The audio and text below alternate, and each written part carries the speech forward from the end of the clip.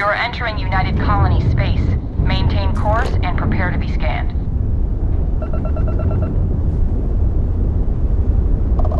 And we're done. Welcome to Mars.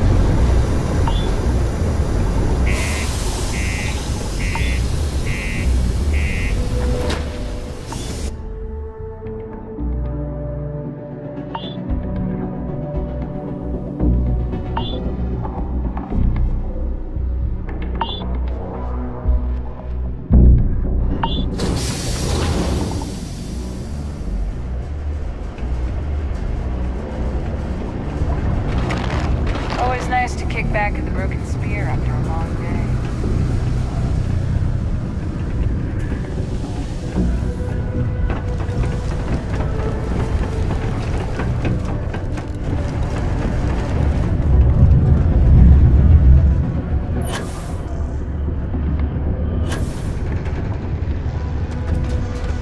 Don't worry. We're gonna make sure you get that job. Trust me. This is the best shot we've got at getting that request approved. Okay, now we need to ensure you get hired. Basically, we'll need to make sure you're the only choice. To do that, you'll need to get access to the HR terminal in the corporate office upstairs on the main level. If you delete the other applications from the system, you'll be a shoo-in.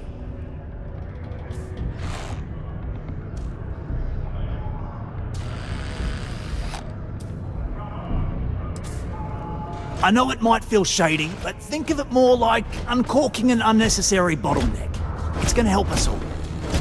By the way, the HR password is password spelled backwards, which Tia thinks is pretty clever. She gets talkative during happy hour, and loud. Surprised everyone doesn't know her password, honestly. Anyway, should be pretty easy.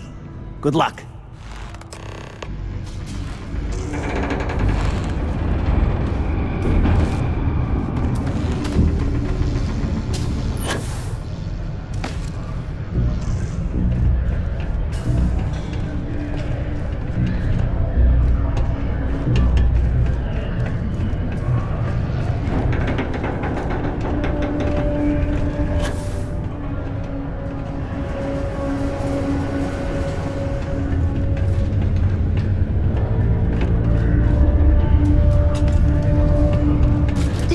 Deimos makes the majority of the ships for the UC Navy. If you ask me, that's a hell of a lucrative contract.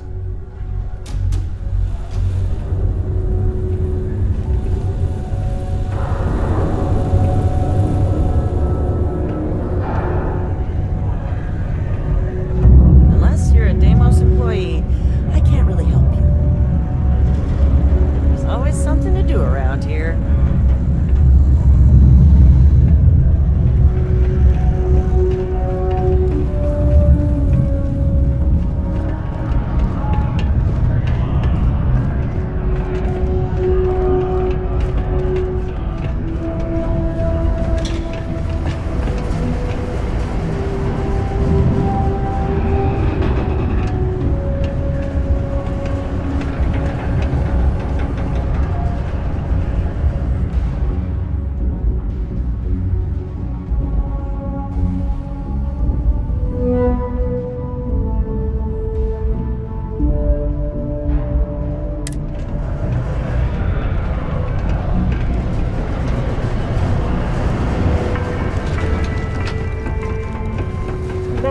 Like to join Sidonia in celebrating over 275 years of living on Nothing Mars. like seeing The old United soul Colonies are coming through a proud to big support window the in the citizens morning. of Sidonia.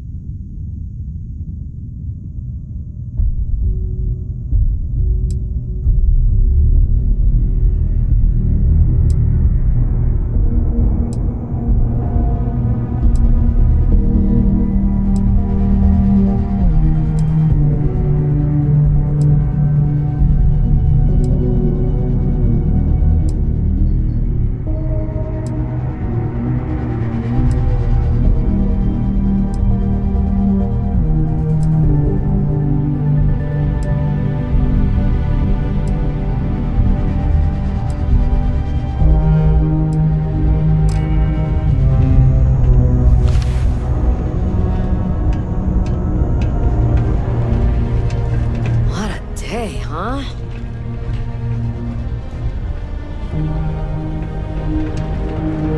Time is money, love, so if you've got something to say...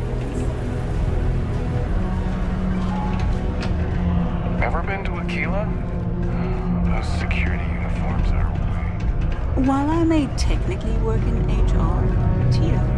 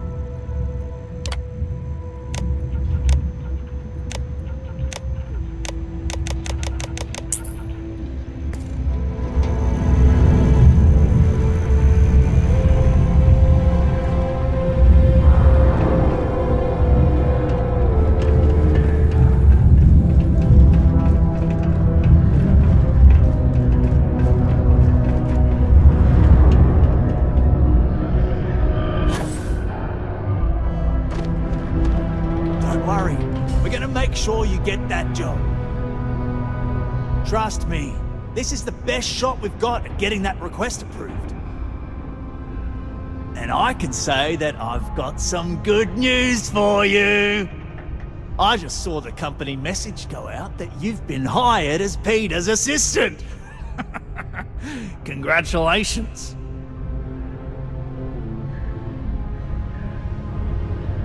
Next step should be easy. Just go to work for Peter, and when you get access to his terminal messages, you'll see my request. All you've got to do is approve that request, and we'll be right on with it. Then, we can get that new equipment and show corporate how it's done.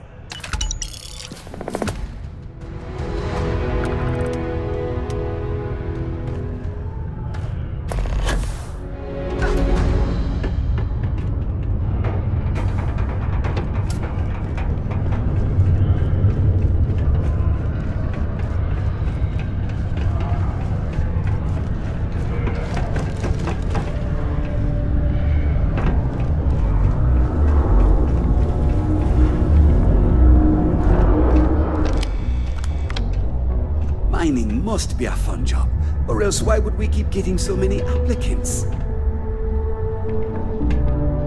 Oh, you're finally back. I feel like you've been gone for ages. Do you know how tough this job is without an assistant? Good. Now, let's make... Hey, you look a bit different than I remembered. Did you go to Enhance? No. Now I remember. They told me they sent me someone new. Anyway, they told me you were a strong candidate for this job. So, I'm looking forward to seeing how well you do. Well, enough chit-chat. Let's get to work. Not quite. I need you to do something much more important before you get to that. I'm expecting a personal shipment. I'm not sure why, but the last time this happened, my assistant ended up speaking to Governor Hurst about it. Now, run off and get it for me. Oh, you're done?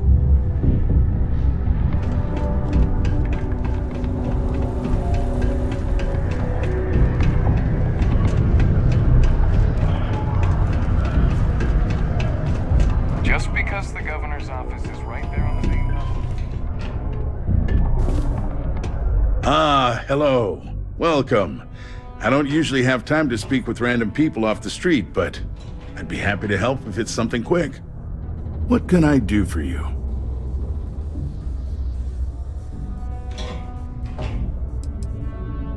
Something important, huh? Well, lay it out for me.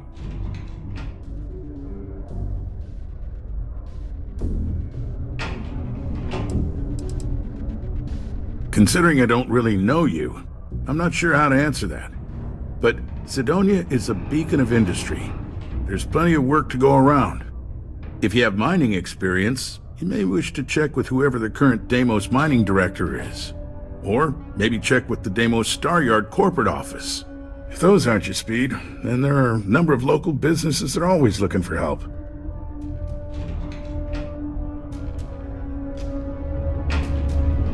Well then, you've been quite busy making a name for yourself, haven't you? Heard of you. Of course, how could I not? Interesting. It appears Governor Hurst is well aware of our exploits. If by exploits, you mean what your friend is doing for Cydonia, and not your work for Constellation, Ms. Morgan, you're right on the money.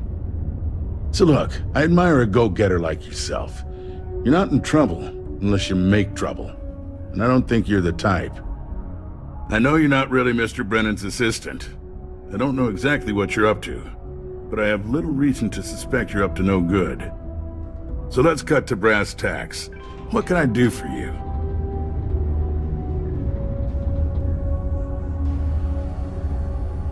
Oh, I know exactly what happened to that shipment. However, I suspect Mr. Brennan neglected to tell you that I'm holding it due to his immense backlog of unpaid taxes. Then again, he may be unaware. Look, I'll tell you what. I'll release that shipment for you. But I'm going to need a favor first, since you seem to be adept at keeping quiet. See, my personal spacecraft was stolen, likely by Crimson Fleet pirates. I need someone to find it. Then I need that someone to destroy it. Discreetly. I need tight lips on this.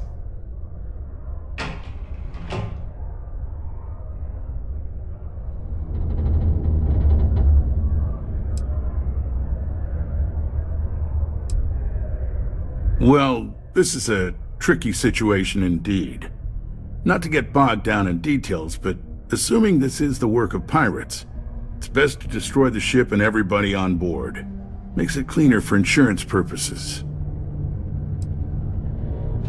Oh, it's a few reasons. I don't want this mired in their process. Also, it's a bit of an embarrassment for a sitting governor to lose a ship, so I'd rather that not get out. I'm sure you understand.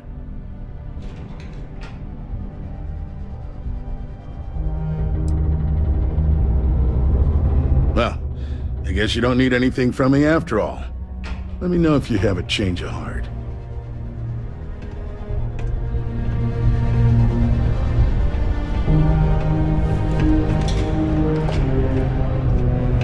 The governor is in currently. Hello. Do you have business with Governor Hurst?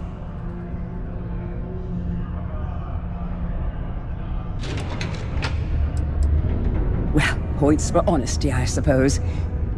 If you change your mind and need to speak with him, I'll tell you that his schedule is wide open at the moment. It'd be a good time to see him.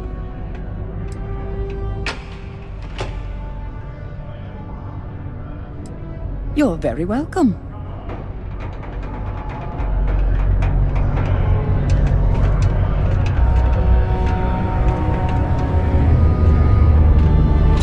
Only one point of Moera's patrol route to work from. That's how it goes sometimes. Bye-bye.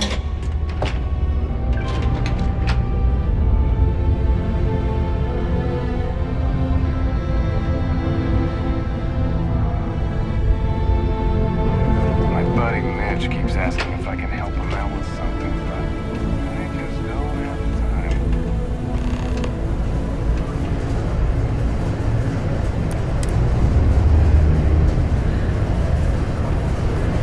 Red, orange, everything's red.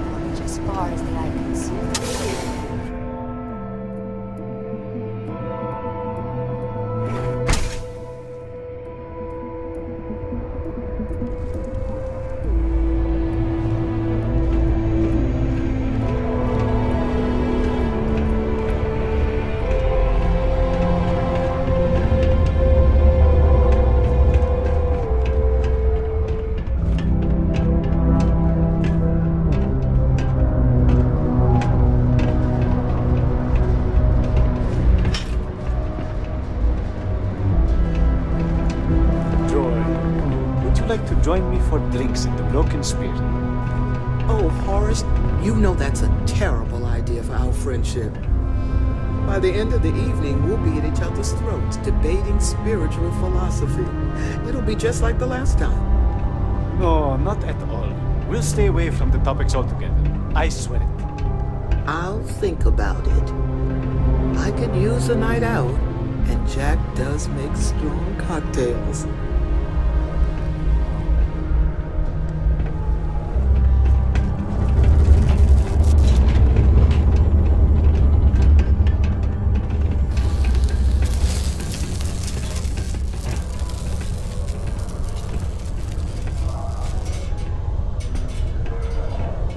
Hey!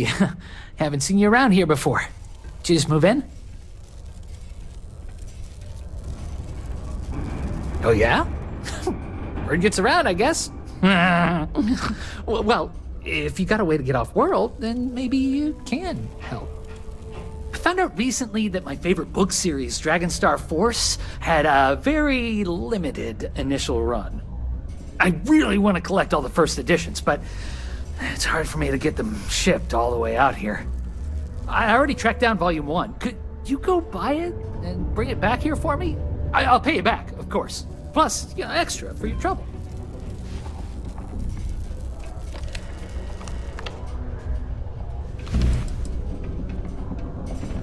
They're these old science fiction fantasy books about space and good versus evil and a mysterious magical relic called the Dragonstar. Now, there's this team of heroes who fight space wizards and dragons, demons, and whoever else seeks to take over the galaxy using the Dragonstar.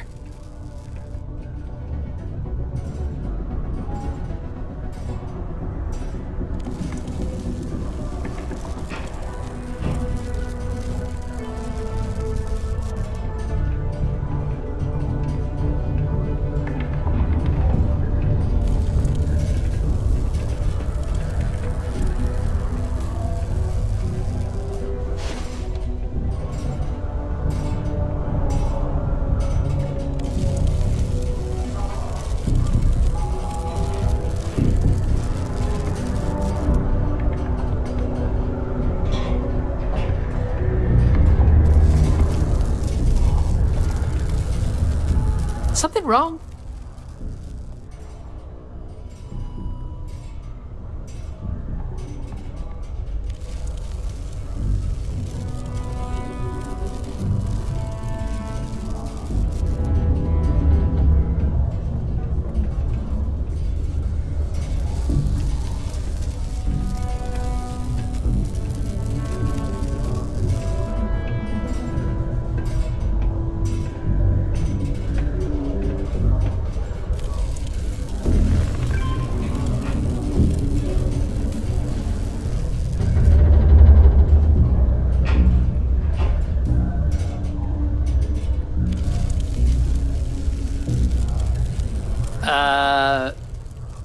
Did you forget what you were gonna say? Huh?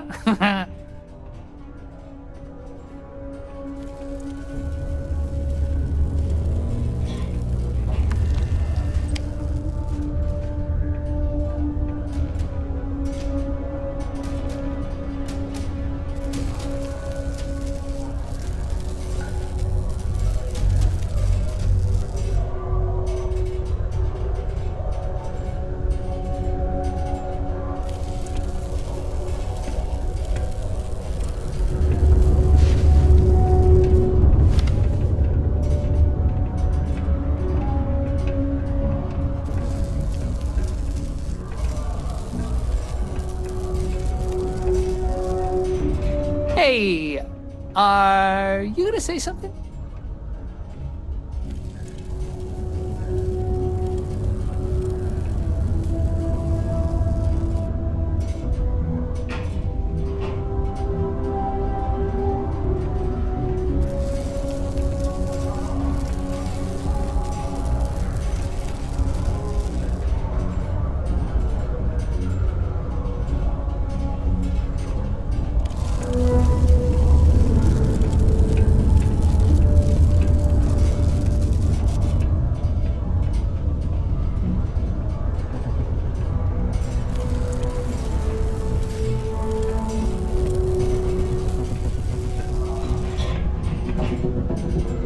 Something wrong?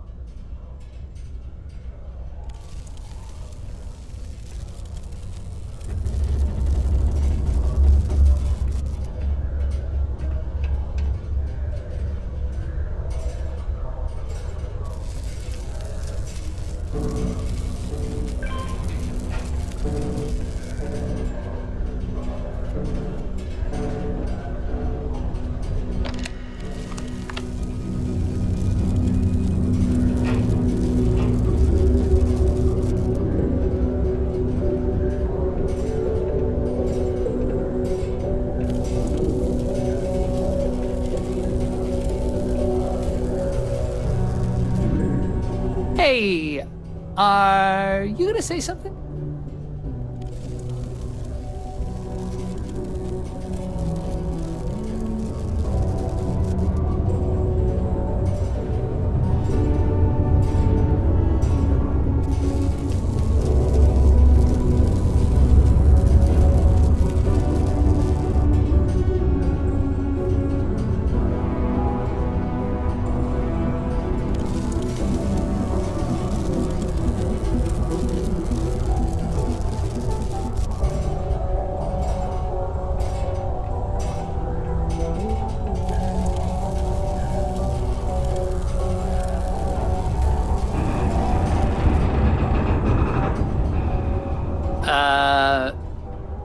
Did you forget what you were gonna say?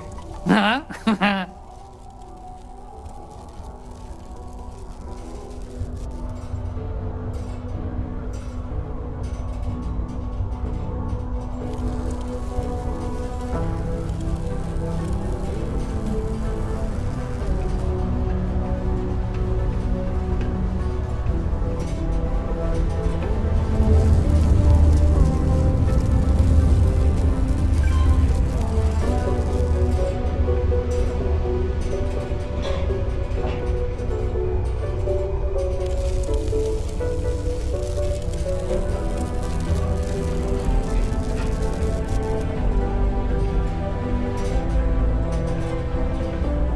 Hey, are you gonna say something?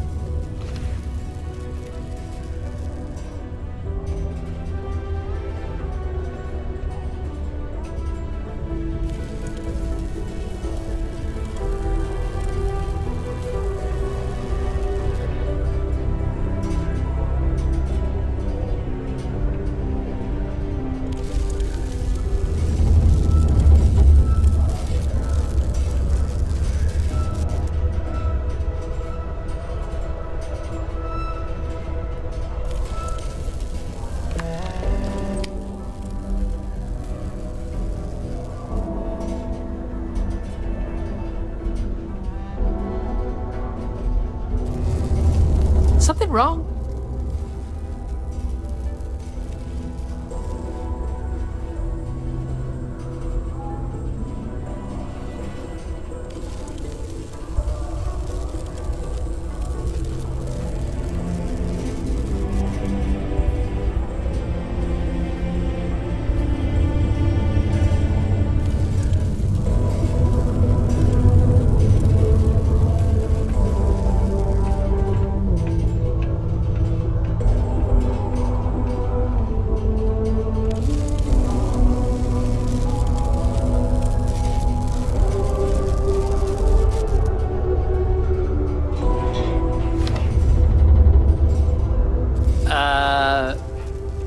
Did you forget what you were gonna say?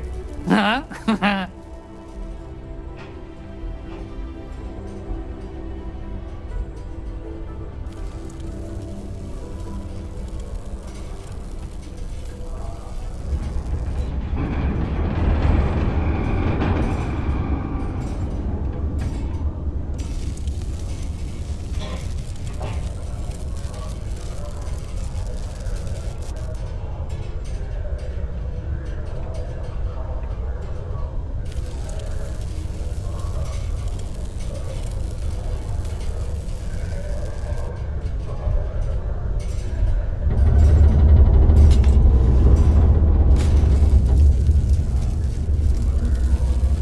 Hey, are you gonna say something?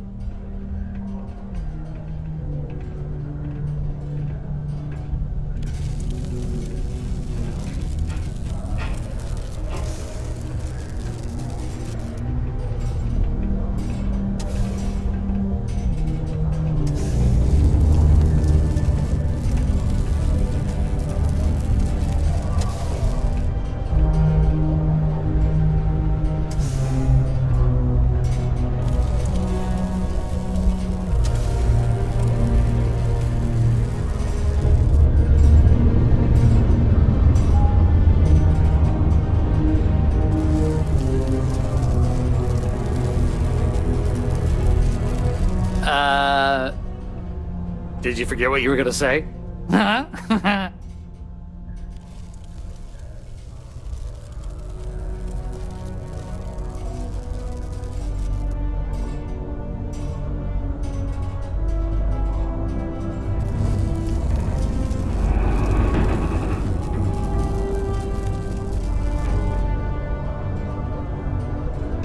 You will? Wow, you're the first person to actually agree to do it. Thanks. Like I said, I'll make it worth it to you. You won't regret it.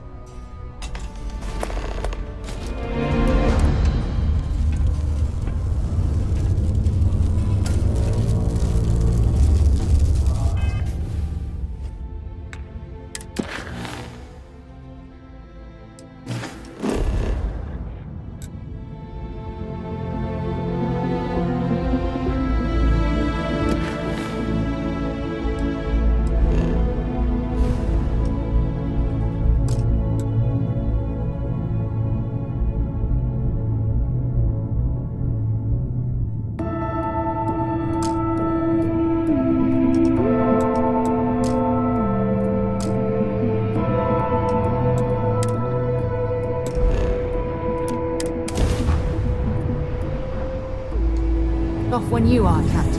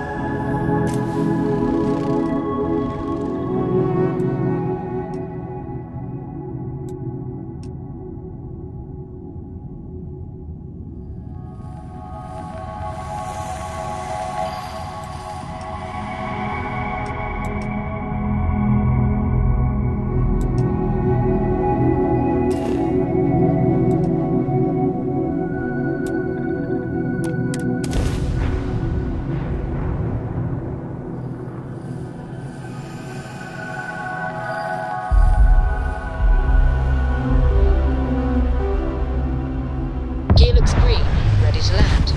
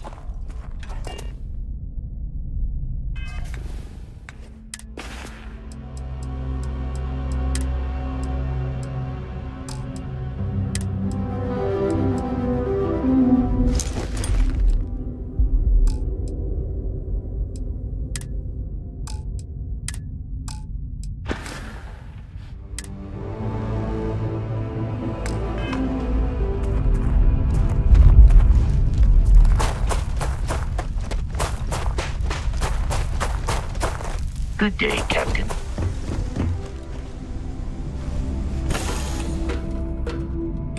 I've things for you.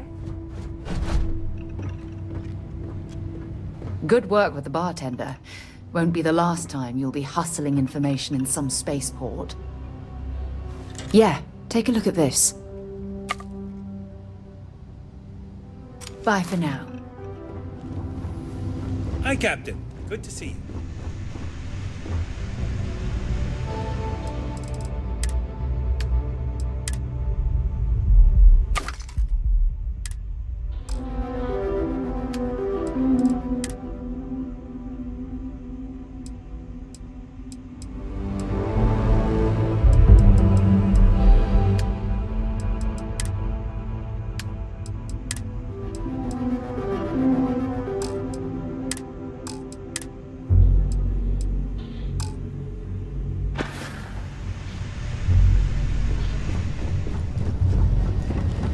To Venus? Feel free to drop some stuff into my bag.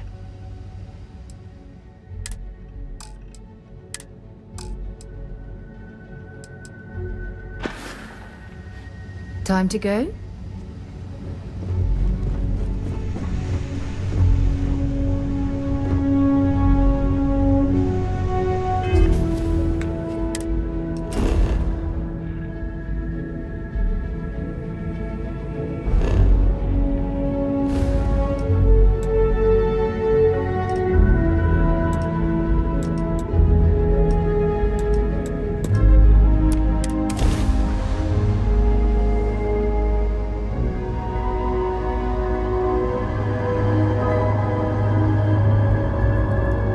Approaching ship. You've entered Freestar Collective space. Maintain.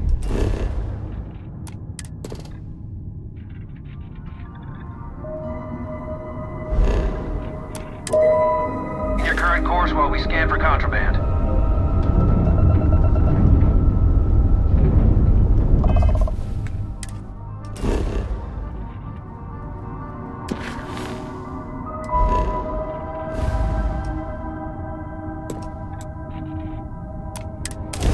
Scan complete. Go ahead and land.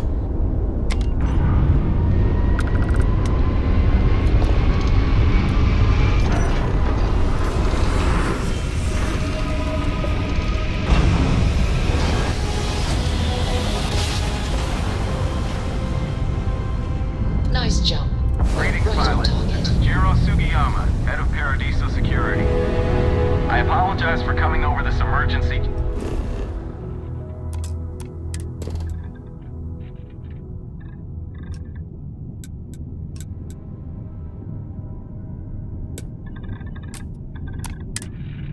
Channel, but we are in need of assistance concerning the large ship in orbit, and we value discretion in this matter. If you are willing and able, please see me as soon as possible at the main security office in Paradiso. Over and out.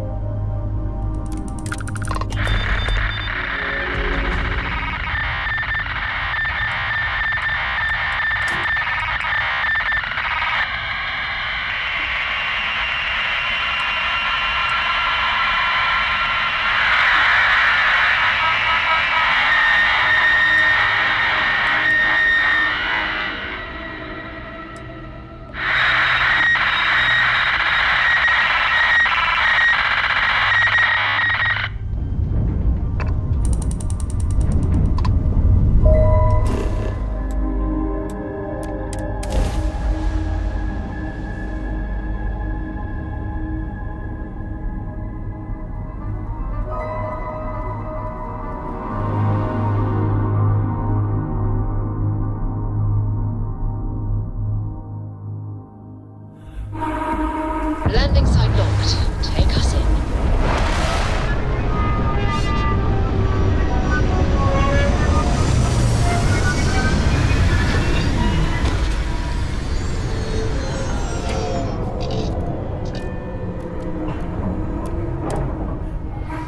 Fire up your hand scanner. I bet you'll find plenty here to catalog.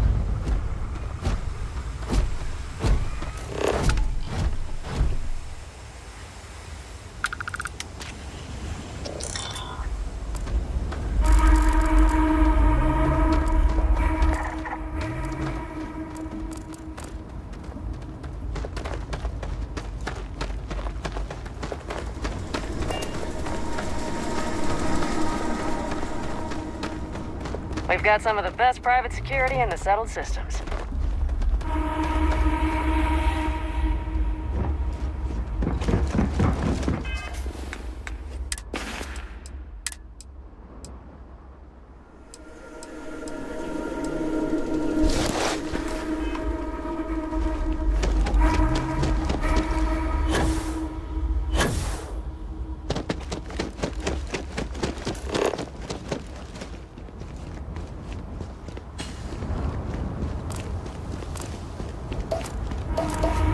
Paradiso Security's only here for your safety. Pretend we're not even here. I guess I have to admit, this resort isn't as bad as I thought it'd be.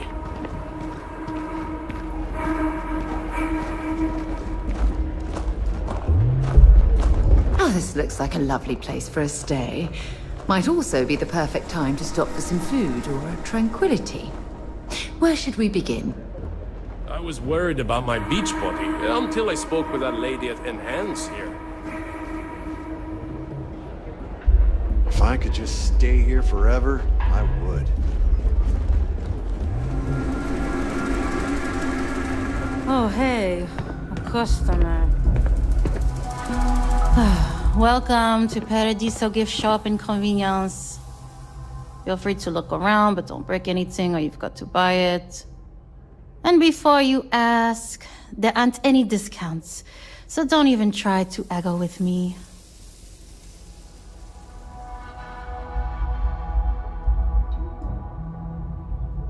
Yes, that's what I'm here for.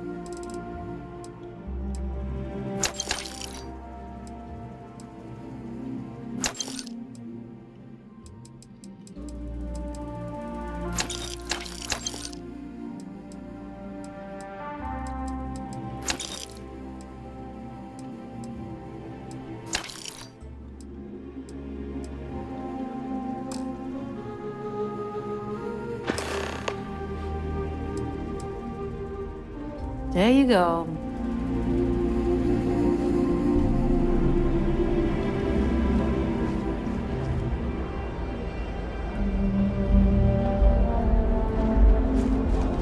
Hey, hope you're enjoying yourself.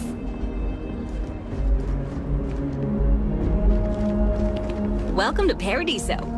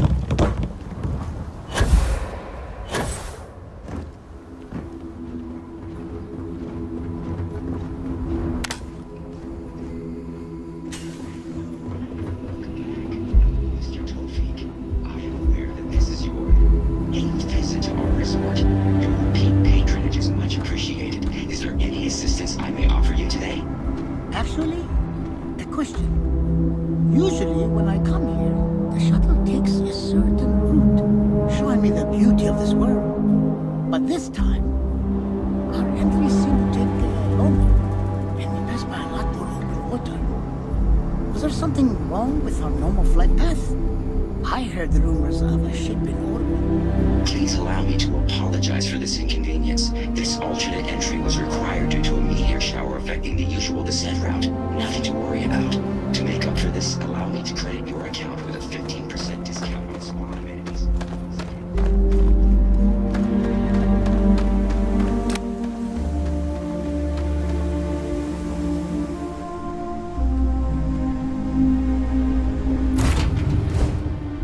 And we'll get underway.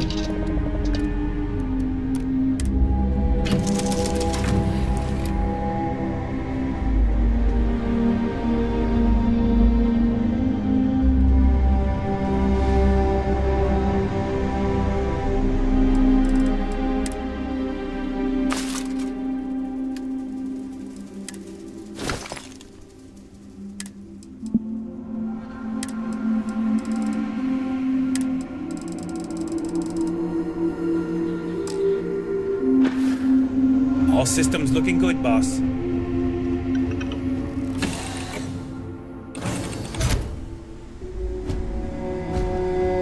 Captain Reyes, carrying objects.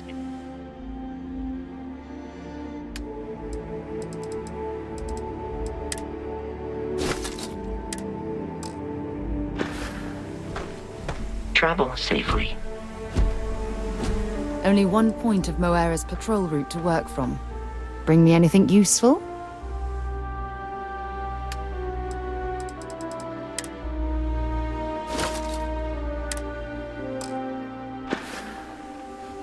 So long.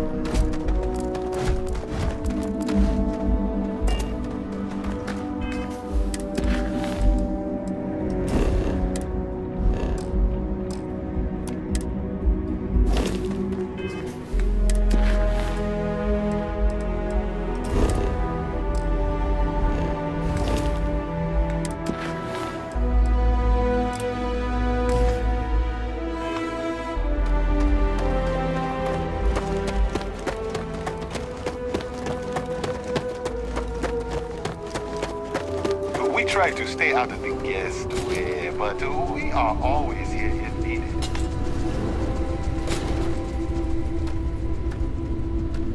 Welcome to Paradiso. Jiro Sugiyama at your service.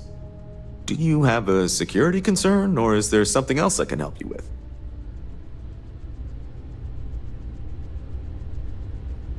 Ah, yes, of course. I'm glad you came. As you can imagine, we're in a bit of a predicament. Under normal circumstances, we would not enlist outside help in this manner. But this is a matter we can't afford to worry our guests about.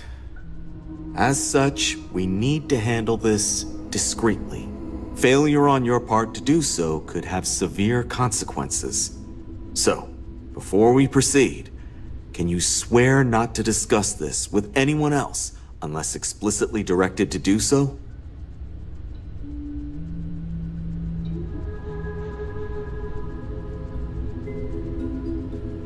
Great. I appreciate it. Not too long ago, a strange and enormous ship appeared in Parima space. It is now locked in orbit around our planet.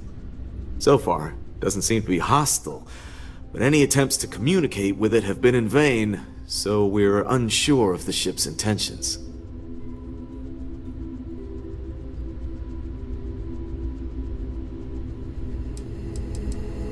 It bears no discernible markings or allegiances to any manufacturers we're aware of. I'm hoping that doesn't mean...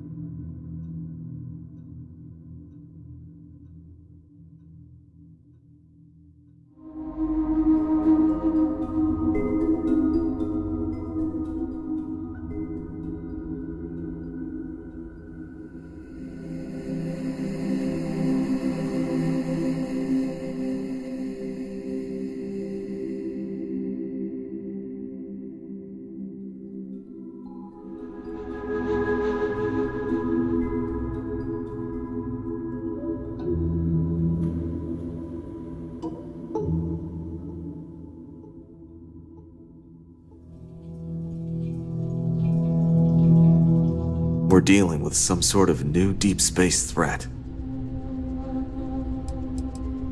And not quite. It took some time, but we received a transmission. It was all, pardon the phrasing, it sounded almost alien, like nothing anyone's heard before. Clicks, distorted groans, buzzing, really disturbing sounds. Now, one of our engineers says it could just be some busted comm equipment or incompatible signals, but we're not sure. So far, no one's disembarked from the ship. No landing craft, nothing. We don't have the staff or ships to spare, otherwise we'd dock with it and attempt to board. Can't say for sure. Looks worn, but not cobbled together like a Crimson Fleet junker. Others have been saying it's some new Varun design, a gigantic battleship with hidden armaments preparing for assault, but that doesn't check out either. There's also been talk about non-human sentient life. The comms data we received might support that, but humanity's spread far and wide and no one's ever encountered anything like that. Still, first contact. Could you imagine? It is. Whatever's going on, we need to approach this with care. First, see if you have more luck communicating with them. If not, you may have to try boarding. Whatever you do, it's important to remember to seek diplomacy with who or whatever's on board. As soon as you have any more information, report to Oliver Campbell. He's the CEO of Paradiso. All formal decisions will need to go through him, and he'll have your pay. Good luck.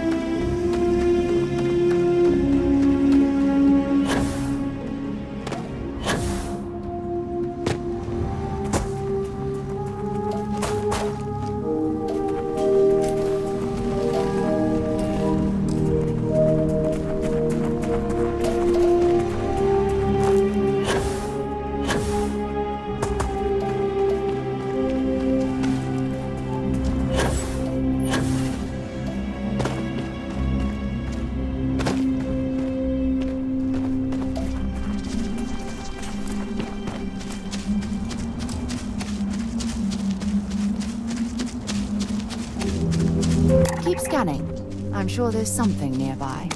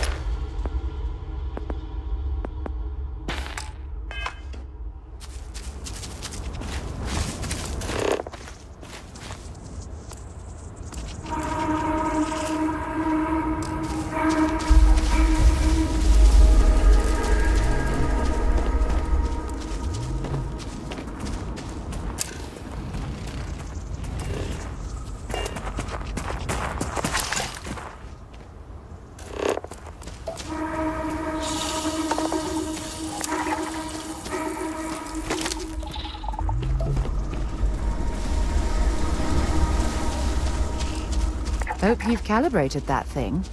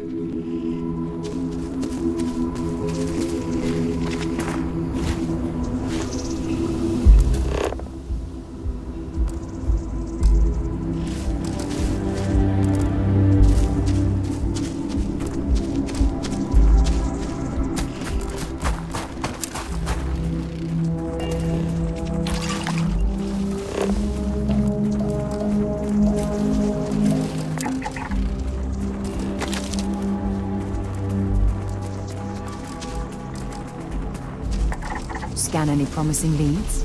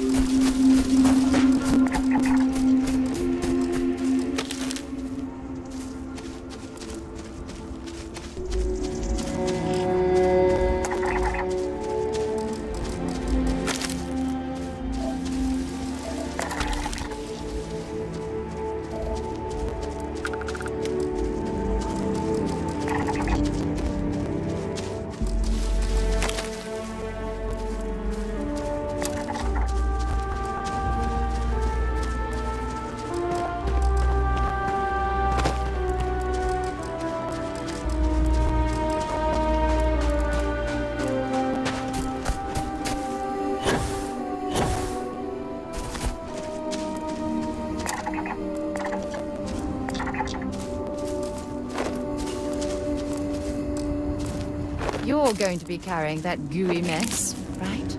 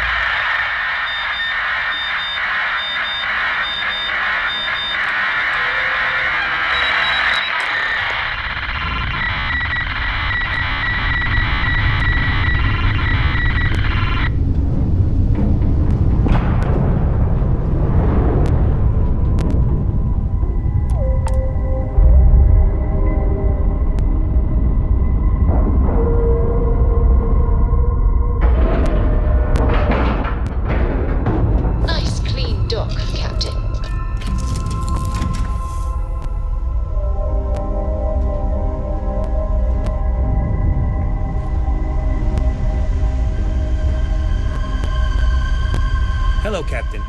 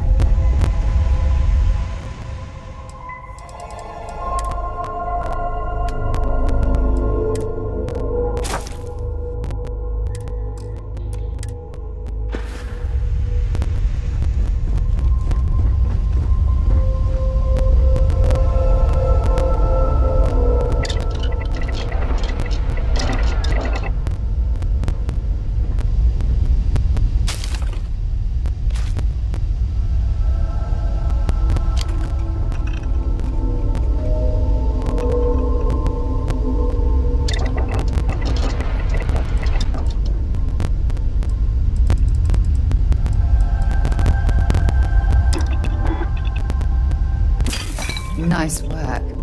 What else are you going to make?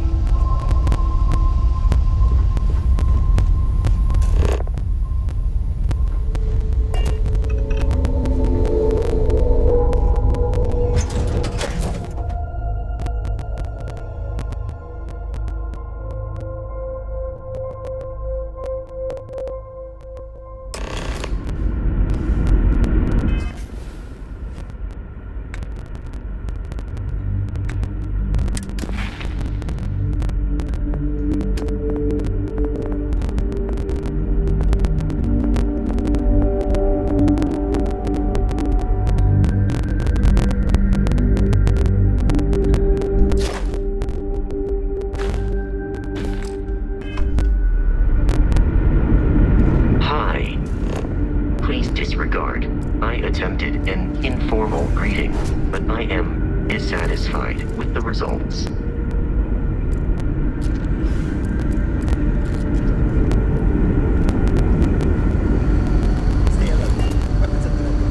Remain calm.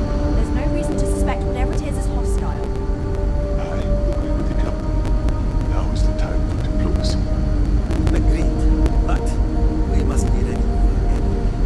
Now, eyes and ears sharp. You're human.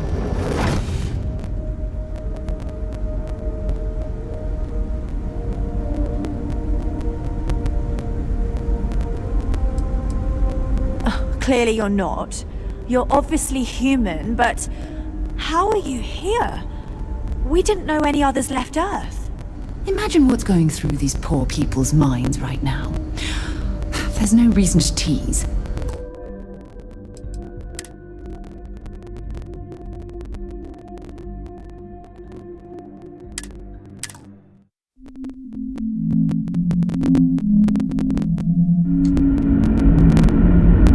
Captain Reyes, greetings. Stay alert. Weapons at the ready. Remain calm. There's no reason to suspect whatever it is hostile. I agree with the Captain. Now is the time for diplomacy. Agreed. But we must...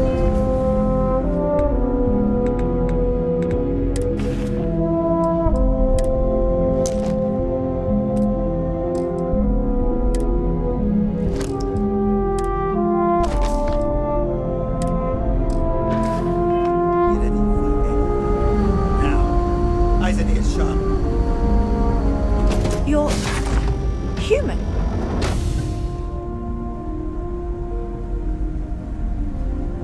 It's just that we weren't expecting to find life, let alone human life out here. We thought we were the only ones to leave Earth. Imagine being cut off from humankind for that long. How terribly frightening that would be. Perhaps we should greet our guests. Of course. Manners. I'm Captain Diana Brackenridge. This is Security Officer Bomani Reader. And this is Dr. Mabuti da Costa, one of our elders. A pleasure to meet you.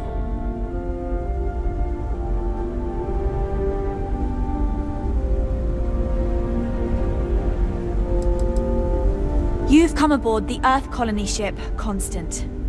Generations ago, we set forth from the planet Earth with the mission of colonizing a new habitable world, in the spirit of our ancestors nearly a millennium ago. I see. As you may have presumed, we're in a bit of a bind. Our ship has finally completed its near 200-year journey from Earth, only to find our new home seemingly colonized by... well, we don't know. Communications haven't been successful, so your arrival is fortuitous. Perhaps you'd be willing to act as a middle person between ourselves and... the others.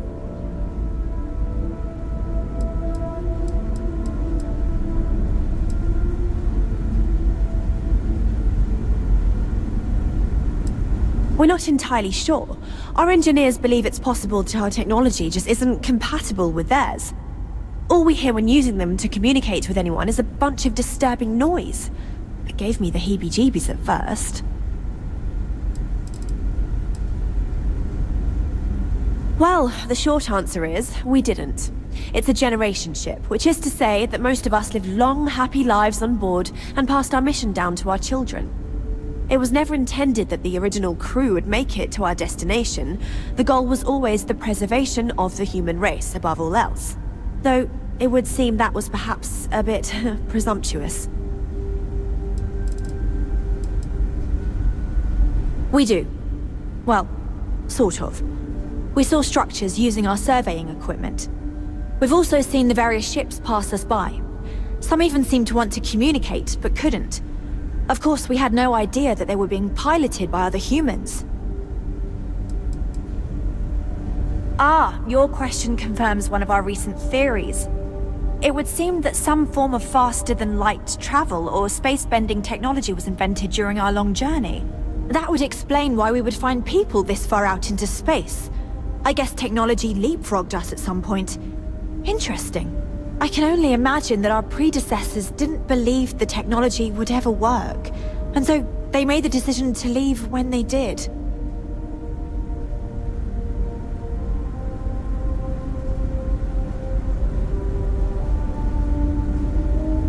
Oh yes, of course. Where are my manners? Now then, please follow me. There's much to discuss first. We'll speak more on the matter once we reach the bridge. Dr. da Costa, you may return to your quarters if you wish. Thank you, Captain. I will follow you to the bridge, ma'am. For security purposes. I do not believe Just because our equipment's old doesn't mean it won't work to take down troublemakers. Just now that we know what's out there, things are going to be more interesting from here on out. Welcome to the Earth colony ship Constant. In the early 2100s, my ancestor, Rupert Brackenridge, researched a number of scientific scenarios: climate change, asteroid impact, nuclear war, global pandemic, and more. Each scenario showed the likelihood of an extinction-level event to be within 50 years. He fully believed Earth was destined to be rendered uninhabitable. We've always assumed that's what happened. So, he gathered the best and brightest he could find, built the Constant, and set a course for this planet here. We were told that it was the largest, most advanced ship ever constructed on Earth at the time. If you could believe, entire generations have been born, lived, and died on this ship. It really goes to show that there are no limits to human ingenuity and perseverance. Well, maybe we never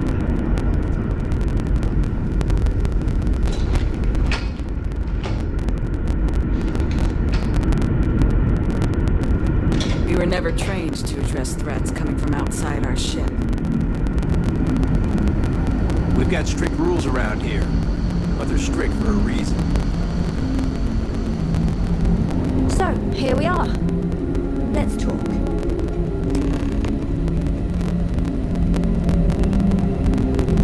I have to say, with technology this outdated, I'm amazed this vessel is able to navigate at all. It's almost like walking through a museum. No matter what the future holds, I think I'll always be more comfortable in space. Hey! So it is true. An actual stranger aboard our ship? Wow!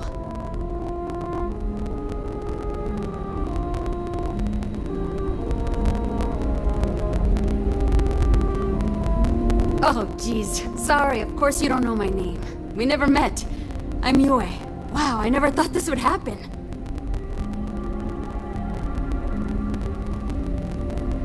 Sure. Well, unless there's anything else you want to talk about. It's incredible. I'm pretty excited to meet new people and ask them all sorts of questions. I wonder about all we've missed this whole time while humanity has advanced around us. Oh, I'm the navigation officer, though I switch between nav and piloting. I'll be honest, the ship pretty much flies itself. Its destination hasn't changed since it launched, and we're here now, so I'm not sure what's next.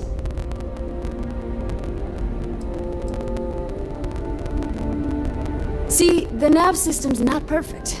We encounter stuff that our forebears didn't originally count on. Astral bodies, space debris, stuff like that. So sometimes I need to take manual control and get out of tricky situations. Then there was the time I used those unaccounted for anomalies to our advantage. Slingshotted us around a few stars that weren't supposed to be there, saved some fuel and knocked a few decades off our journey. Pretty incredible stuff. Get you around.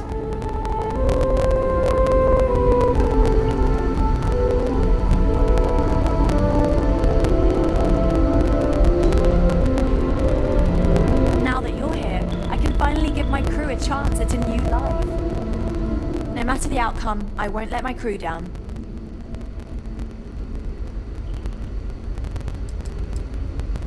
I think I'm coming up on 6 years now. I was only a teenager when my father died, passing command of the ship to me, as is tradition. Because of that, I've had to sort of learn as I go along, instead of taking years of study and apprenticeship under the prior captain. I think some people on the ship resent me for not having the level of experience as my predecessors. But at the same time, without my command, we likely wouldn't have made it here so quickly. A bit frazzled, as you can imagine. People are anxious about discovering that we're not alone, and also worried about what will come to pass. While we hope we can work out a deal with the people on the surface, they seem reluctant to reach out, so there's no telling what will come of that. I do know that we can't afford to stay here in orbit forever. The ship was built to sustain us for many years with backup provisions just in case, but even that will come to an end eventually. Difficult is the wrong word. It can be both challenging at times and also exciting. Our mission was to rebuild humanity on a distant world, believing that we were Earth's last hope. To think that while there has always been a Brackenridge in the captain's chair, that I am the one to finally oversee our journey's end is truly exhilarating. But with this stumbling block in our path, at this final moment, I fear tough choices will need to be made. Well, as I mentioned, we've been unsuccessful in communications with anyone up until you arrived, though not for lack of trying. But since you're asking, maybe you'd be willing to be a sort of diplomat between us and them as we attempt to resolve our situation. Does that sound agreeable to you?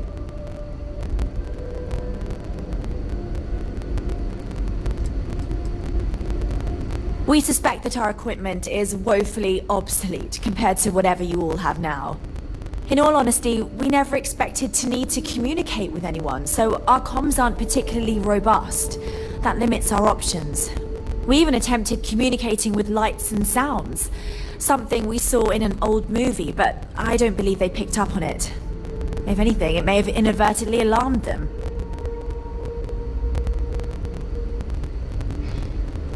Ah, so they have a name. Paradiso. And it sounds promising that they sent you here to speak with us. You see, we intended to settle here, but we assumed that they intend to defend their claim given their presence here. We'd like you to go speak to them on our behalf and help us negotiate a solution, preferably one that favors us.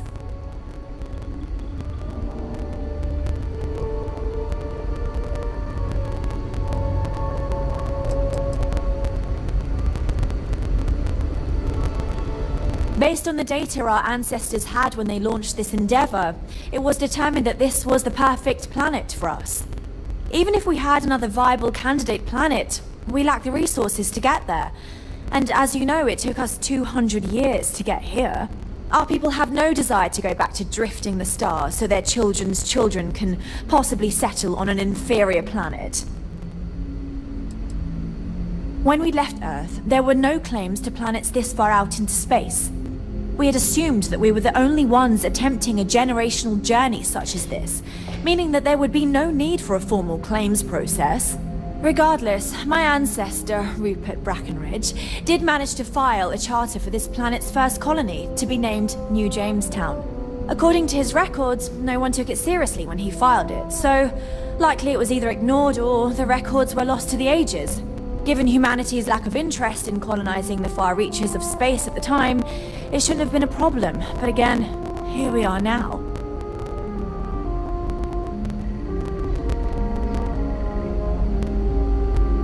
Excellent.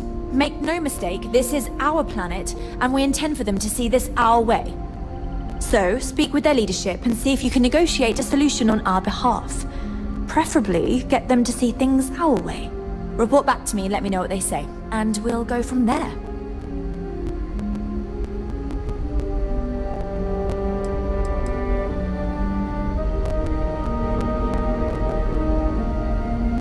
We thought about it, but it simply won't do. I need to think about the distant future of our people. Sure, our first settlement may be small, but our predecessors dreamt of our new civilization spreading across the globe. That will be difficult if someone else plans to do the same. While we're not completely close to the idea of sharing, it's much easier if we have complete domain over this world.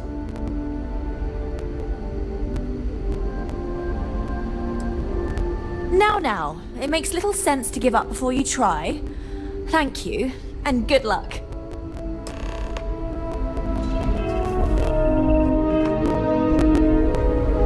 We didn't believe anyone would be out here, but I'm glad for it. Don't forget to tell of us in your travels. And to think, all this time, we thought we were alone. I know Captain Brackenridge has essentially given you free rein to wander the ship, but security will still be watching you closely. I hope you understand, given we have so little experience with people from the outside. It pays to take security seriously. Something I understand much better now than in my youth. I maintain order around here, and I aim to continue that, even in these strange new times. It may surprise you to learn that I didn't. See, in my teenage years, I was quite rebellious. I stole a keycard and used it to get into the reactor. My shenanigans almost led to a total reactor meltdown.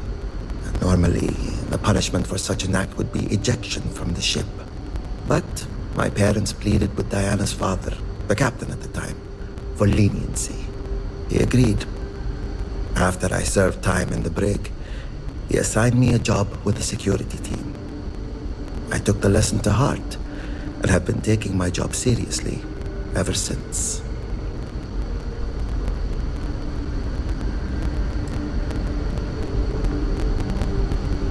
Indeed. I tell it because it is important to remember why we have rules that must be followed. And yet, it is good to be reminded that sometimes leniency does have its benefits. I don't have much basis for comparison. People tend to stay in line, but when they don't, I imagine it can be more challenging than out there. We only have a small brig, so in the few cases where there was widespread disorder, we needed to improvise. I'm told that has only happened once in our entire history. There was a brief revolt under Captain Brackenridge II when he amended the rationing laws. Prisoners were confined to their quarters. After the trial, the leader of the mutiny was exiled to space. We take security threats very seriously, for obvious reasons. We had time to prepare ourselves since we arrived in orbit around this planet. We knew there was life, and the predominant theory was that it was human life. When you approached, we needed to be careful. Both because you presented a potential threat, but also potential salvation. Plans were in place to deal with both scenarios, and luckily, cooler heads prevailed. Bye.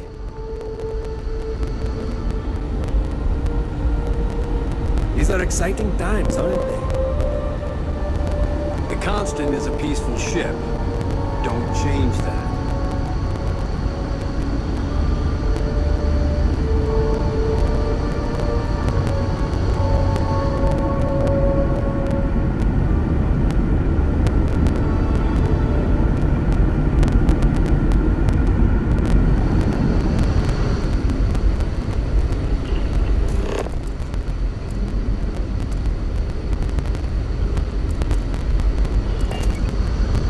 Just because our equipment's old, doesn't mean it won't work to take down troublemakers. Never seen a ship like yours before.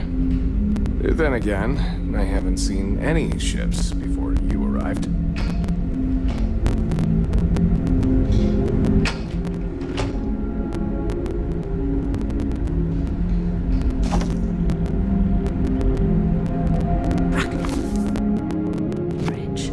That sounds so familiar. Something from history slates that I've read. Oh, I feel I should know who this person is, but somehow it's escaped my memory.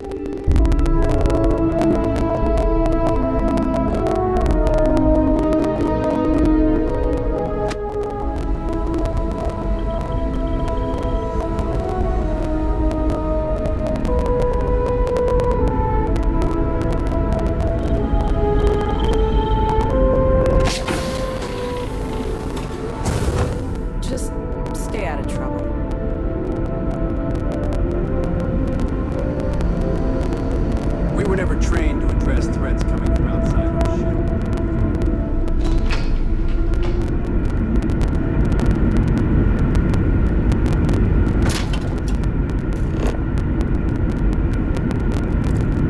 The Constant is a peaceful ship. Don't change that.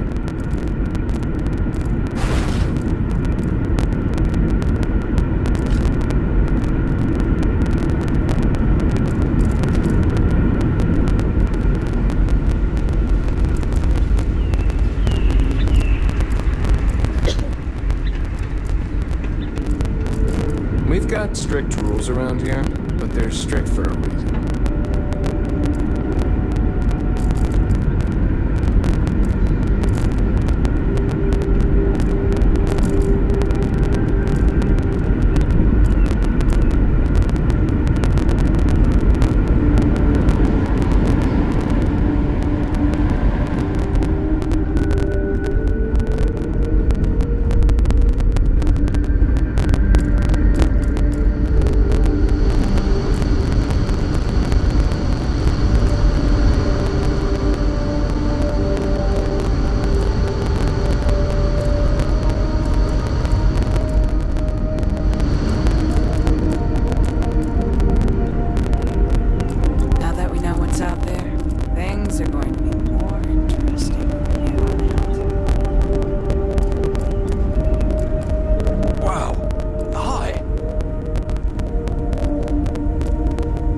Because our equipment's old, doesn't mean it won't work to take down troublemakers.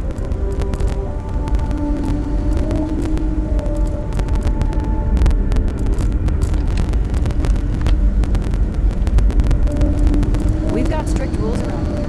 We're strict for a reason.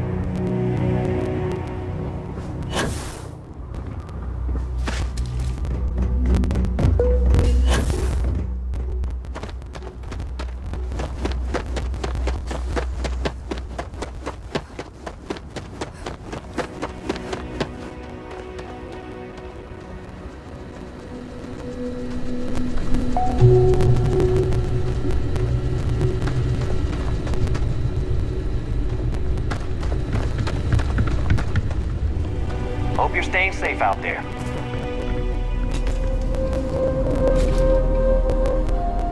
Sure, whatever you work out with Oliver will be fine. Good luck handling this situation. Glad I'm not in your shoes. Honestly, it's not as exciting as you might think most of the time. More often than not, we're just handling drunk and disorderly conduct.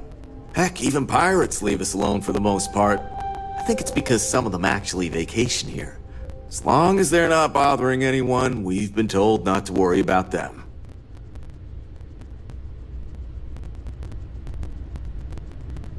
Neither. We're our own private force. The Paradiso Group pays top dollar for top-notch security. And I dare say we're some of the best in the business. We have to be out here on the fringes of the settled systems. Stay out of trouble.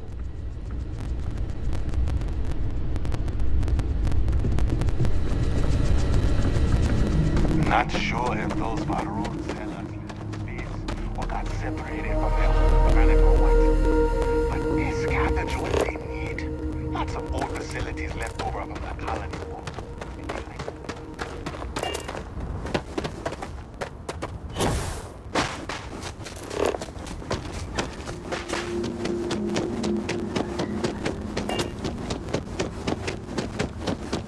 Pardon?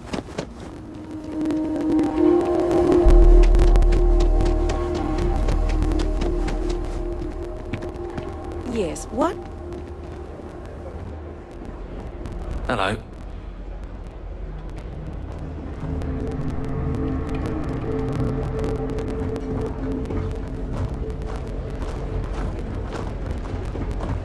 Oh, hey. A customer. We've got stuff. If you need stuff. Why would I? I have to sell overpriced crap to rude, obnoxious tourists all day. My uncle works for the Paradiso board. When he said he could get me a job here, I expected an executive level job, not this. But it's not all bad. I don't have to worry about getting fired, and I live in Paradiso for free. Now, can I get you something, or are you going to keep asking questions about my life? Looking for a souvenir, or just forgot something at home?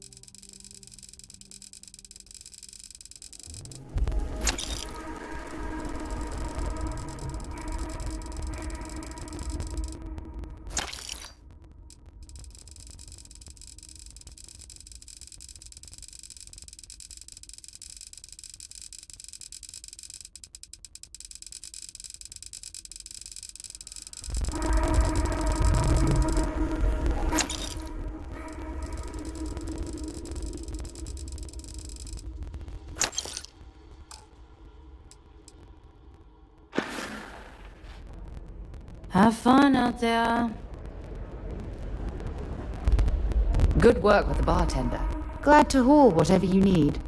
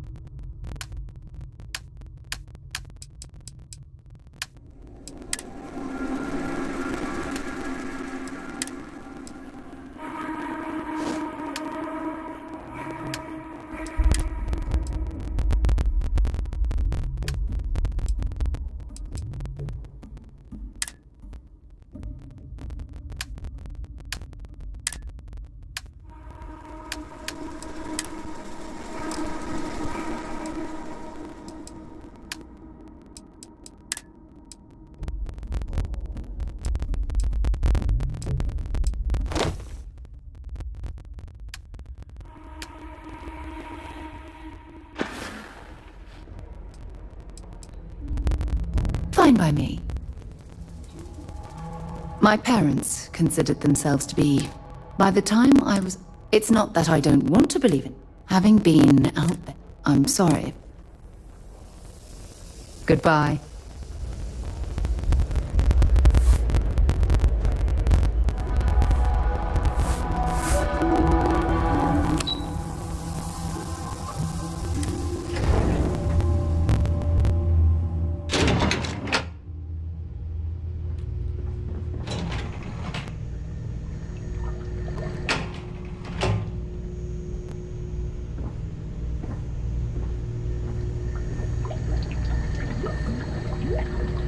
Let me know if I'm able to help with anything.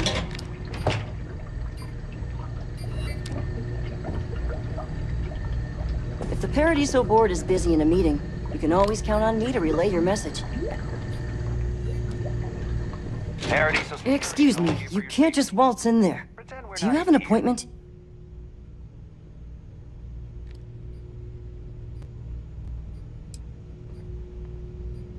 I really don't, and I can't have you barging in on the executives while they're working. So if you need something, you can talk to me. That's the best I can do, I'm afraid. Oh, you're the one they're waiting for then. Do you need anything else from me before you meet with the board?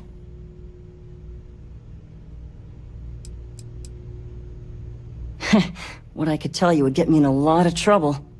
Most of them are typical C-level execs. I doubt you even need to use your imagination for that. The ones that show up to work day to day, at least. I swear, I've never even met some of them, because they chill at their own private secluded beach homes all the time. Anyway, be smart around Oliver. He's got a way of getting what he wants without you realizing it. And that's all I'll say. People were a little freaked out around here, understandably. It looks so different and it's so massive. We honestly thought we were under attack by an unknown entity. But then, nothing happened.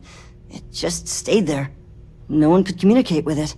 And we've been very careful not to alert the resort guests. The board believed it would be bad for business. I can't speak for anyone else, but I've got a pretty high-pressure job working as the executive assistant to the Paradiso board. You can imagine, dealing with a team of execs, trying to manage all of their schedules and their other whims. But it pays well, and they give me a nice executive suite at the hotel to live in. So, it's not all bad. Free access to all the resort's amenities after work helps too. Sure. Have fun in the shark tank. And don't worry, even they call it that.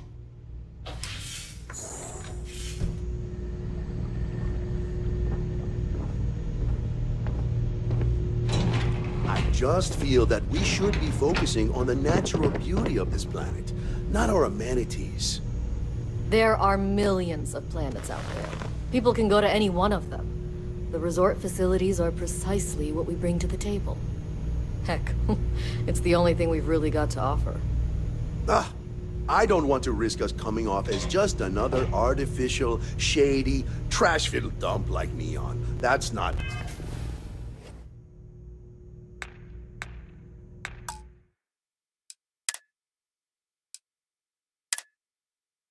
who we are. We've got something special.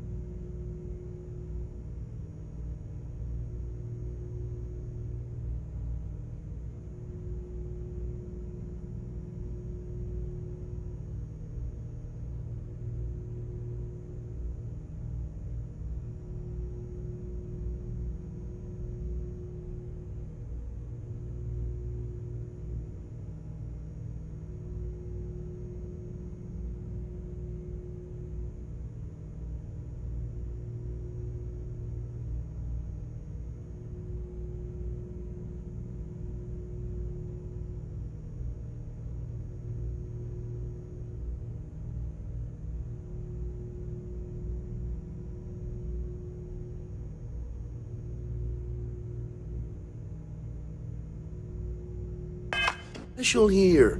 We should embrace that. Alarm's right. Thank you. We don't want to compete with Leon. Bayou's ruthless. He'll do anything he can to eliminate the competition. We don't need that kind of trouble. That being said, I think there's a middle ground. Maybe build up the beachfront in a boardwalk amusement park. I've had this idea to build artificial hot springs, that sort of thing. Sounds good. I'll look into what that will cost us and we can circle back around to this.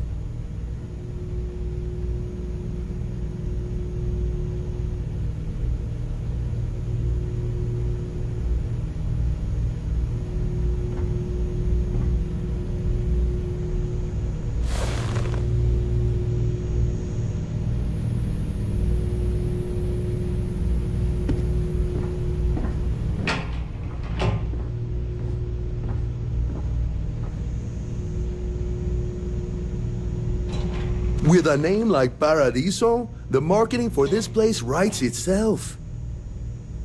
What's not to love about this planet?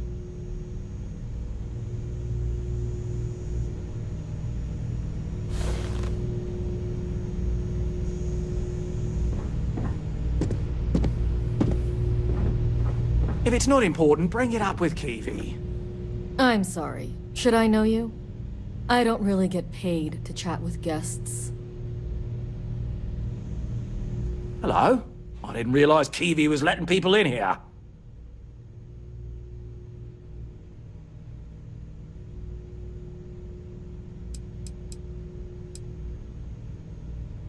We, the Paradiso Group, bought the rights to this planet years ago with the intent of turning it into the biggest and best resort in the universe.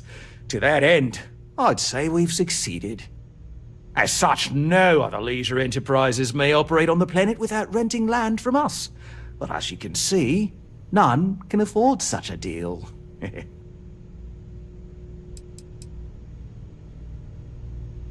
Not quite. We just don't answer to the Freestar Collective or the United Colonies.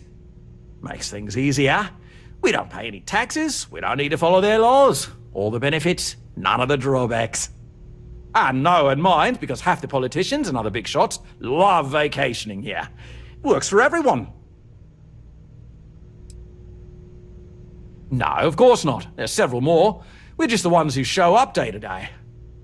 The others spend their time lazing on the beach or gallivanting off-world.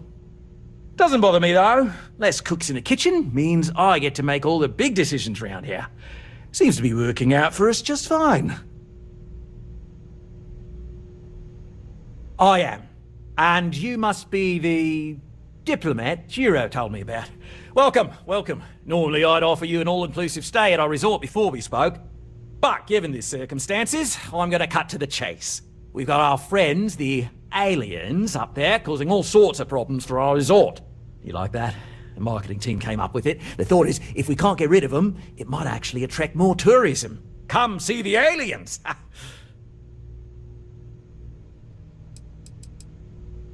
We run a premier resort getaway here. We can't have our guests concocting stories about some budgy old ship hanging around up there. As it is, we've had to reroute our luxury liners round the other side of the planet on entry so no one sees it. It's bad for business. We need to nip this in the bud and take care of it before the tourists catch on and cause a scene.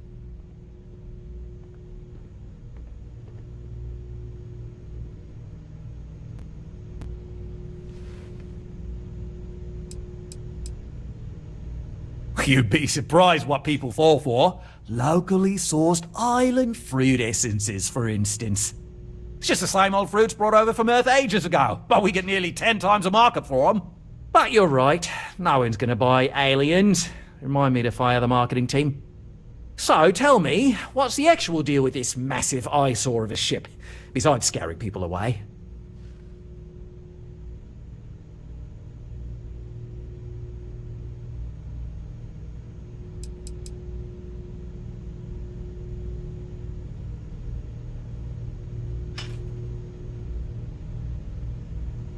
I'd say you're full of it and might have been watching too many movies. Now, instead of wasting my time, want to tell me what it really is?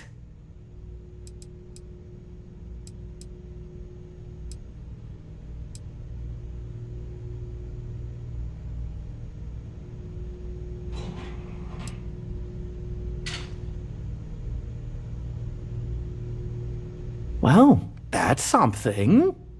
Shame we can't just tell them kindly to bugger off. Something tells me that's not going to work. Now, tell me, what are we going to do about it? Give me some proposals, people. I need something to work with here.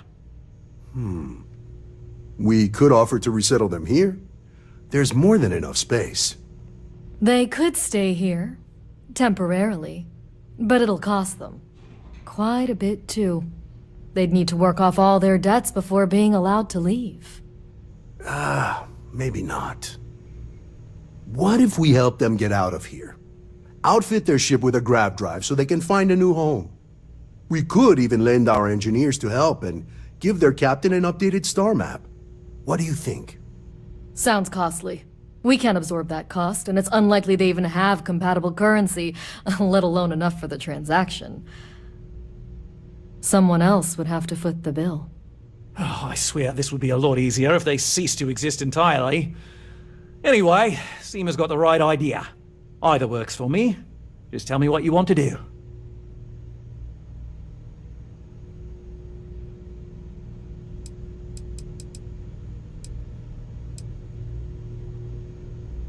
We own this planet, they don't. Here at Paradiso, we don't like leaving things to chance. Who knows what these people will do with their land? Imagine the landscaping disasters they might come up with, and how that might mar the satellite imagery of the planet in our brochures. No, much better to assimilate them into our culture if they come here to live, rather than leave it to chance.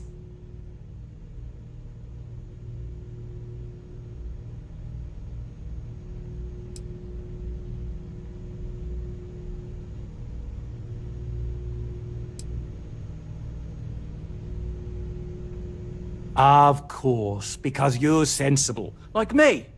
I'll be honest, I was beginning to think you were one of those anti-business types. People are hardy, they'll survive. Businesses, on the other hand, might not.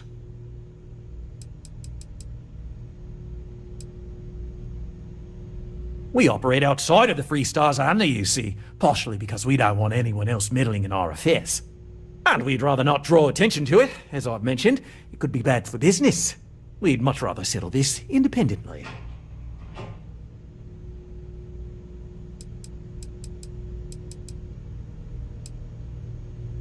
Oh, I didn't say that specifically. This would be a mutual contract for room and board in exchange for services rendered.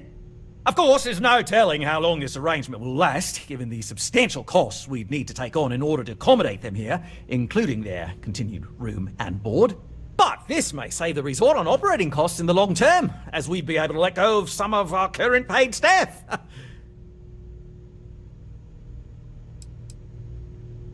It's not our responsibility to bear the brunt of that cost.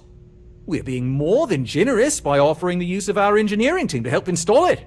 A custom grav drive can't come cheap, and I assume they have neither the monetary means nor the connections to get a hold of that kind of technology. That leaves the only other party in this negotiation. You. And which proposal will you be taking to the good captain? I assume there's a captain?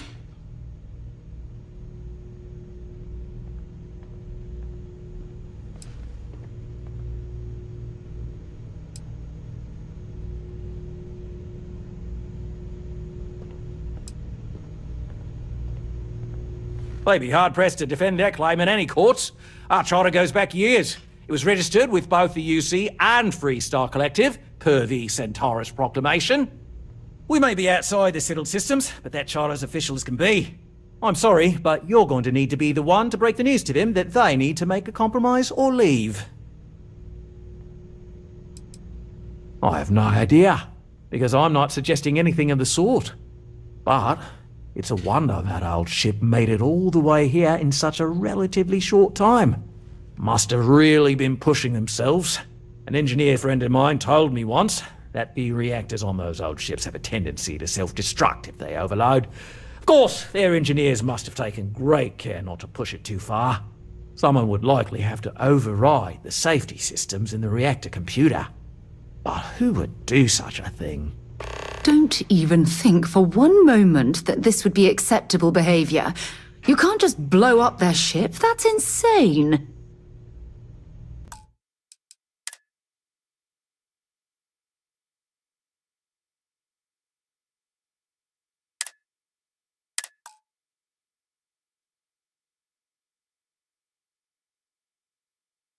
I don't want to risk us coming off as just another artificial, shady, trash-filled dump like Neon. That's not who we are. We've got something special here. We should embrace that. Alarm's right. Thank you. We don't want to compete with Neon. Bayou's ruthless. He'll do anything he can to eliminate the competition. We don't need that kind of trouble. That being said, I think there's a middle ground. Maybe build up the beachfront in a boardwalk amusement park. I've had this idea to build artificial hot springs, that sort of thing. Sounds good. I'll look into what that will cost us and we can circle back around to this.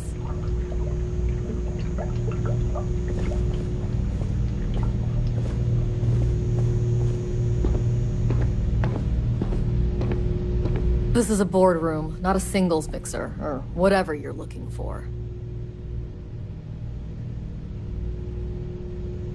You're lucky I'm not like the other board members, blazing about the beaches without a care in the universe.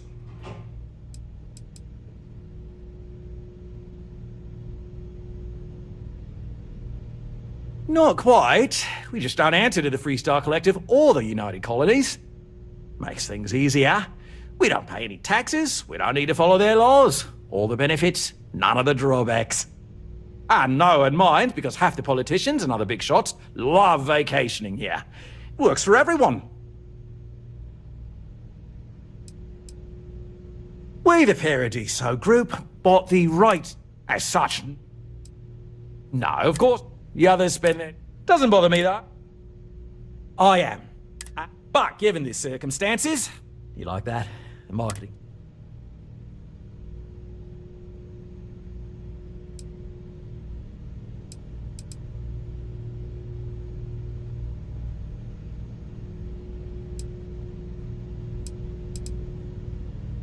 We're being direct then. Good on ya. So, what do you know about this dodgy ship I'm hearing all about?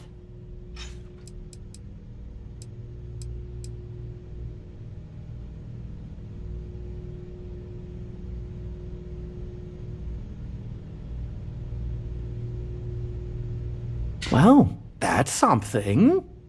Shame we can't just tell them kindly to bugger off. Now, tell me, what are we going to... They could stay here. Temporarily. Maybe not. What if we help them get out of here? We could even lend our engineers to help and give their captain an updated star map. What do you think? Sounds costly. Someone else would have to foot the bill. Oh, I swear this would be a lot easier if they ceased to exist entirely. Anyway, Seema's got the right idea. Either works for me. Just tell me what you want to do.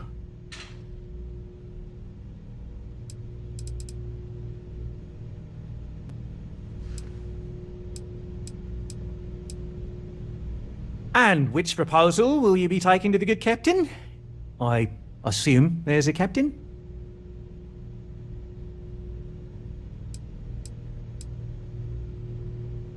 They'd be hard-pressed to defend their claim in any courts. Our charter goes back years. It was registered with both the UC and Freestar Collective, per the Centaurus Proclamation. We may be outside the settled systems, but that charter's official as can be. I'm sorry, but you're going to need to be the one to break the news to them that they need to make a compromise or leave. Guess we're tabling it for now. Let's circle back around ASAP, though.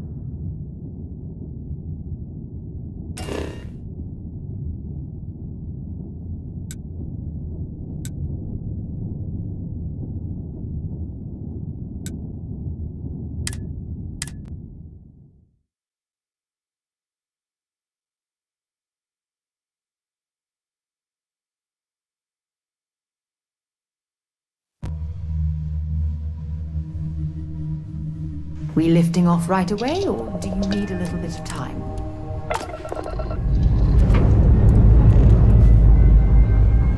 Lifting off now.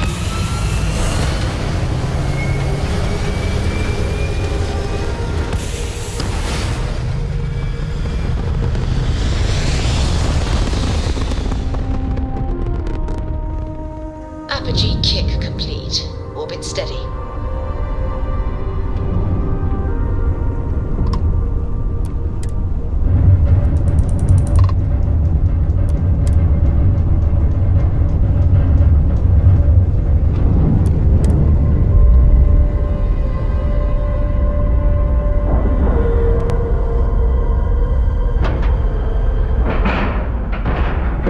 Airlock integrity looks good.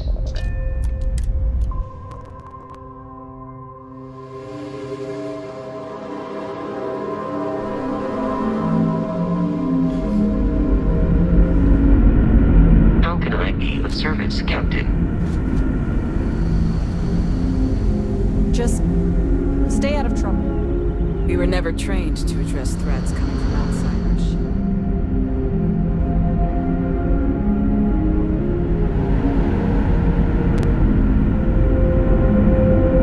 Now that we know what's out there, things are going to be more interesting from here on out. Never seen a ship like yours before. The Constant is a peaceful ship. Don't change that. Sure is nice to know there are other people out there. Never seen a ship like yours before. Then again, I haven't seen any ships before you arrived.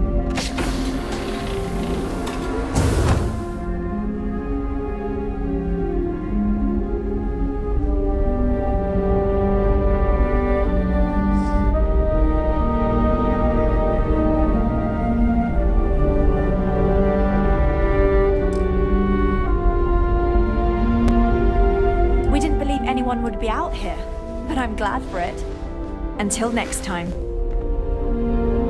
The Constant is a peaceful ship. Don't change that.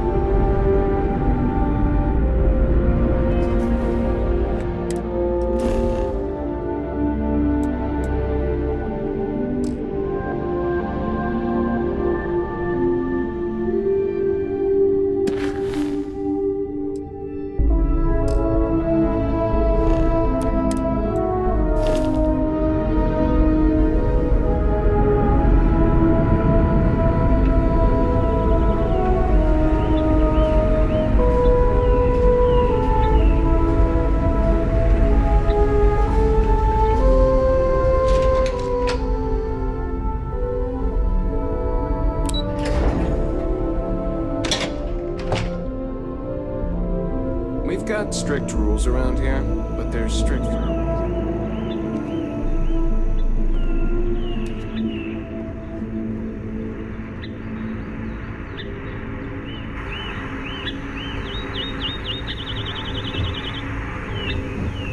Just because our equipment's old, doesn't mean it won't work to take down troublemakers.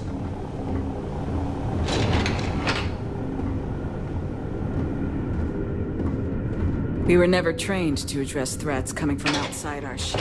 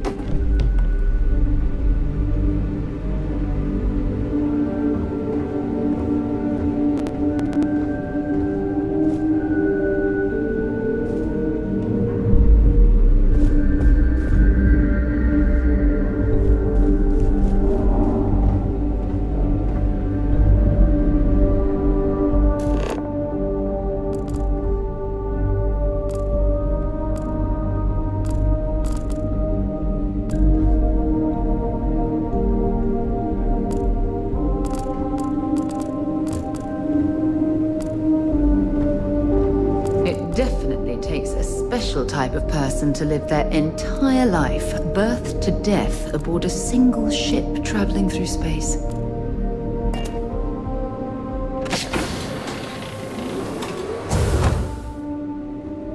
Boy, am I glad you weren't some sort of alien or something. Hey there. I wonder what it's like out there beyond our little community.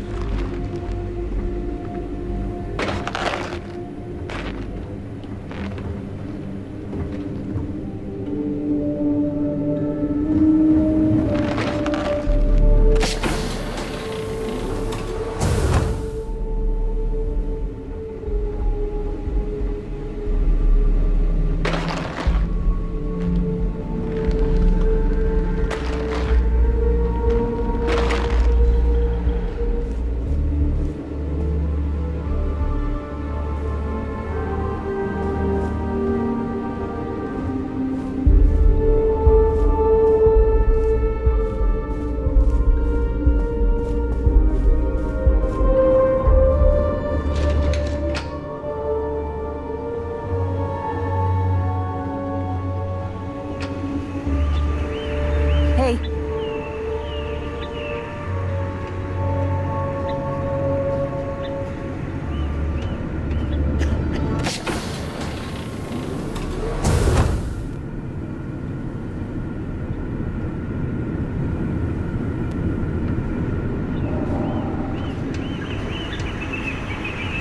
Wow.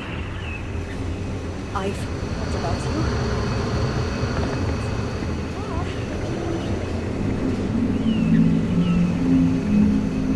I've lived my entire life in the Constant. I'm not sure how else to live. Keeping track of all our supplies is more difficult than you might think. Hi there. Oh!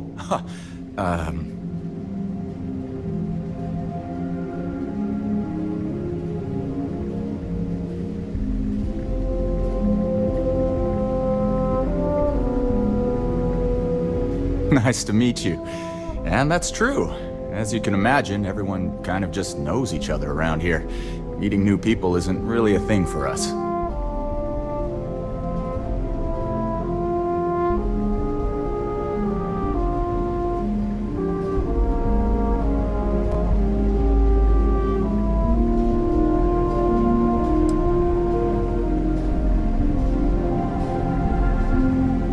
Yeah, I know. It's funny, though. All our lives, nothing could prepare us for this. We were born into a universe where we legitimately thought we were the only people in existence. Anyway, sorry for freezing up before. I just didn't expect our visitor from the outside to stop by and chat with me. I figured, if anything, you'd be with the captain. I'm Daisuke, the ship's provisions manager. I'm not sure what I can offer you, but if I can help, I will. And if not, I'm happy just to talk. We manage. I know back on Earth, there used to be stores all over the place. Some that even specialize in specific types of goods, if you can imagine. But here, this is it. We have very limited supplies. Most of our stuff is recycled. Even the food. In a roundabout way, if you know what I mean. It works out for the most part, because it has to. You'll sense a running theme with that around here. Not really. Things don't work that way here. It's not a shop like you hear about in the books and movies, or where you're probably from. Almost everything is communal or shared in some way, but sometimes people want a little something extra or special for themselves. So when that happens, they come to me. Mostly, I just keep track of the ship's inventory and help ration the supplies so we don't run out. See you around.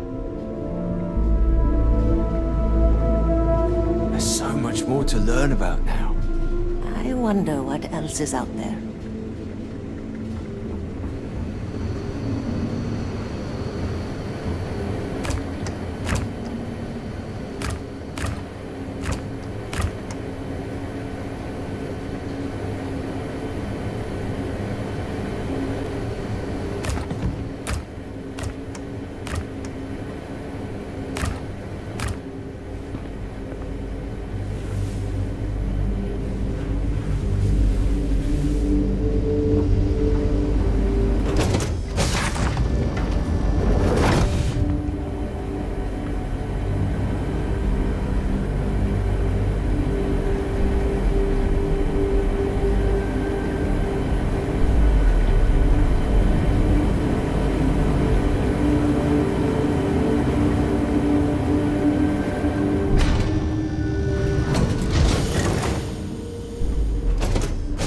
got to do our fair share of recycling on the Constant. Not exactly a lot of places to get new goods.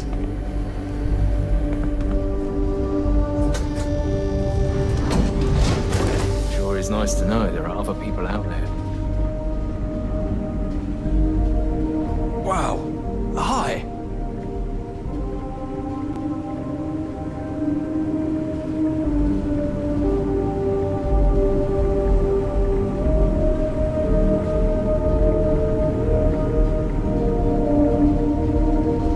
And to think, all this time, we thought we were alone.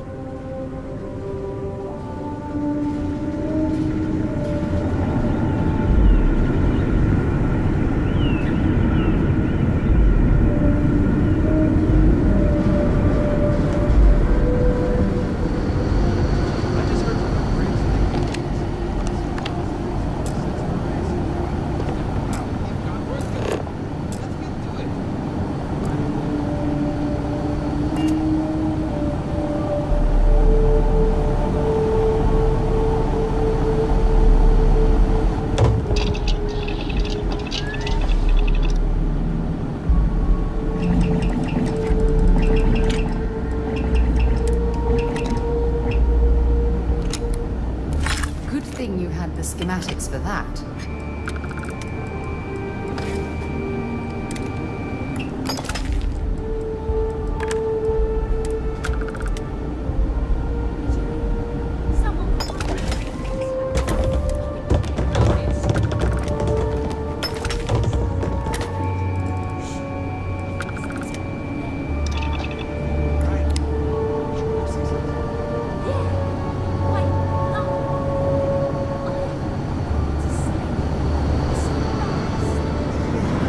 If the other colonists knew how many times the Constant almost came apart at the seams.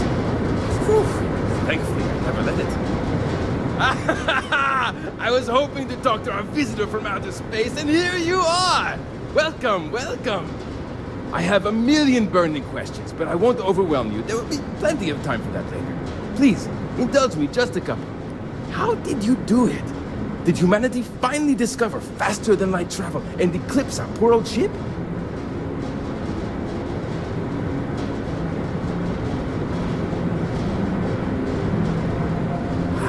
I knew it. It's incredible! I read about this technology in our archives from Earth, but it was only theoretical back then.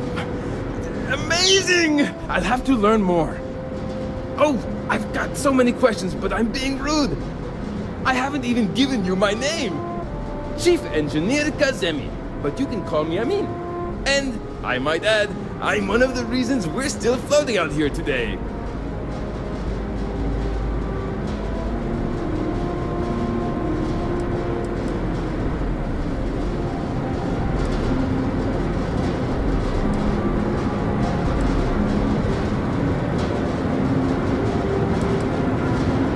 Indeed. Thank you for being so kind and indulging me. You must understand how thrilling this news is for someone like me. Someone who suspected this encounter was, in fact, possible.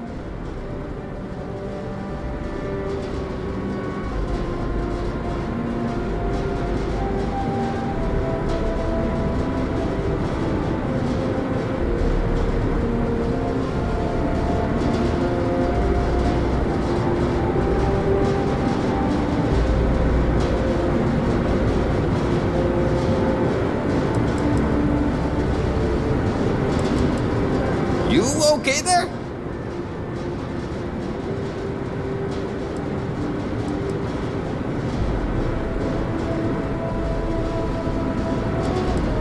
Many years ago, when I was a junior engineer, the reactor's computer burned out. The computer that controls the reactor's various regulators. I'll spare you the details, but when that happens, the ship and everyone on it is in danger of turning into a mess of hot slag.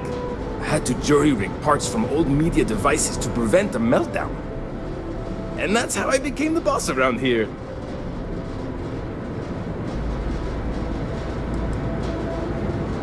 Some may say I'm a master of keeping things together with nothing but duct tape and bubblegum. Well, if we had any gum left. Pretty sure that ran out 100 years ago. When I'm not dealing with catastrophic engine failures, I manage the other engineers. We maintain all the machinery, computers, you name it. We keep the life support on, and the ship flying. Ah, great question. I do not know for sure, but I can venture a guess. All of the reading I've done on the matter suggests that at the time, there was uncertainty that the technology would ever work, or if it did, that it would work at the scale we needed. So, I trust they made the decision to strike out when they did, fully believing it was the only way. Yes! So many! Does everyone have their own spaceships like you? Do people only live on naturally habitable planets, or did they learn to terraform? Are we in contact with alien species? I have so many more, but I don't want to take up all your time.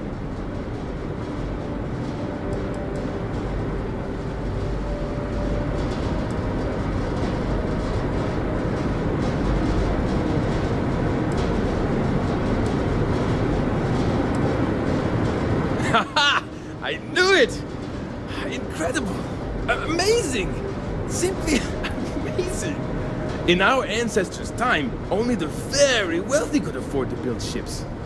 Even this ship was only possible by our families pulling together nearly all of their financial resources.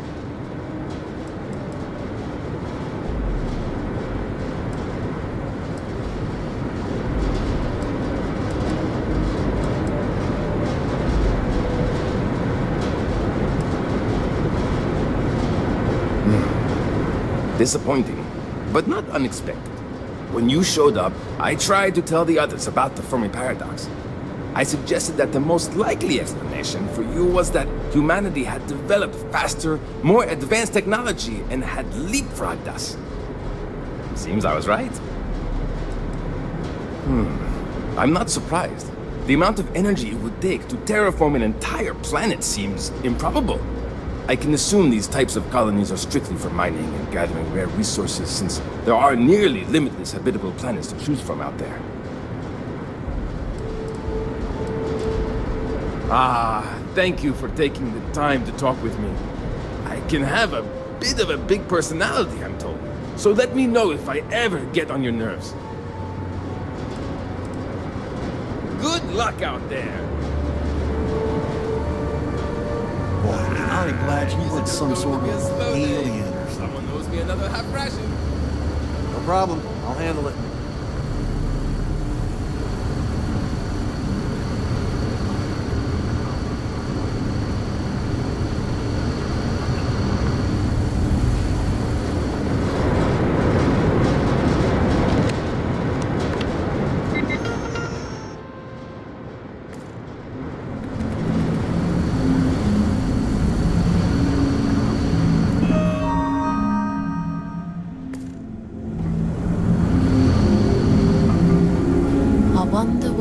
Is out there.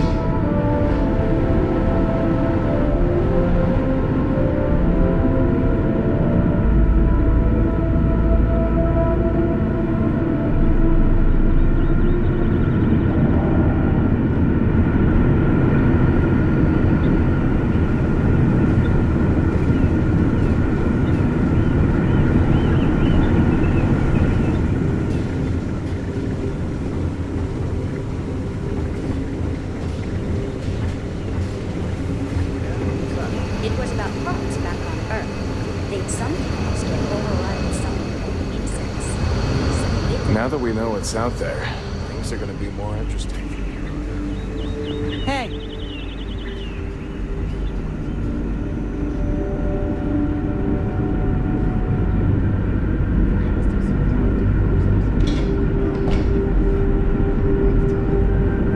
never seen a ship like yours before. Then again, I haven't seen any ships before you arrived. Let's not think about that anymore right now.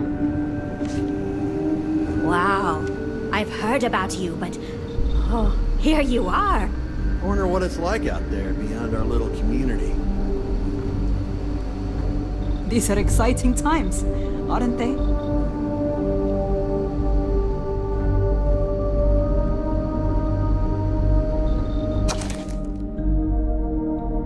I think you need to get rid of some of that gear.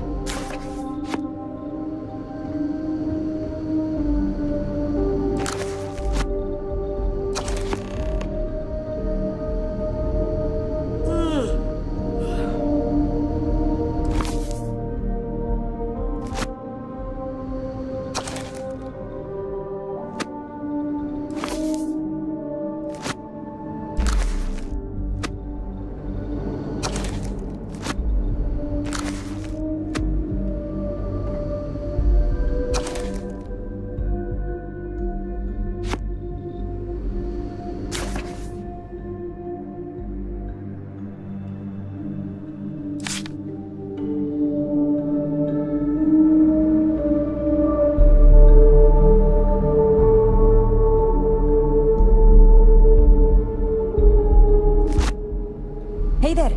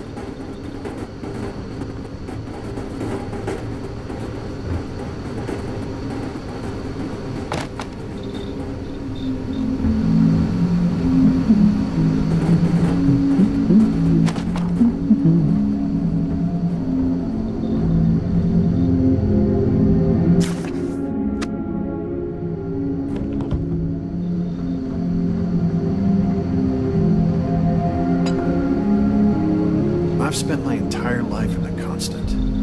I'm not sure how else to live.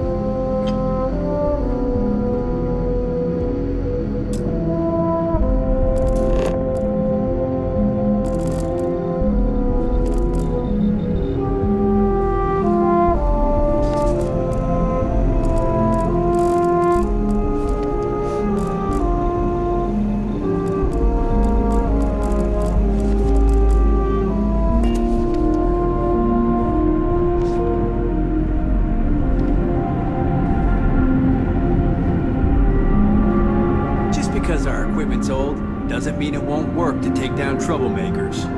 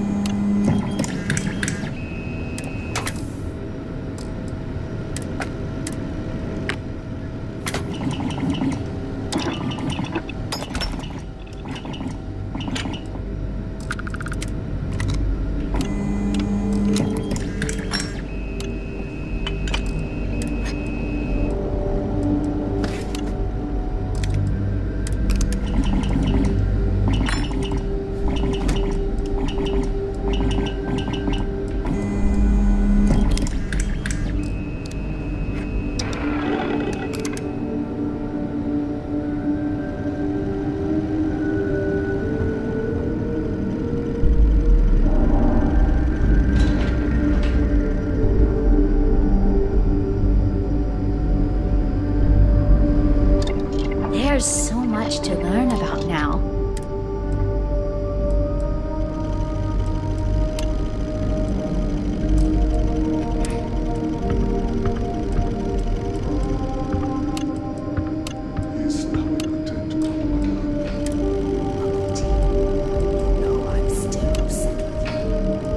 Is this all my decision? No, I must do what is right. I cannot abdicate my duty to the colony. I was the stubborn one in this relationship. I know you feel obligated to volunteer, but I wish you would reconsider. After all, we're here. There may be no reason to volunteer anymore.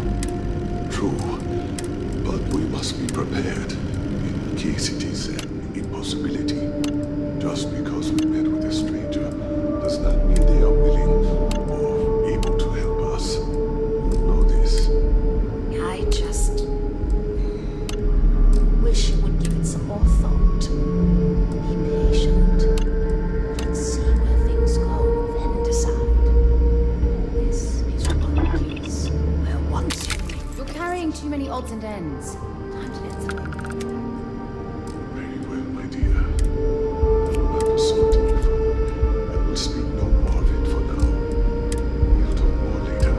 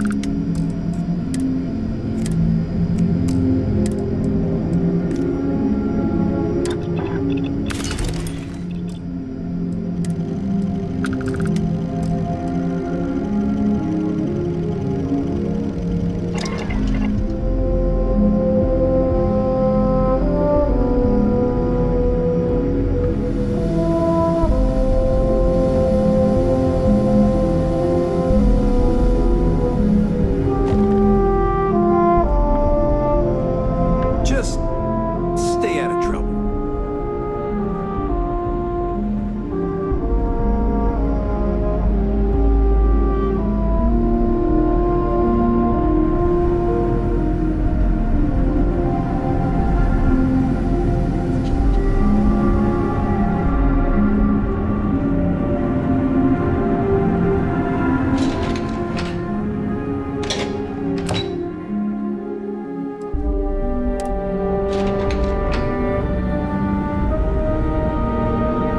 Your arrival has given me hope.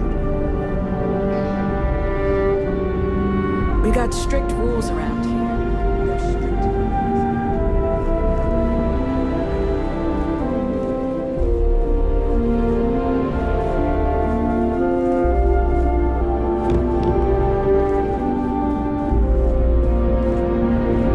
We were never trained to address threats coming from outside our ship.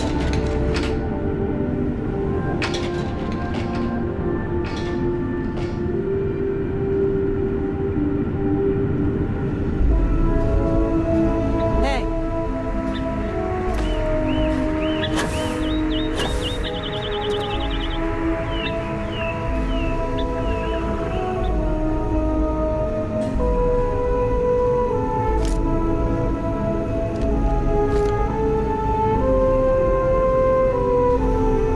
These are exciting times, aren't they?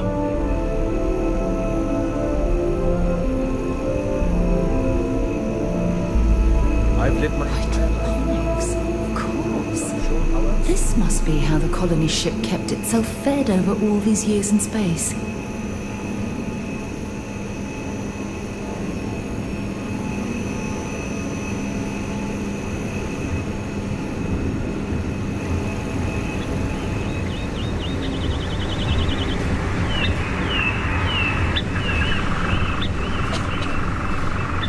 There's so much more to learn about now.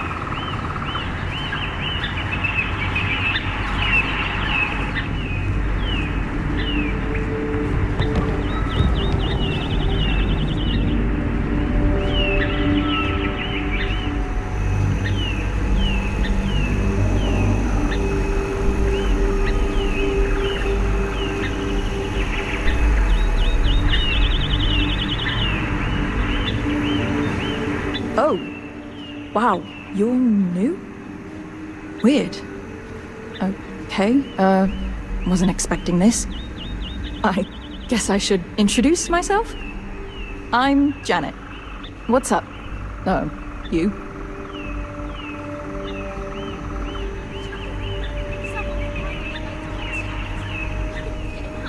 Oh, well, nice to meet you, I guess.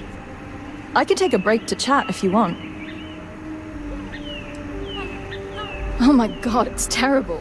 I don't know how my parents did it, knowing they would never, ever get to leave until they died. Every day, you see exactly the same things. The same people do the same job. It's all the same. All the time. Seriously, the only thing that kept me going was knowing that we were the generation who knew we'd finally get the hell out of here. Although now that we're here, nothing seems to be happening. Sometimes I wonder if my sister was the lucky one.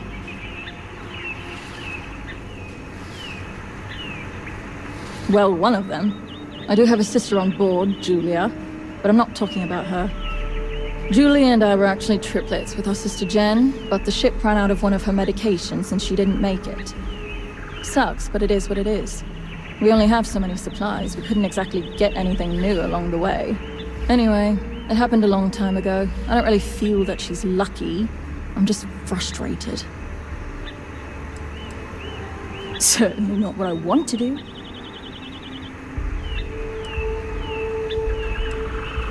I mean, I hate this job, and there's really nothing I can do about it. I'm the cultivation manager. Fancy words for farmer and fertilizer collector. I didn't have a choice. Most people don't. You get a job, and that's it. Like, I'm great at what I do, but I would enjoy doing literally anything else. Meanwhile, my sister Julia, she gets to hang out with kids all day and watch movies. The kids I couldn't care less about, but she doesn't even care about Earth culture. Ugh. Bye.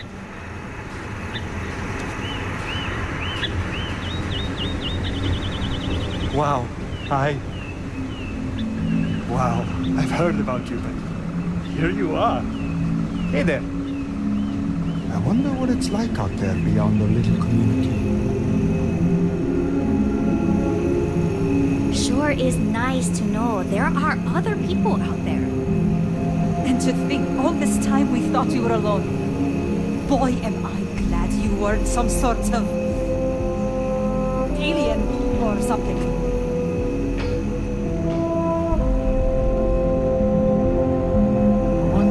Is out there. Wow, I've heard about you, but here you are.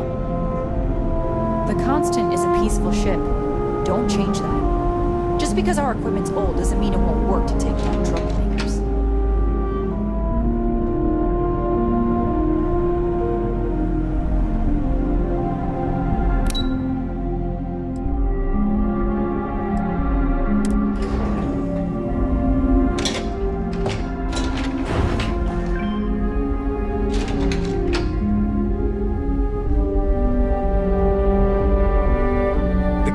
Is a peaceful ship. Don't change that.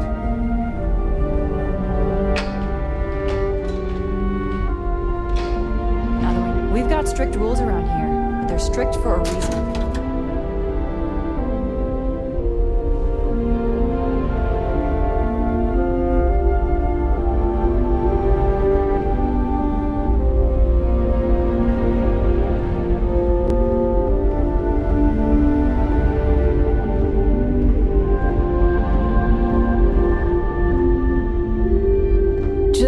Stay out of trouble.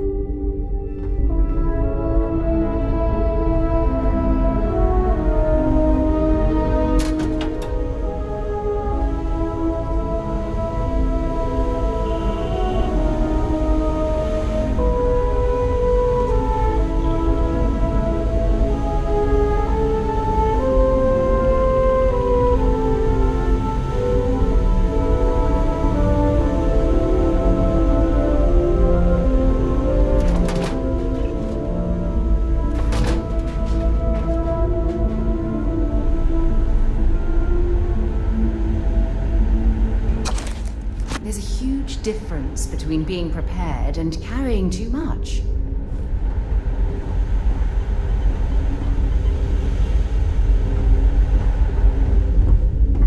Never seen a ship like yours before. Then again, I haven't seen any ships before you arrived.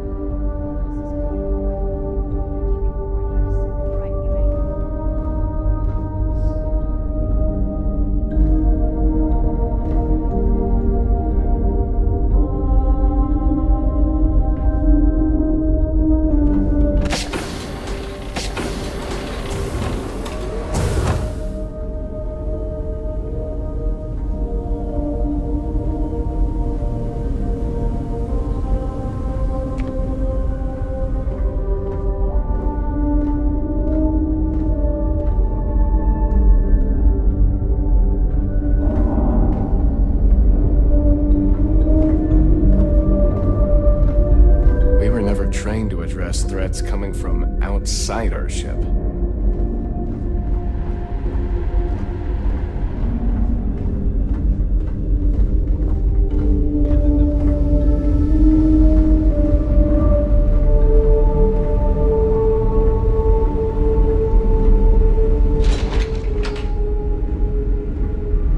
We've got strict rules around here. But they're strict for a reason.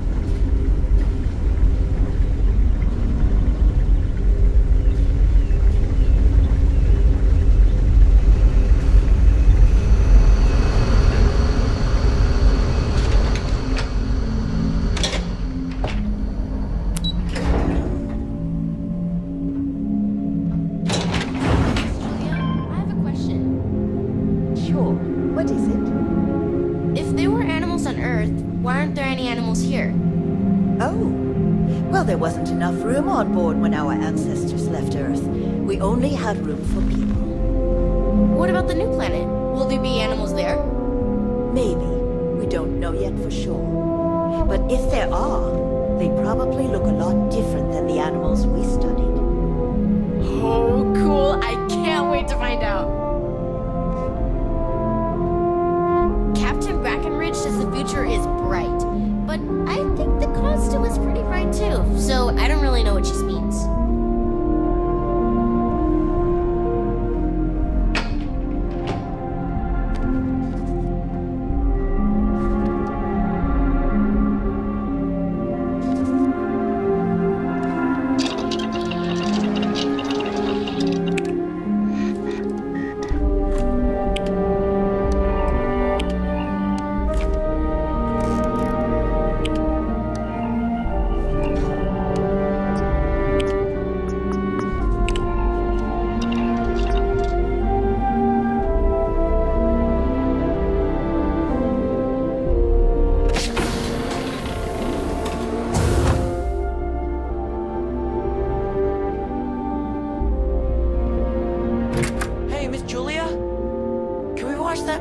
the superheroes in it again? We'll see. We have a lot of movies to get through, but maybe during our next group choice time, if you can convince the other children. Really? Yeah! Hey, everyone! Miss Julia said we can watch it again! And then maybe we can watch one of the sequels some other time. Wait, they made more of them? Oh, I'm so excited I can plot! That's what Mr. Abe says sometimes. He's funny. Yup, he sure is. Anyway, I think you still have some more school work to do. Oh. My mom and dad were scared when you came on board, but I don't know why. You seem okay. I'm glad you're not an alien, but that would have been so cool. I bet it was pretty cold out there. I was just thinking of all the knowledge we can share between us and the other Earth survivors.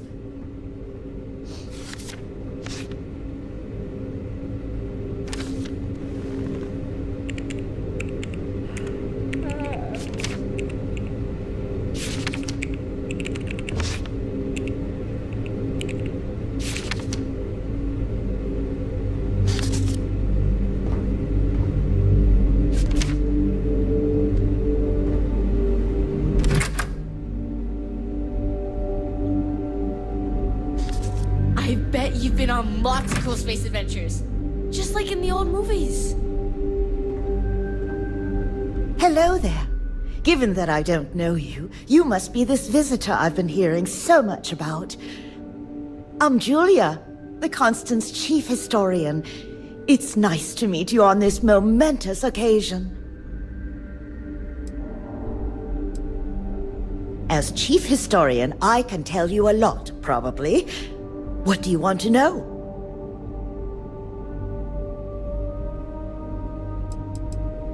ECS stands for Earth Colony Ship.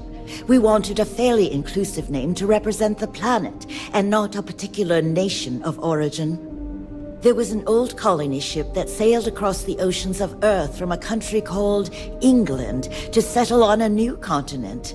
It was called either the Susan or Sarah Constant. No one seems to know for sure, so ours was shortened to just Constant. Ironically enough, that ship also reached what they thought was new land, and found it populated when they arrived. As chief historian, I can tell you a lot, probably. What do you want to know? Well, we launched Tuesday, September 27th, 2140. So, about 190 years now. Would have been longer, but it turns out we have an ace navigator who saved us some time with some tricky maneuvers. We're the descendants of wealthy elites, intellectuals, artists, scientists, and others who left Earth in 2040 to spread humanity to the stars. The thinking was that Earth's days were numbered for a variety of reasons. Our finder, Rupert Brackenridge, had the foresight to plan for the worst. Thus, he constructed this colony ship to settle what seemed like the most habitable planet we could find, knowing full well it would take generations to reach. We suspected that we may have been the only ones to leave Earth, given that no one else seemed to have the same idea. I'm glad we appear to be wrong. You know where to find me if you ever want to know more. Ha! You must have been speaking with my sister. There's more to it than that. Officially, I'm assigned to the role of chief historian. Generations ago, it used to be lawkeeper of humanity, but that seemed a bit too lofty. While I don't think my job is as important as captain, engineering officer, or cultivation manager, it's still vital to our mission. I do. But sometimes it's frustrating to convince some people that my job is important, since it's not directly related to our continued survival. There was a time where I thought my sister was the lucky one, running the hydroponics farm and being responsible for feeding everyone on board. But I grew to like my work, and working with children is nice, especially since I'll never have any of my own. It's okay. I don't mind you asking. I'm actually proud of my choice. It's a great honor to give up one's ability to have a family so that others may. As you can imagine, a population limit is a necessity on board a colony ship. I made my choice long ago to give others the chance to have a larger family should they wish. Though, I suppose I don't need to worry about that now. Maybe it's time to consider it. Of course. Everyone was assigned their roles here. We don't choose our roles, since there are only so many of us, and every job is critical. Someone has to prove themselves either exceptionally bad at their job or exceptionally good at another in order to be moved. But that rarely happens. I run the educational programs aboard the ship for all the children and any adults who are looking to learn about Earth history. We try to have group sessions some evenings where we read old Earth literature, watch old films, listen to music, and the like. So yes, I hang out with children and watch movies, but it's more involved than that. We historians are charged with keeping Earth culture alive so that we never forget where we came from. Thanks for saying so. Another time, then? Huh. You're less weird than I thought you would be. Miss Yang said we're experiencing history right now, and that there will be books written about us. I'm gonna be in a book! Other planets are out there that we can live on. I bet there's a million. I wonder how many other planets are out there that we can live on. I bet there's a million. Miss Yang said we are experiencing history right now, and that there will be books written about us. I'm gonna be in a book. I heard you came from outside the ship. I bet it was pretty cold out there. I bet you've been on lots of cool space adventures. Just like in the old movies.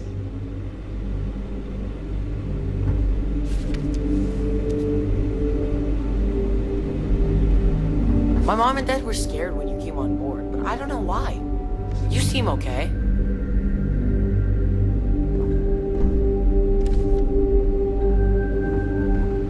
Captain Brackenridge says the future is bright, but I think the constant was pretty bright too, so I don't really know what she means.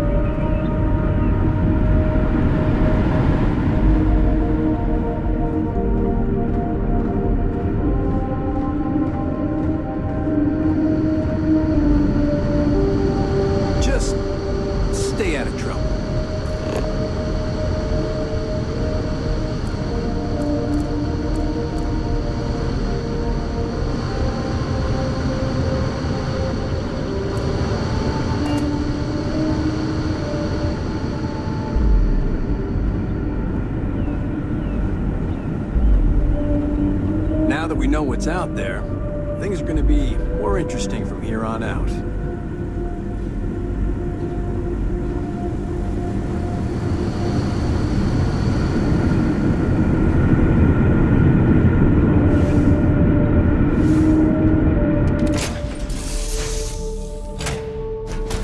To be back on board.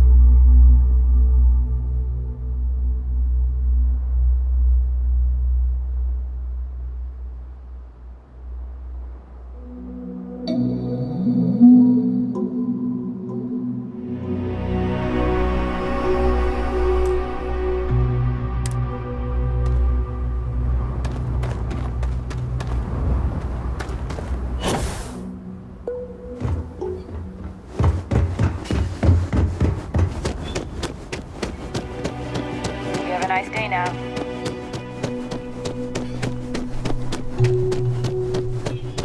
Excuse me.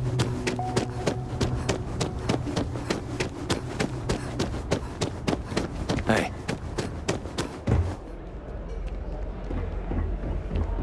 Yes? Need something? Ugh. You're going to make me do stuff, aren't you?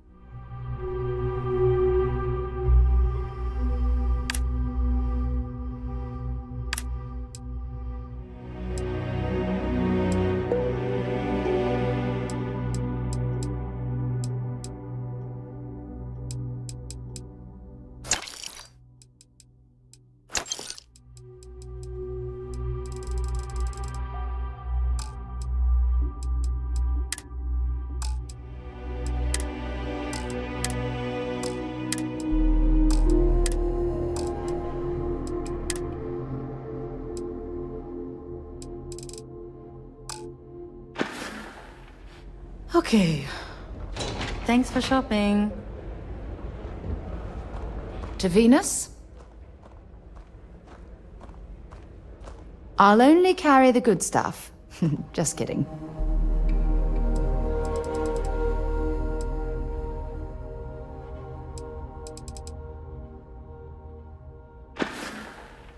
Until later.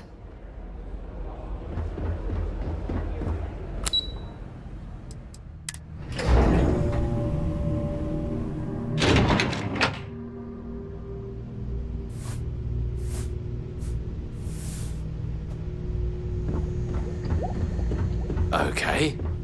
Hello. Come on, mate. Loads more interesting things to do outside.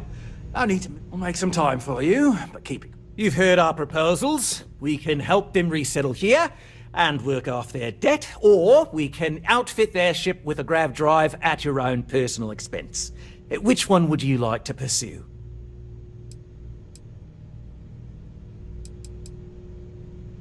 We own this planet. They don't. Here appear. Imagine the landscaping disaster. No.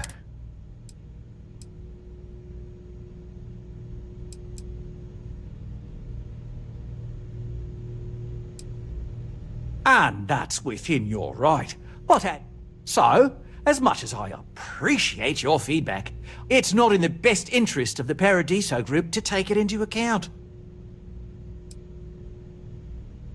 Oh, I didn't say that specifically. This would be a mutual contract for room and board in exchange for services rendered. Of course, there's no telling how long this arrangement will last, given the substantial costs we'd need to take on in order to accommodate them here, including their continued room and board. But this may save the resort on operating costs in the long term, as we'd be able to let go of some of our current paid staff. We operate outside of the Free Stars only, you see, partially because we don't want anyone else meddling in our affairs. And we'd rather not draw attention to it, as I've mentioned. It could be bad for business. We'd much rather settle this independently. It's not our responsibility to bear the brunt of that cost. We're being more than generous by offering the use of our engineering team to help install it. A custom grav drive can't come cheap, and I assume they have neither the monetary means nor the connections to get a hold of that kind of technology. That leaves the only other party in this negotiation. You. And which proposal will you be taking to the good captain? I assume there's a captain?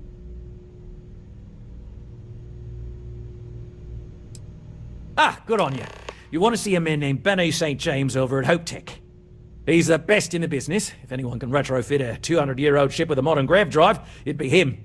We'll coordinate our engineering team with his when you return, though you may have to help the Constance engineers prepare for it on their end. Good luck. I know this was a difficult decision, but if it's any consolation, I think you've made the right choice. Compared to the destruction of their vessel and relegating them to a life of servitude, I'd say this is the best chance they've got. Right. On behalf of the Paradiso Group, We appreciate your help. I've been working on a new marketing slogan. Don't just imagine paradise. Live it in Paradiso. I'm sure you realize how generous our offer is, lending our engineers to help your friends. Go on now, enjoy Paradiso.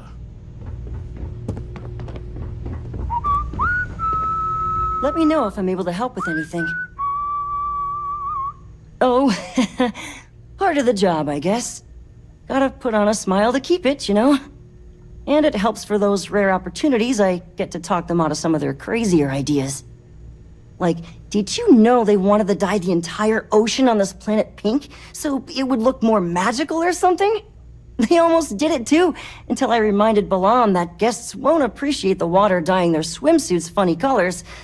Funny it took that and not killing off all the ocean life, but I take what I can get. At least Balam's there to be the reasonable one. Take care. Howdy.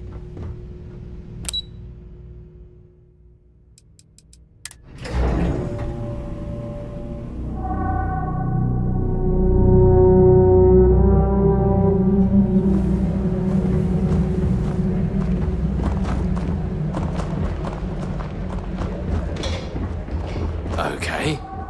Hello.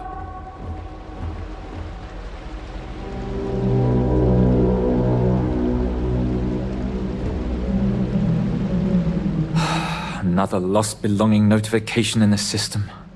When am I going to find the time? Oh dear, a guest! Dreadfully sorry you had to hear my complaint. How unprofessional of me. Hello, welcome to Paradiso. Dirk Huddleston at your service. Do you need assistance checking in for your reservation?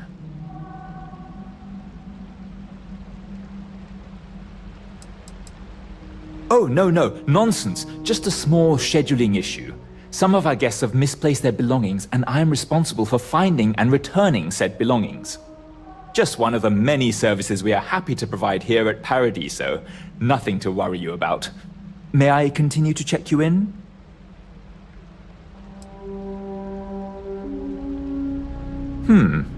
Very well. I can't guarantee we have any premium rooms available at the moment, but if you're still interested, we may have other rooms.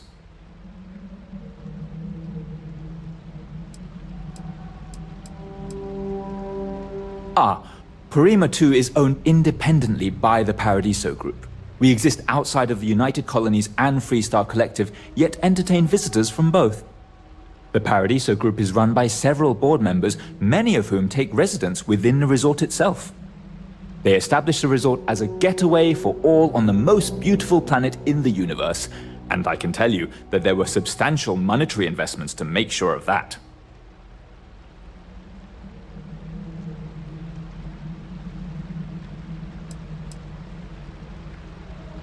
For one, our hotel rooms are quite luxurious. The executive suite is especially posh, but perpetually booked. However, I must say, even the economy rooms are exceedingly pleasant.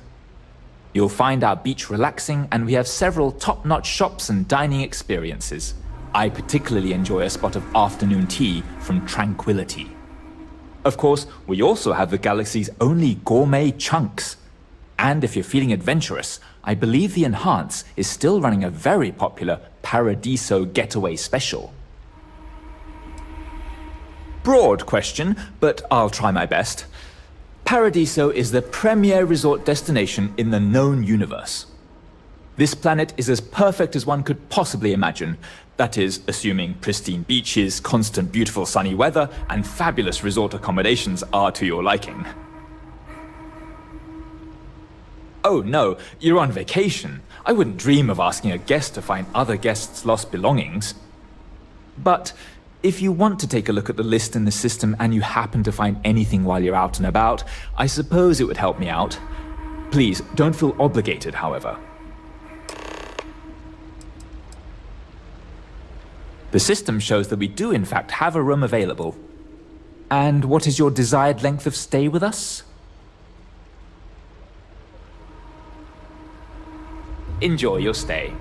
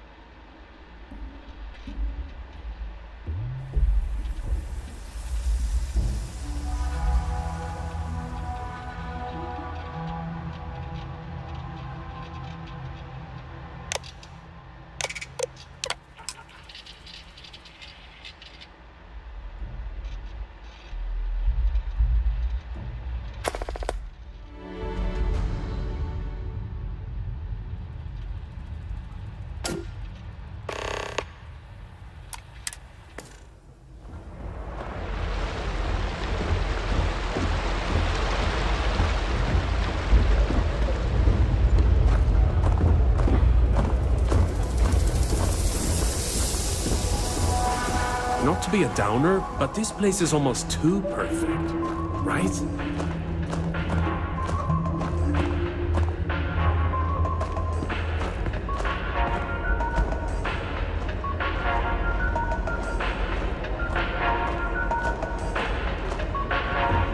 If only I could figure out the secret to that new drink. I might need to enlist outside help. Hey, sorry. Didn't mean to be rude and ignore you when you came in. I'm just trying to figure out the solution to a problem I'm having. What can I do for you?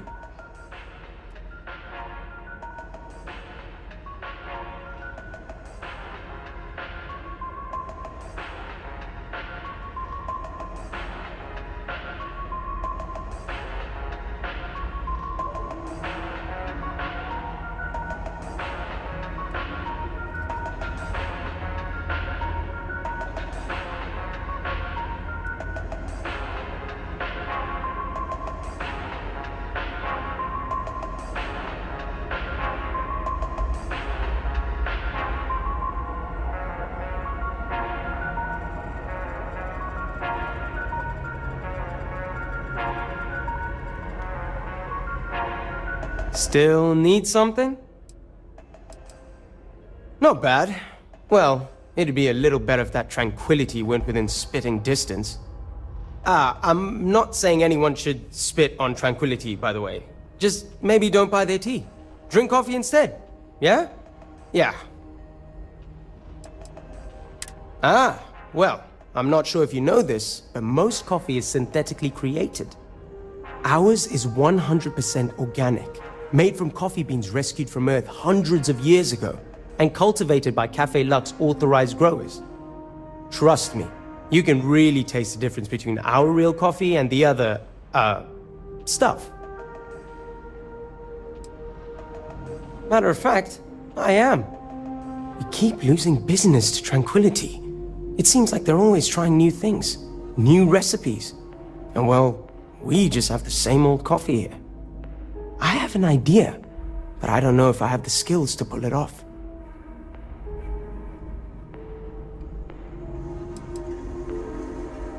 I need help from someone who's good at getting others to do what they want. Or good at, stealing. What I'm proposing may not be entirely legal. And even if I could succeed, I fear the risk is too great for me.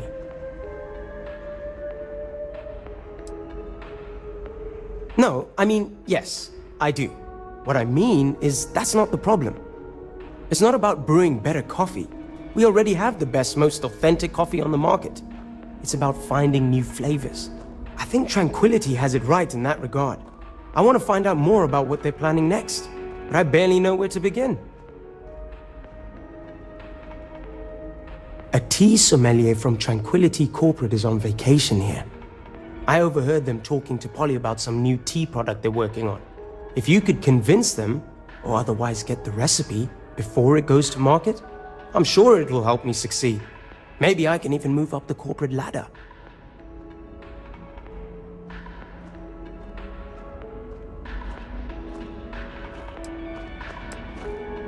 All I know is that the sommelier has the recipe on a slate. Do whatever you want with that information. I just need that recipe. If they won't tell you the recipe, do whatever you can. Well, except for using violence. I wouldn't want anyone to get hurt. Oh, okay, yeah, that's cool. Just let me know as soon as you can. Don't want this opportunity to get away from me.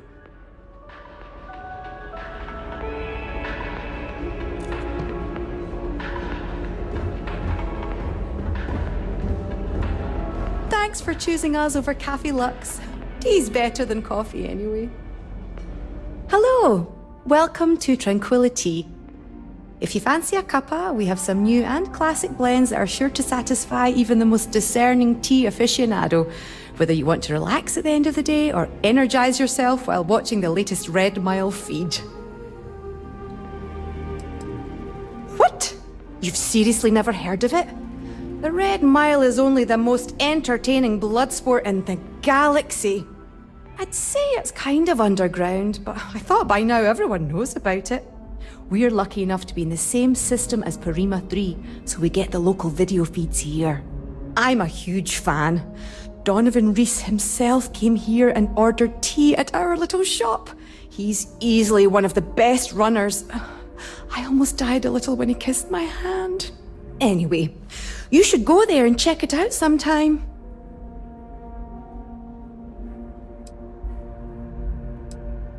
Aye, that's the spirit. It's not like you'll find a better drink over at Cafe Lux, am I right? So, what can I get for you today? Well, if you want something strong, we have Earl Grey, breakfast or classic black tea. If you want something relaxing, we have chamomile or easy sleep. But if you want something more exotic to tickle your fancy, might I suggest lotus or sunray? We offer the finest of teas. What would you like?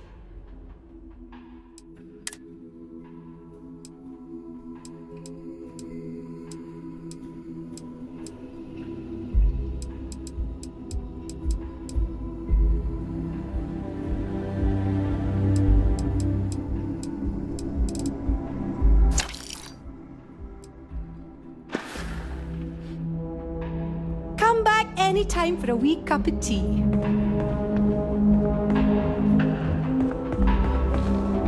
Sorry, we don't do free samples anymore. Hello, anything I can get for you? I'd love to help. What can I get for you?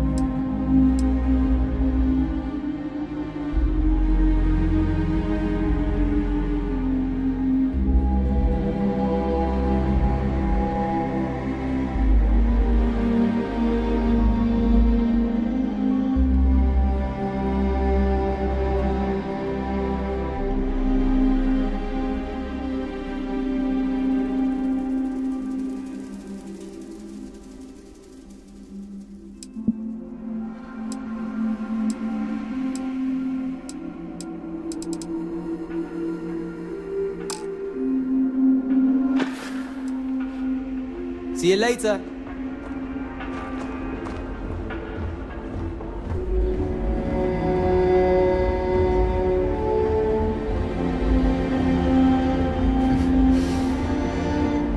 What a nice day, huh?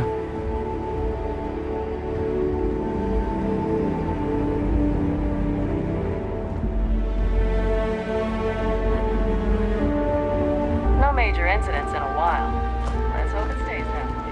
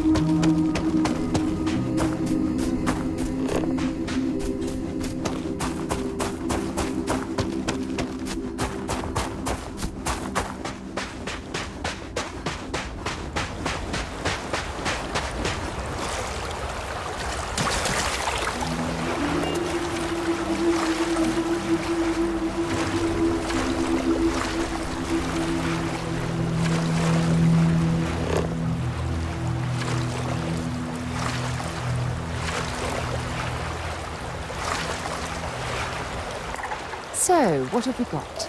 Animal, vegetable, or mineral?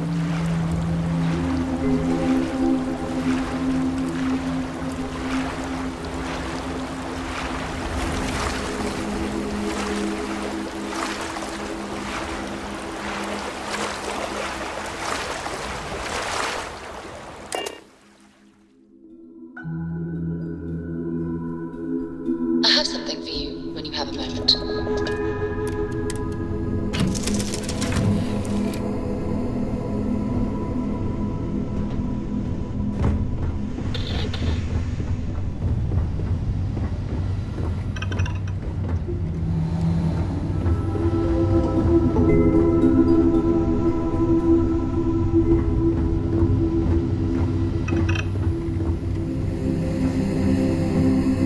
Ready for action, Captain.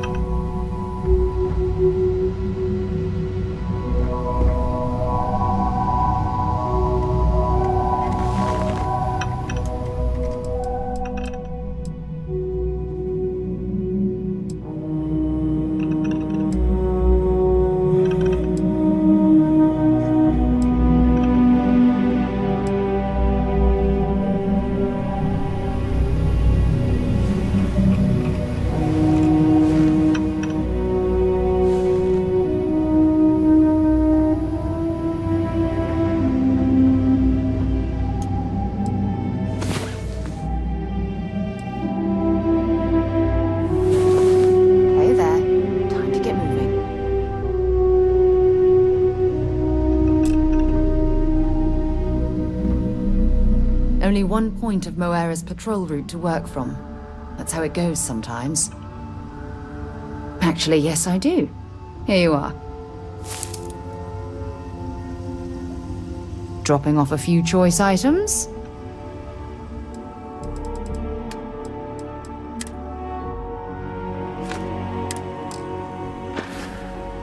Bye.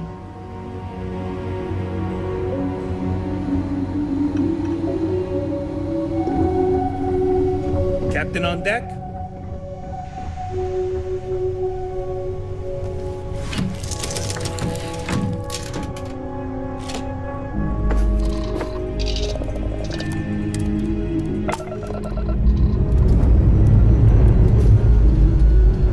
Liftoff looks good. Systems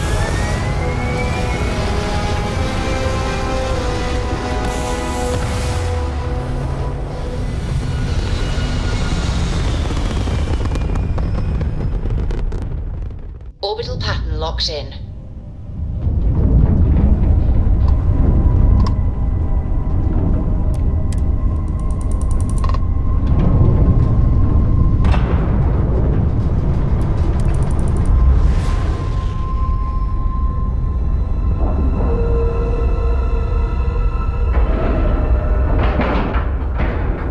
Docking cycle complete.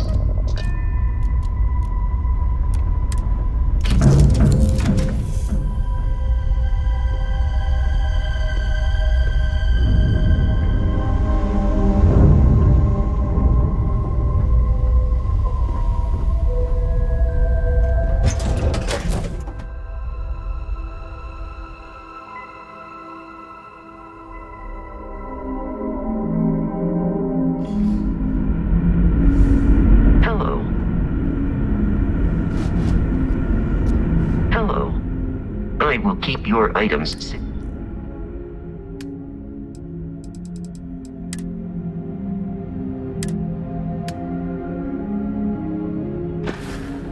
Return soon.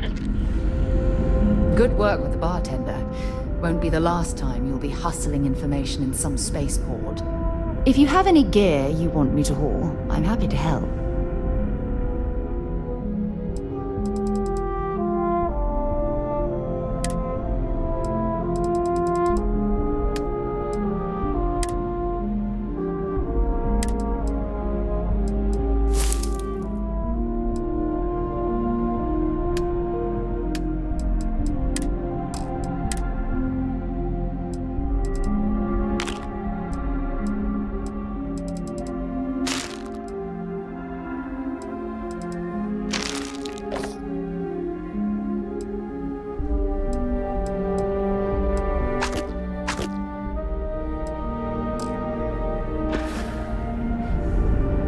Talk to you later.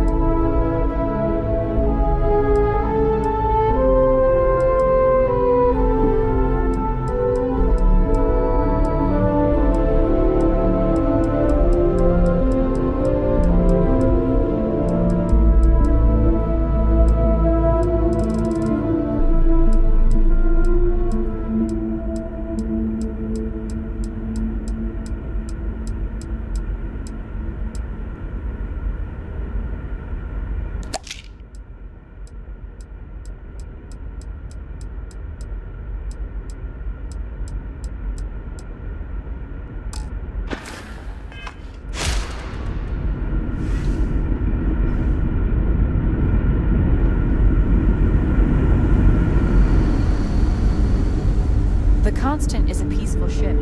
Don't change that. We were never trained to address threats coming from outside our ship.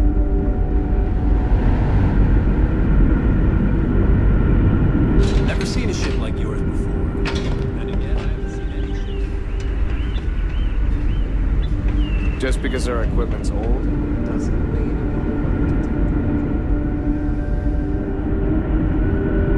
work. Just stay out of trouble.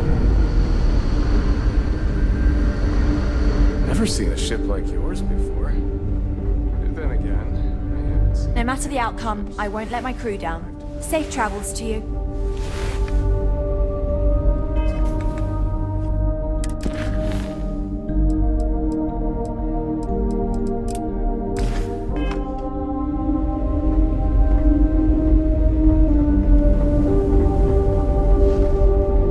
Just because our equipment's old doesn't mean it won't work to take down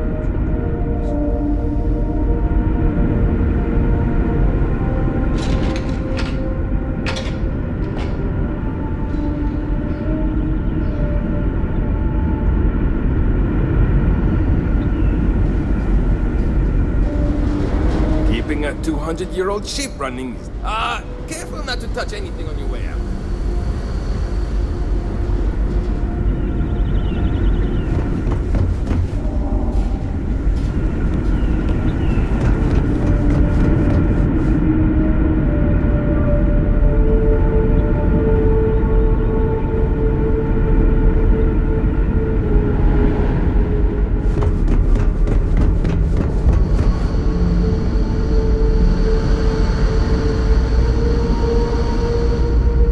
Never trained to address threats coming from outside our ship.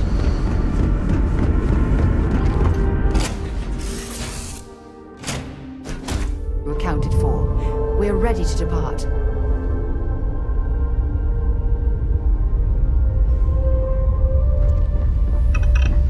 All is well, Captain. All things considered.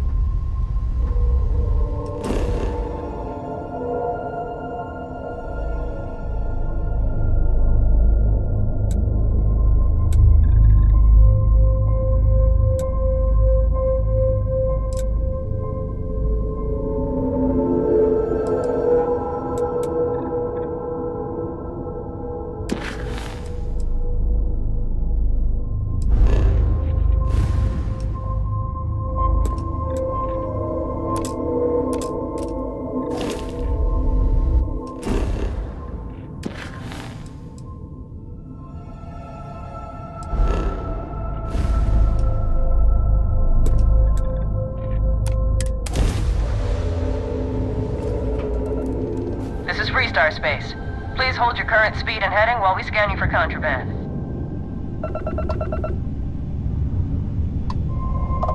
All right.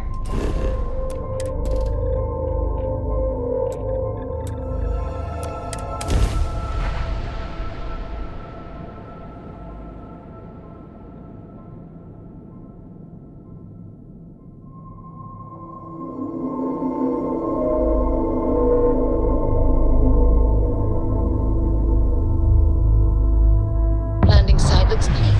Let's set it down.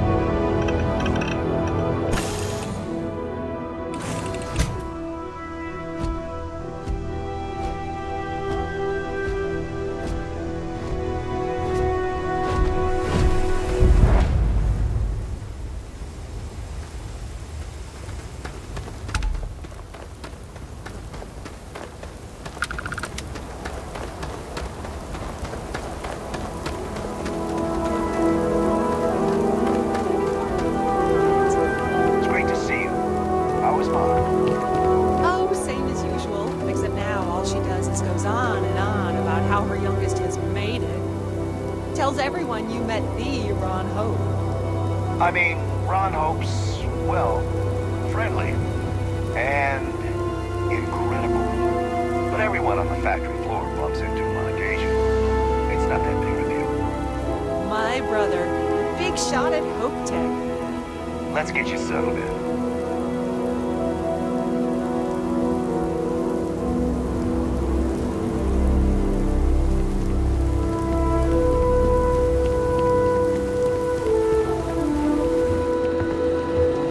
Local security handles most problems here.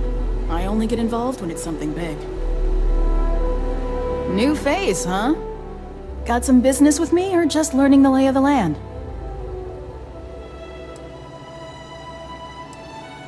The fact I'm in this ranger station wearing this uniform doesn't make that obvious? That's so. Well, I hope I lived up to your expectations. Ranger Niakalu. I'm a Hope.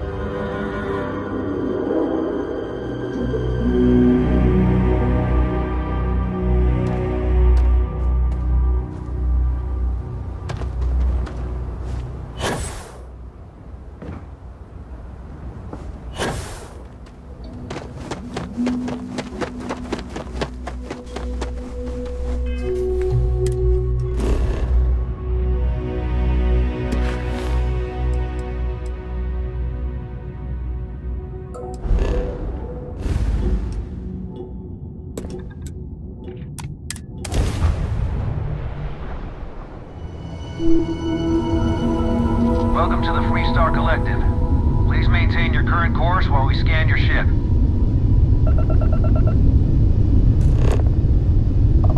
And that's it. You're cleared to land at Hopetown.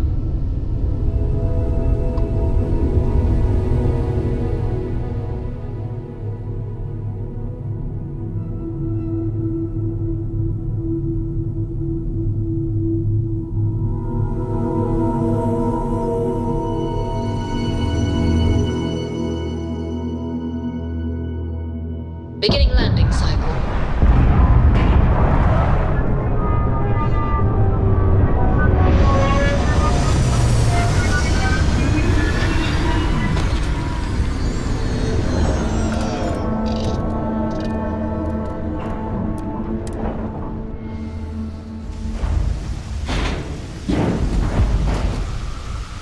Greetings, Captain.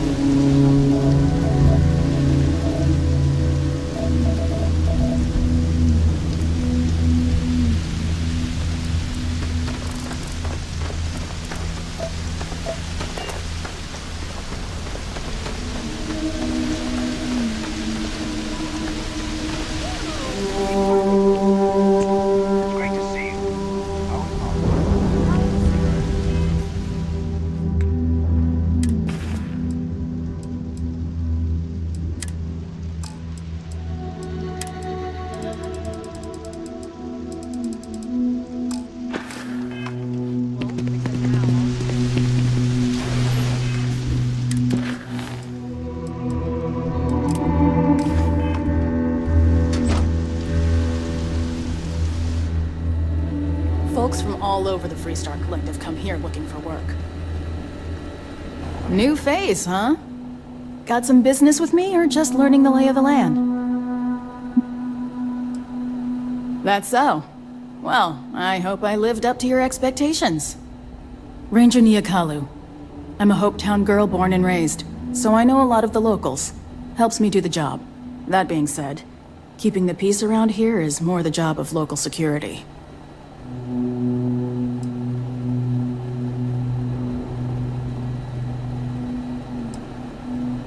Likewise.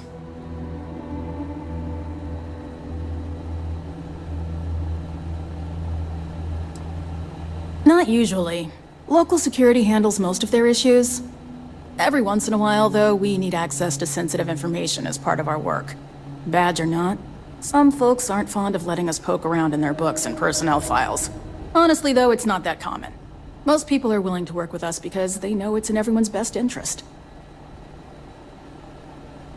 Think of it as a small picture, big picture proposition. The small picture is local trouble, things that happen here in Hopetown. Handling that is local security's job. We Rangers protect the entire Freestar Collective, so we deal with problems that span multiple worlds. Smuggling rings, escaped convicts, pirates preying on shipping. Those are the kind of things we handle. That's why there are Rangers stationed in different settlements.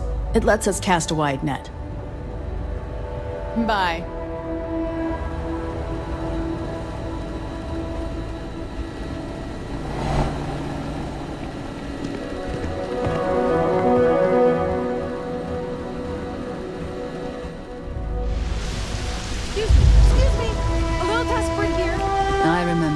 Ron Hope once.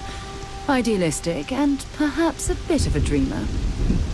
But you have to admire what he's accomplished. All right, Adela. Deep breath. Oh, God.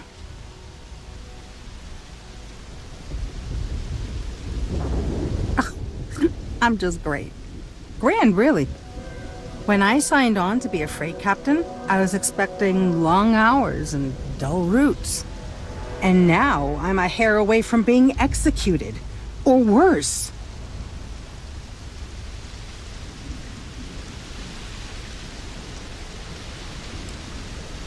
You are sincerely the answer to my prayers. So, I fly a rust bucket called the Markab for a small shipping line. Just started, really. We do bulk shipping, boring stuff like actuators and seed stock, and minerals. Have you ever had a standard boring job just blow up in your face?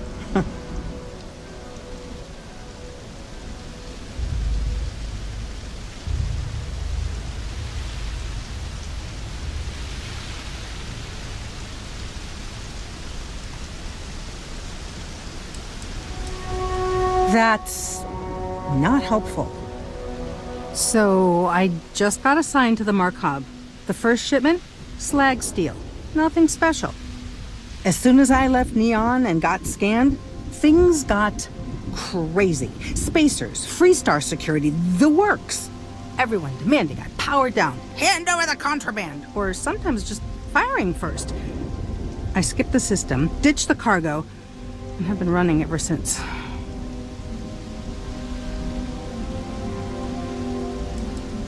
I don't know. I was just flying for my life. But some bad people want it.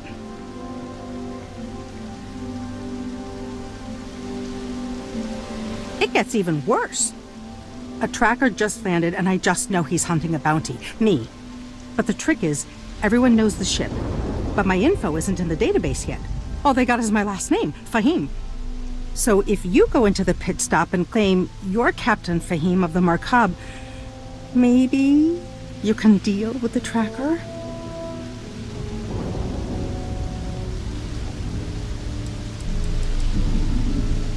A member of the Trackers Alliance. You know, Bang Bang Dead or Alive bounty hunters?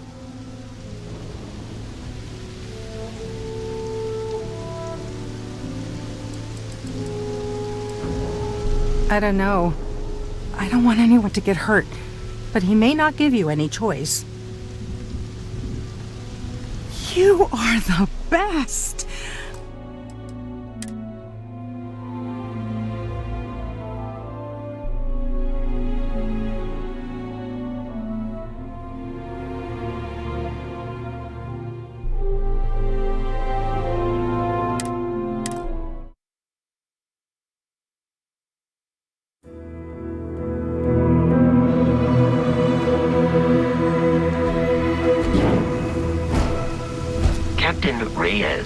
Hello.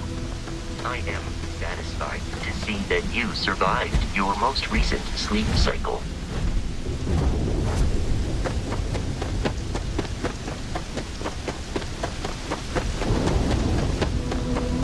I don't want to hear anything.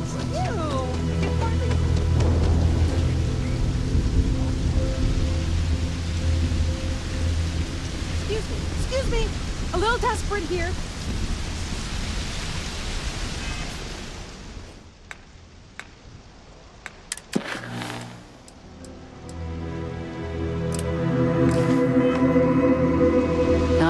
Meeting Ron Hope once. Idealistic and perhaps a bit of a dreamer. But you have to admire what he's accomplished. Keep an eye on your valuables. If you can't protect your own, you don't belong here.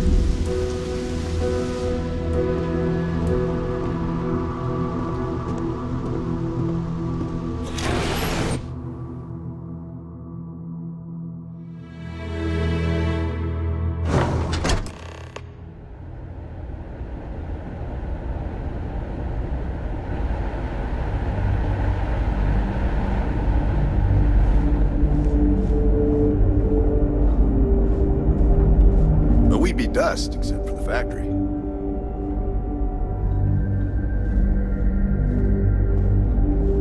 Ron Hope certainly embodies the saying, spared no expense.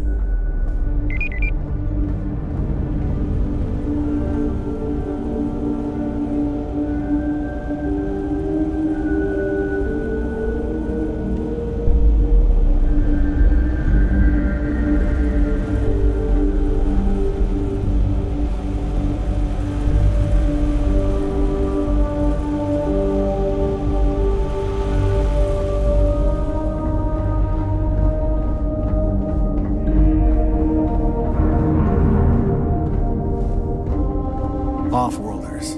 Nothing good ever comes from them.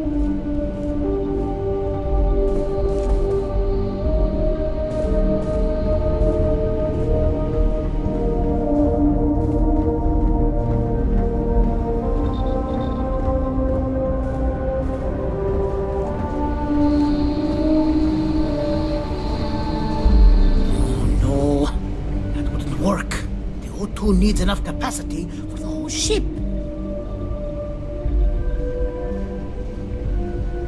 Hope Tech needs brave new innovations. We're so much more than space freight. Well, all of them. I've been with Mr. Hope since near the beginning.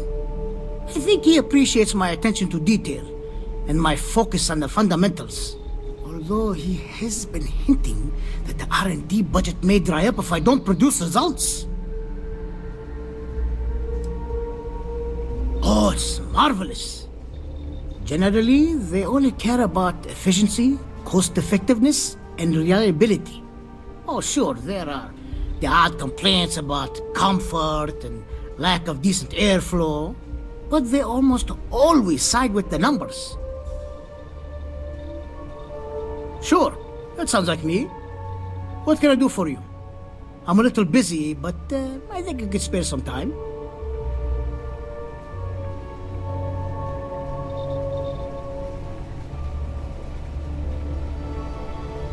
Oh, you should have just said that. Of course I can help you. Oliver sent a courier ahead of you. I did some research on ships from that era, and I have a decent idea what we're dealing with.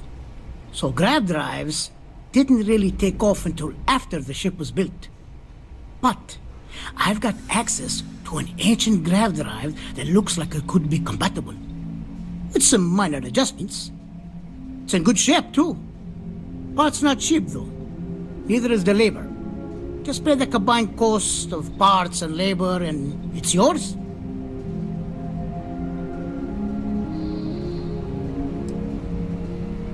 It's a pretty big ask, given how rare these old grav drives are.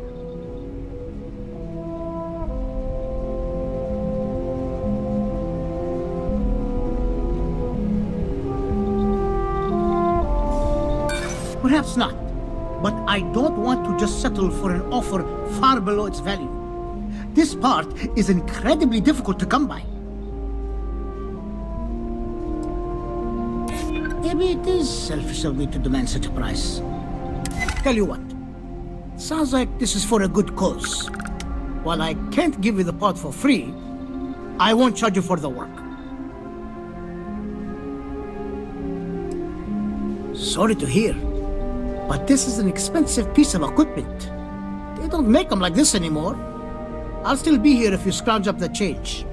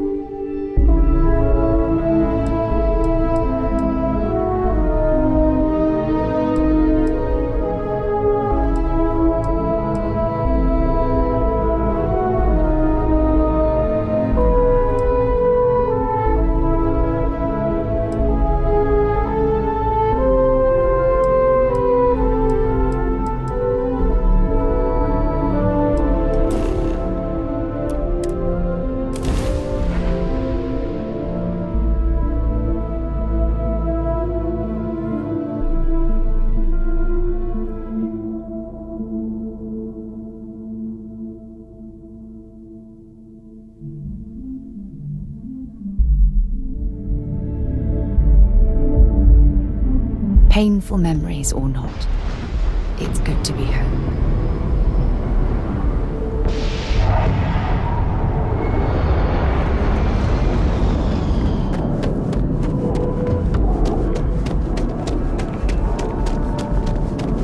You will be scanned as you enter the city.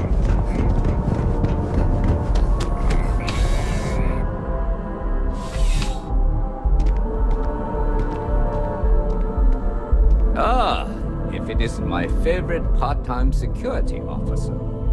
Crime has slowed down since you started helping out, which is good for morale. Not right now, but John Tuala over at Must might. I hear they're looking for new recruits to join the Vanguard. I check with him. Let me know if you have any questions.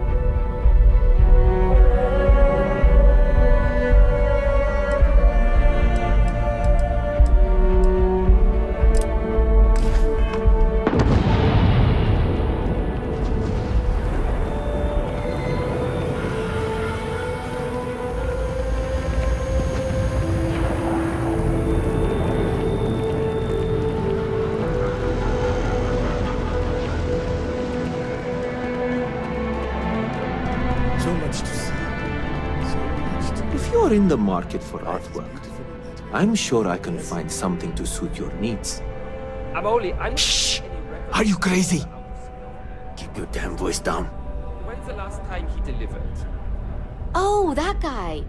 His name was, it's on the tip of my tongue. Jeez, it's something simple, too. Names aside, where's the paperwork? I must say, that's not the reaction I was expecting. But you're right. The world of art is quite exciting. Well, if you go about it my way, that is. It's all part of the game, my friend. It pays to get your hands a little bit dirty. It pays very, very well. But I digress. Thank you for your discretion. Now that our little transaction is complete, I should be on my way. Take care, and let's not talk about this again. I am not back to it, but I really do need that credit transfer to cover for last month's deliveries. What? Really? Wasn't that included in the transfer from last week? No, that was for handling the shipments.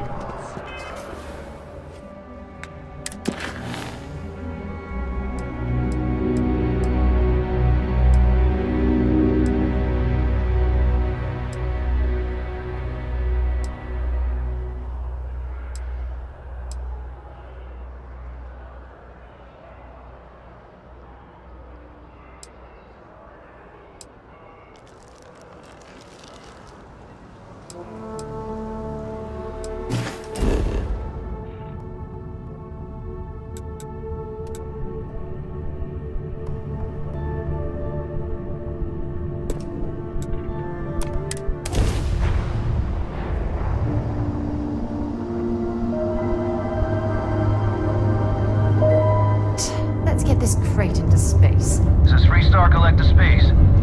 Hold while we scan your ship.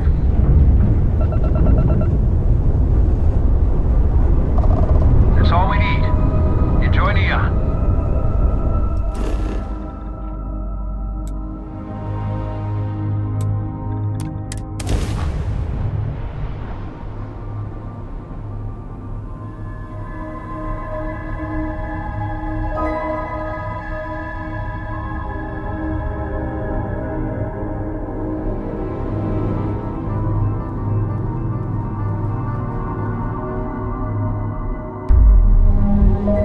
Touching down.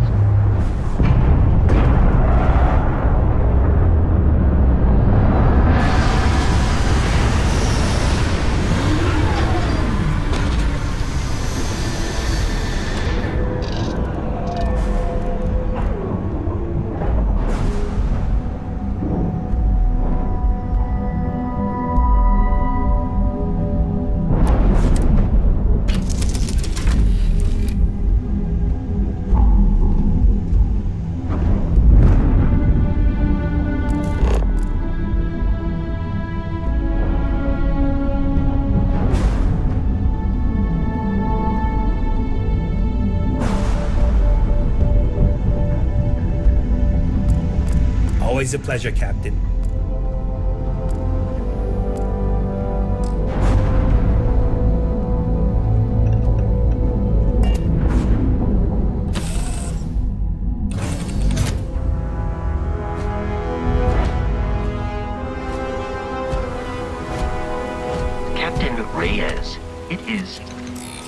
pleasant to see you.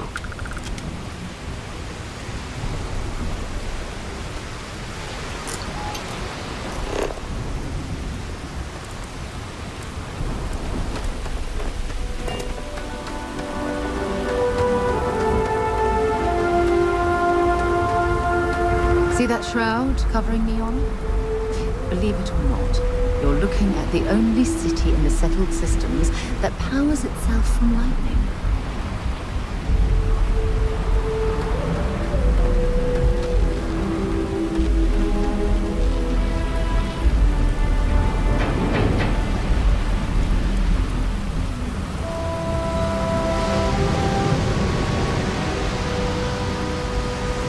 Looks like some sort of checkpoint ahead. It's probably designed to suck the credits directly from your pocket.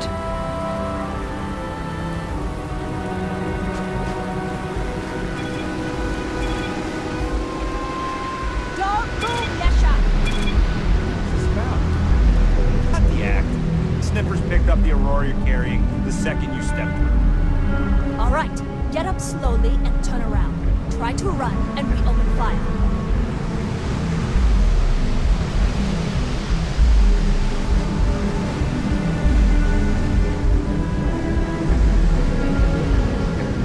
So, what was the plan, Misha?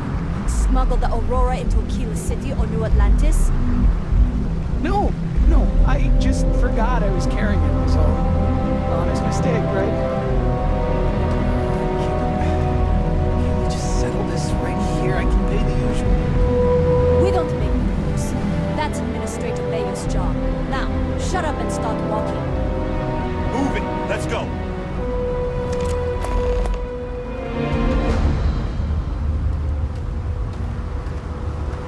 Follow the rules or wind up like Nashar. Your choice.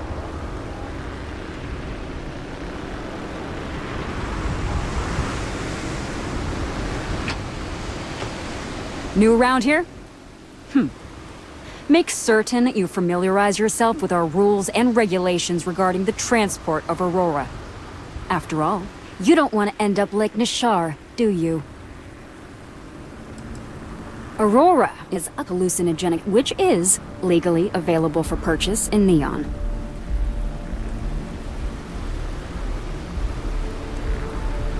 Certainly. And for your own good, I urge you to listen carefully. First and foremost, the interplanetary transport of Aurora is strictly forbidden. Anyone caught transporting the substance through this checkpoint will be arrested, fined, and jailed if necessary.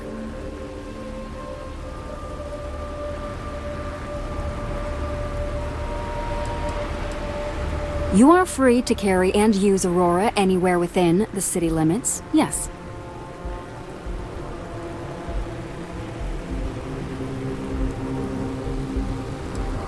On my list of excuses for attempting to transport Aurora, that ranks a close third to I forgot that I had any on me, and I am holding it for a friend.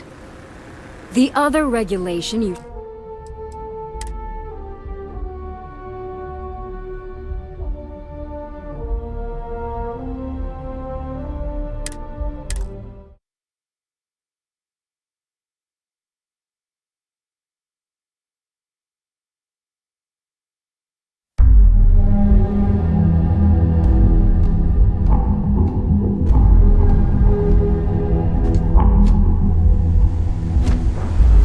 Hello, Captain.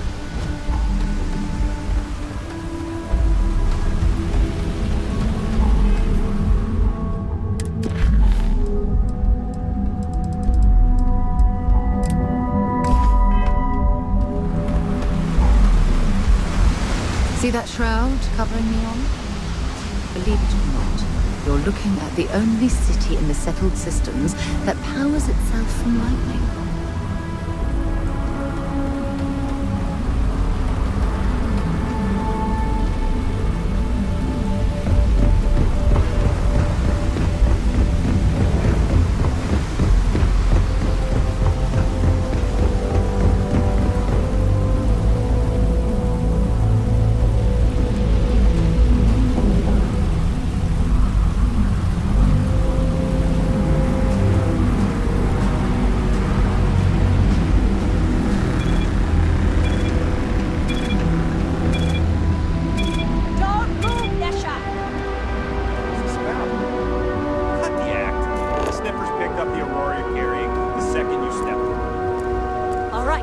Get up slowly and turn around. Try to run, and we open fire.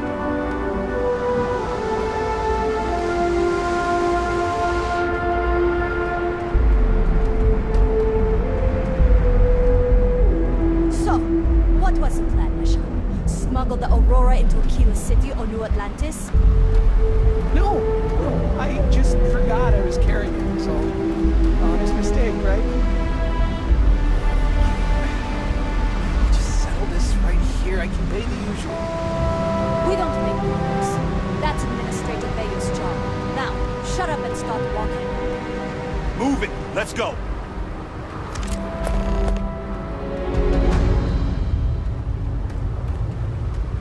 New around here? Make certain you after all, you don't... Aurora is a hallucinogenic witch. Certainly. And for your own good, I urge you to listen carefully. First and foremost, the interplanetary transport of Aurora is strictly forbidden. Anyone caught transporting the substance through this checkpoint will be arrested, fined, and jailed if necessary.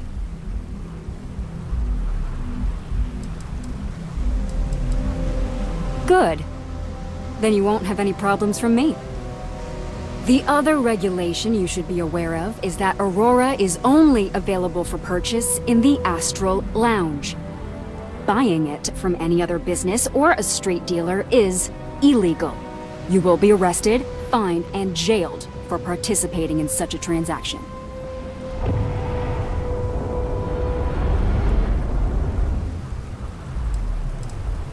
You can find it inside the trade tower. Take the elevators up to the terminal building and head across Bayou Plaza. You can't miss it.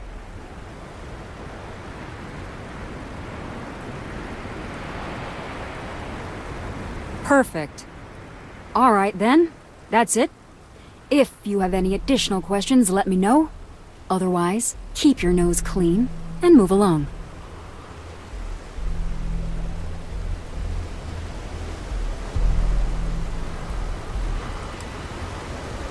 Volii Alpha has a unique agreement with the Freestar Collective.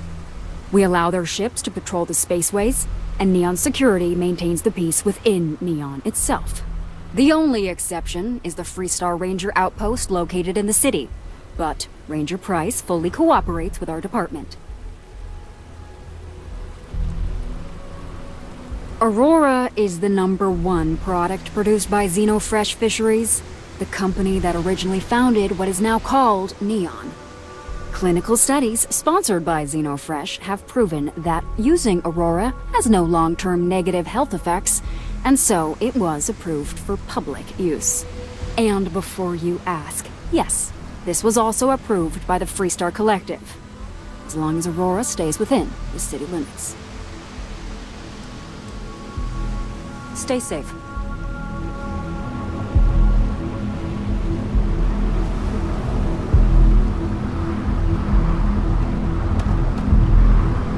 Keep your nose clean. Lousy? The hell are you talking about? Outside of work in the Astral Lounge, this is one of the most secure jobs you can get. Do you have any idea how many people get turned away from Neon Security? How about half the damn platform? No, I'm one of the lucky ones. Spend some time in Epside and you'll see what I mean. Worst part of Neon. Basically, it's the outer perimeter of the entire platform.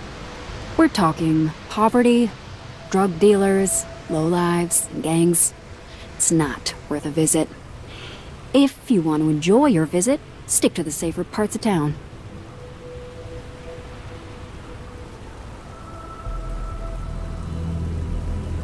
Uh-huh.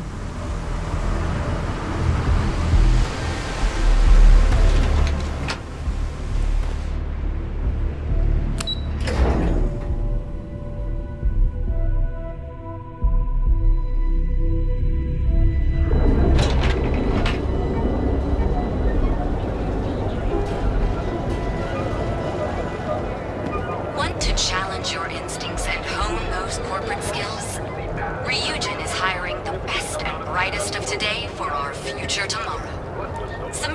application now at the nearest kiosk.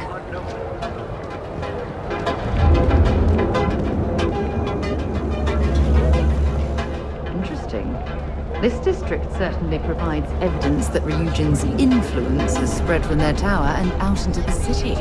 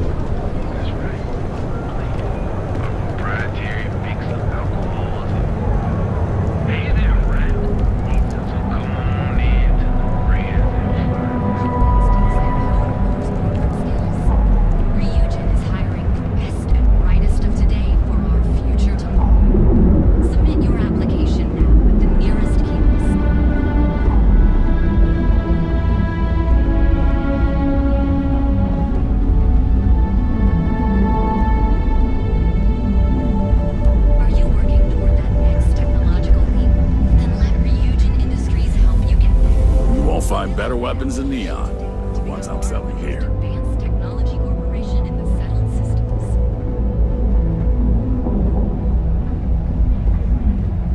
You in a buying mood today?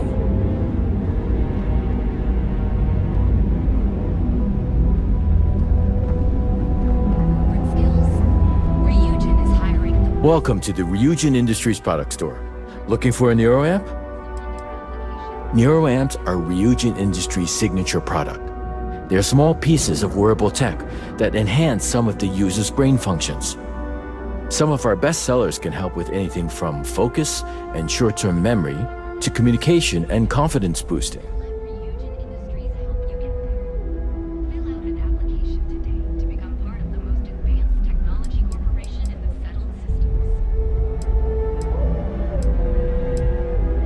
It really is. Trust me, once you put one on, you'll never look back. Why don't you check out the shop? It's worth browsing even if you aren't looking to buy. I'm always stocked up on NeuroAmps.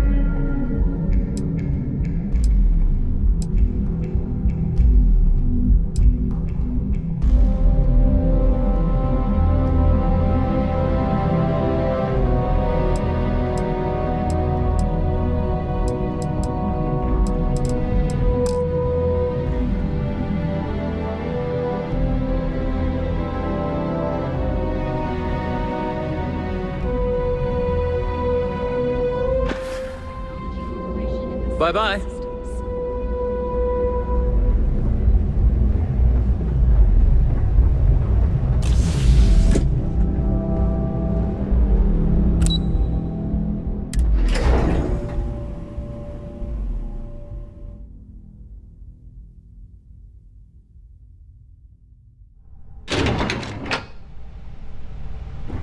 Welcome to Ryujin Industries. Can I help you?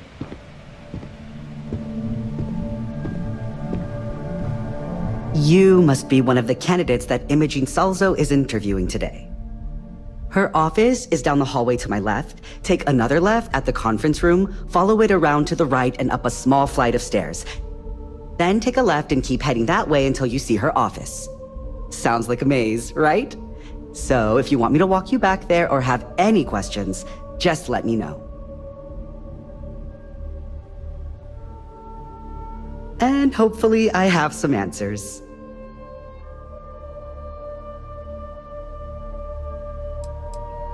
Oh wow, you're serious? Well, Ryujin is the tech industry leader in the settled systems, mostly known for neuroamps, which exploded on the scene about 15 years ago. Other than that, our products include operating systems, security, various quality of life improvements for the home. We're like a full package. If you really want more info, I'd recommend reading up at one of the kiosks. They've got this company's entire history listed. At least the history they want you to know.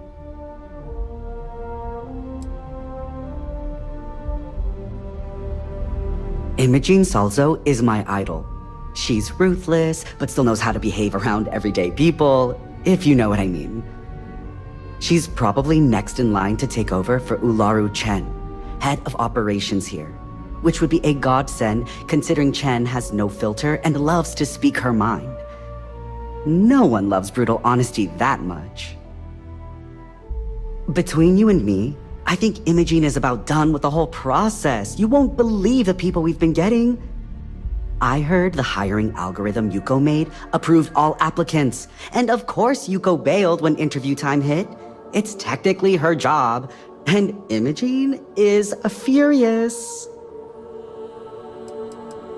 Good. Best not keep Imogene waiting too long. And the offer still stands if you need someone to show you the way. Of course, follow me.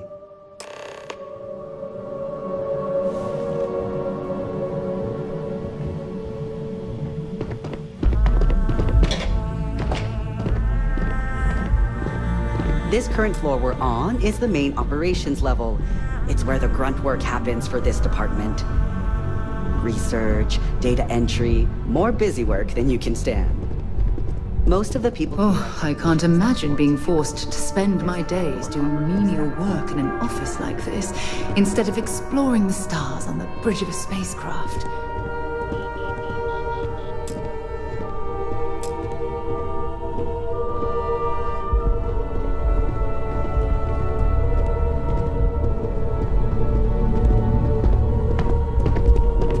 As technicians, we handle prep and post-op. And beginnings here and we are. ends. Good luck in there. I'll probably see you on your way out. You're interrupting me. Is this time accounted for?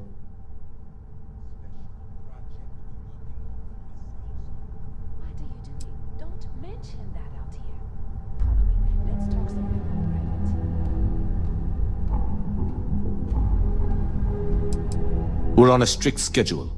I just want to make sure this impromptu meeting is properly tracked. Then I will remind you that the schedule exists for a reason, and we seem to be ignoring it. If time is money, then suffice to say Ms. Serrano would not be pleased with such a frivolous expenditure.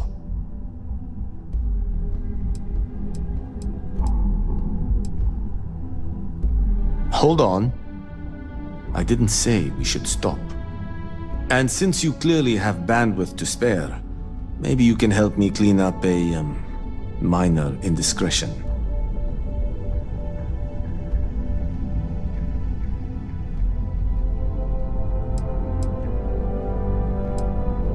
We're each assigned shifts to assist operatives, ensuring coverage at all hours.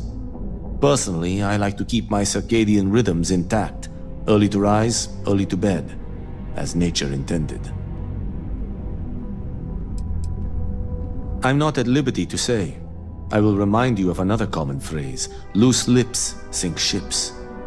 So, be cautious around the office and discuss intel at your peril. Contractually, yes, but I'd rather avoid the embarrassment. Normally, I do a good job of setting boundaries between work and life.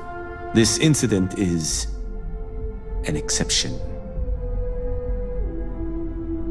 Good. Let me give you some background. Recently, I've been assisting the impoverished in both Ebbside and the underbelly. I pay for the occasional meal, clinic visit, or comfort. But I may have lost a slate in the process. I need you to locate and retrieve it for me.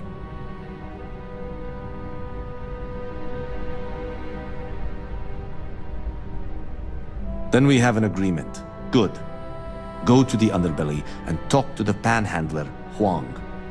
Discarded items are her specialty, so she may have come across the slate herself. If you can manage to find it, bring it back to me, and I will pay you for the time.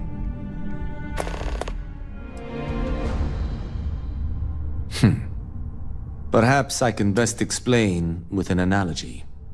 There is an aquatic species on Volai Epsilon, which, by cruel irony or test of metal, hatches on dry land. Only 1 in 10,000 make it to adulthood. Most are eaten, some simply die in the crawl to the ocean. Meanwhile, there is a similar species that is born in the water itself.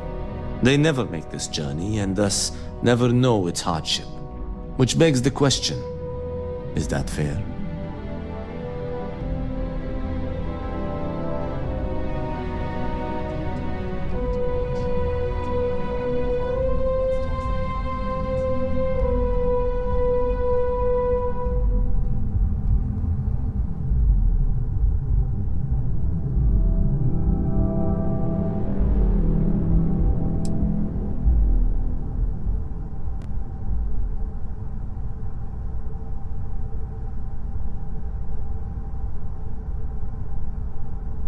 I agree, which is why I choose to help those born into poverty.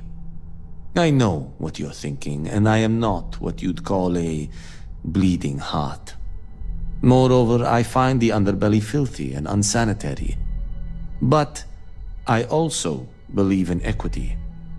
I am well aware that my life came with a head start, so I try my best to balance the equation and bring the hatchlings to the water.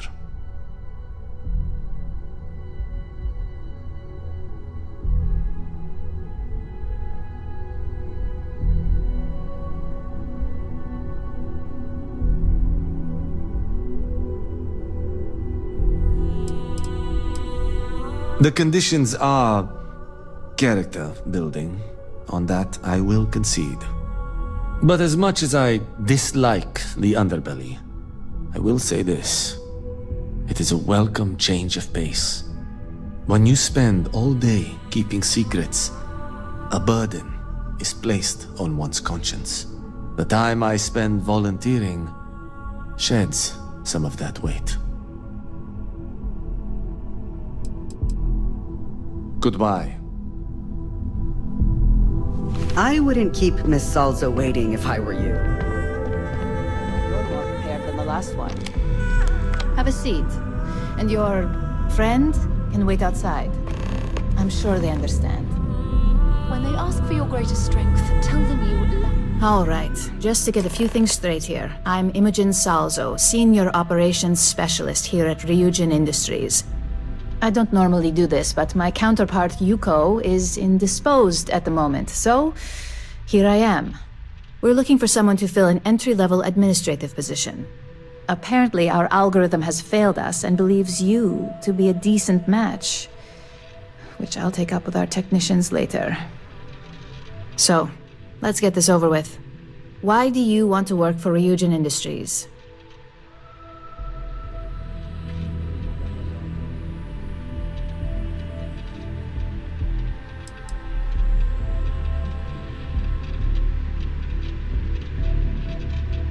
A pretty knowledgeable answer for someone who claimed to have no familiarity with Ryujin and our product lines. You're either a bit too modest, or smart enough to put in a little research before coming here. Oh, and only one of those qualities is of any use. I assume you know which one. This next one should be interesting, considering you marked having 0 experience. Why do you consider yourself qualified for a job like this?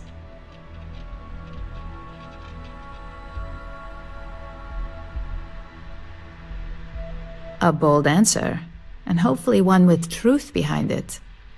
How motivated are you to succeed?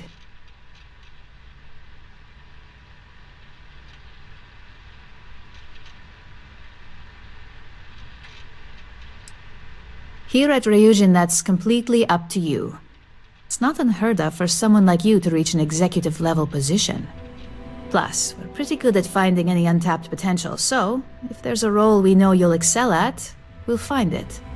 And finally, my last question. If you worked here for 5 years, what role would you see yourself in?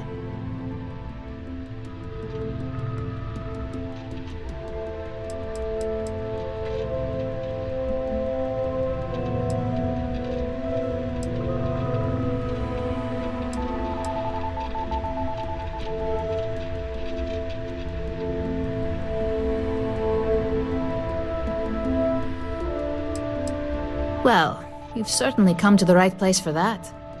Considering your education, I'm sure you could reasonably find a place in that department. So look, since there's a million other things I'd rather be doing than this, not to mention that this isn't even my job, you're hired. On a probationary period, of course. First order. There's a meeting starting soon, and I need you to pick up the coffee order at Terra Brew. Fairly easy, so you shouldn't be able to screw it up. If there's a line, skip it. Tell them you're here for Imogene Salzo, and you should get served right away.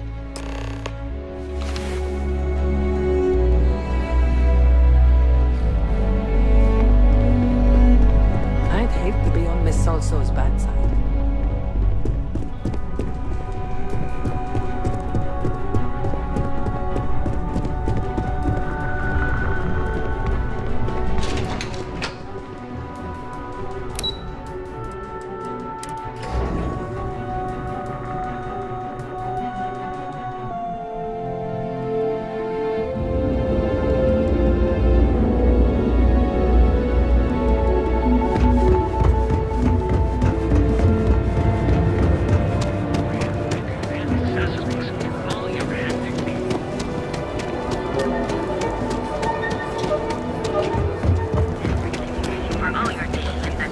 Well, with all signs pointing to the Astral Lounge, I suppose we should pay it a visit. Purely for exploratory purposes, of course.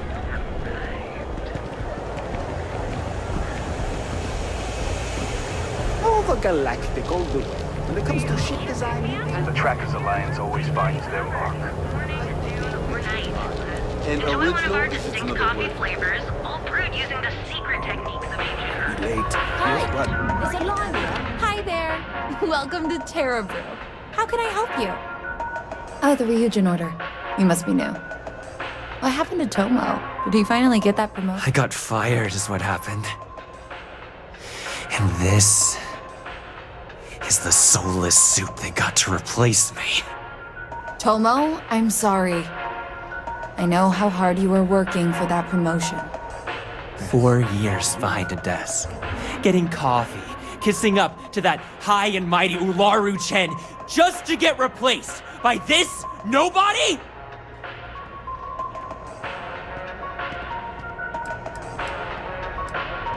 Like, who knows? I looked at someone wrong, the coffee wasn't hot.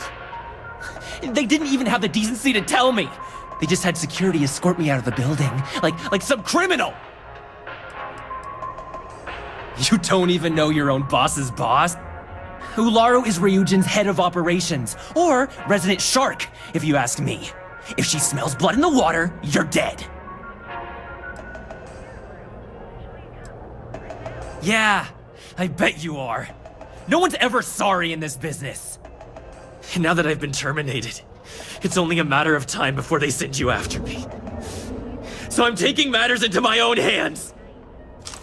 Believe me, it's either you or me. No one's been sent to terminate anyone. Now, why don't you just calm down? Before someone accidentally gets hurt.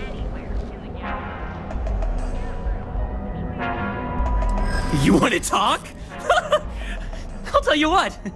You get one chance to prove you deserve this job. Change my mind and I'll walk away. Fail, and I think you know where this is headed.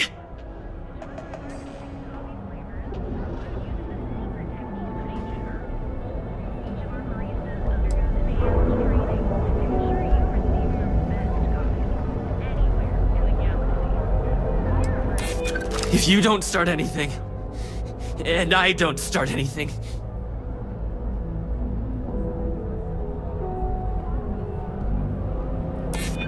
you can't be that good. Not yet! Look, at some point, Ularu really will send you after me. Just promise me you'll remember this. That when I came after you, I gave you the chance to talk me down.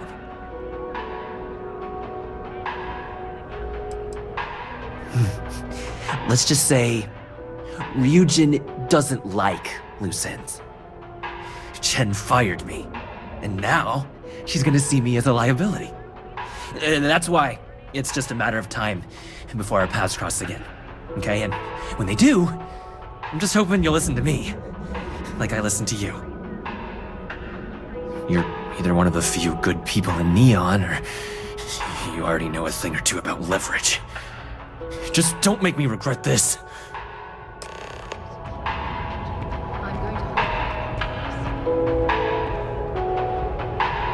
Hey, no worries on anyone calling security here. Take it from me, Ryujin will handle any drama that may come from this. You'll want to be sure to report it to them. Tomo had been Ryujin's errand boy for some time now. Lots of ambition. Dying to get up that food chain, if you know what I mean. He always seemed really nice, so a stunt like that? I never saw it coming. Ryujin has connections everywhere. Even Benjamin Bayu. You know, the very man that runs Neon?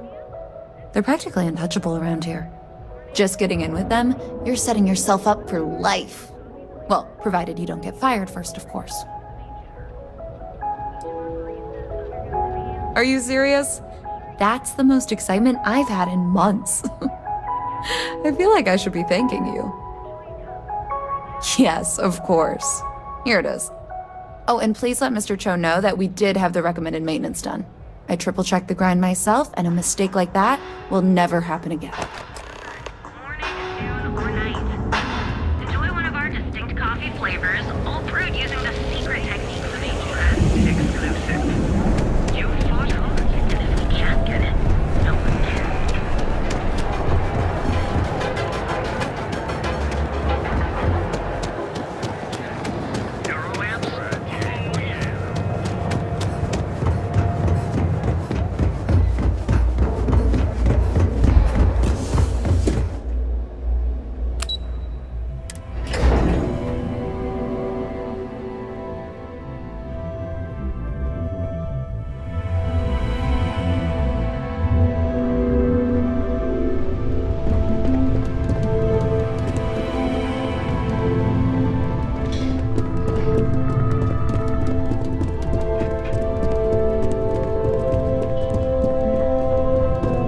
How goes the slate search? Any complications?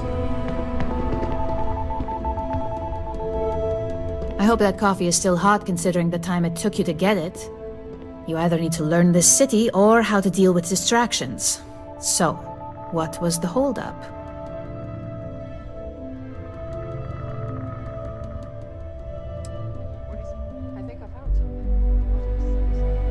Good answer. And the one I was hoping for, since we learned of the incident before your return. Your handling of the Tomo situation has caught some attention, and we'd like to try you out in a different role at the company. And since Yuko isn't here to object, your new position starts right now. So, congratulations, you've been promoted. Not bad for your first day, right? Talking through it was the right way to handle the situation. I'm proud of you.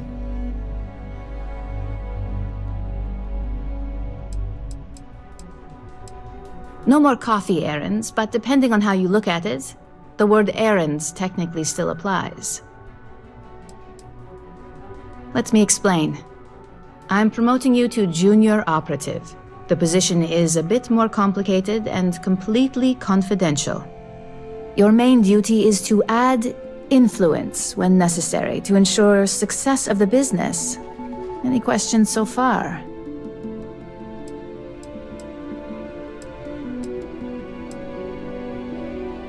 Really? Well, this transition may be easier than I thought. Now, let's get that coffee delivered. I'll gladly take mine. And since Yuko's still a no-show, feel free to keep hers. The other recipients are eagerly waiting for you in the conference room.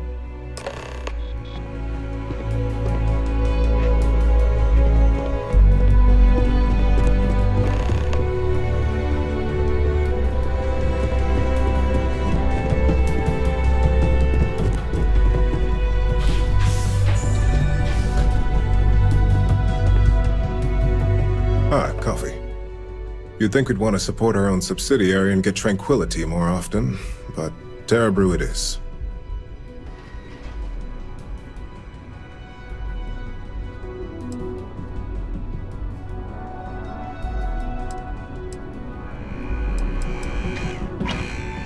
Terra Brew would be a substantial purchase, but we fully intend to develop the Tranquility brand.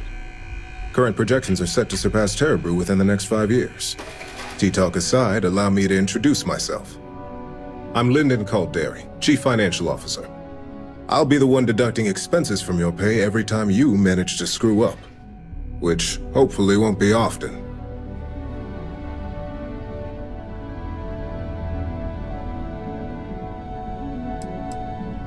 Good. Then it appears we have nothing left to discuss. This introduction was not annoying. I hope our future encounters are as productive.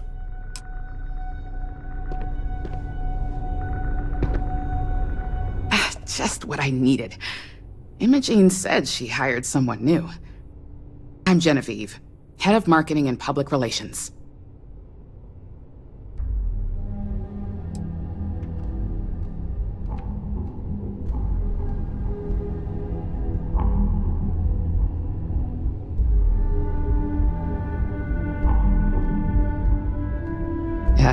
Me and an entire department at my back. Anyway, it's good to put a face to the new operative. The only question now is how much work are you going to be?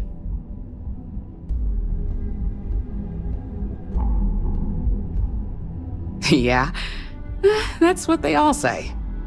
Just know that one screw up for you means a lot of overtime and sleepless nights for me and my team. So, any precautions you can take will be greatly appreciated. Remember, be careful out there, for everyone's sake. What time is it?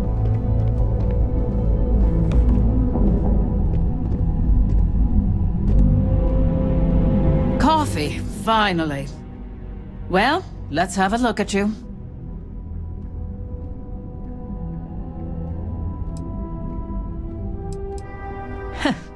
Sounds like something my son would say. And no, I don't mean that as a compliment. I'm Alexis Price, head of the legal department here, and I'll be direct. Any legal troubles you cause as an operative, witnesses, getting arrested, are my troubles. So steer clear of law enforcement. We may have connections with Administrator Bayou and the Freestar Rangers, but they aren't the ones I prefer to abuse.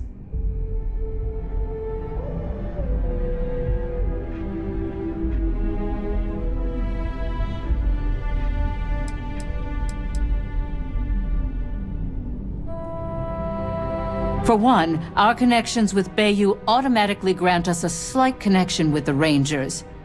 He has some amount of influence with his seat on the Council of Governors.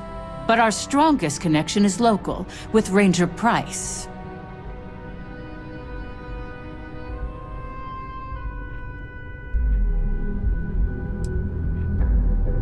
If we could get Freestar Rangers on payroll, we'd be running this faction. So no.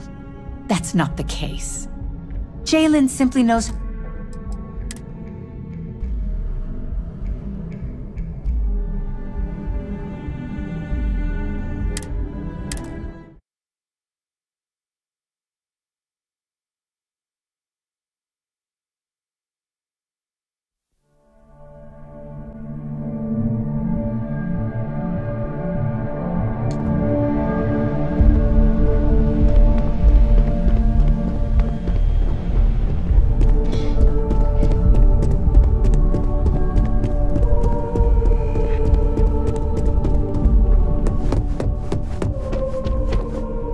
I hope that coffee is still hot considering the time it...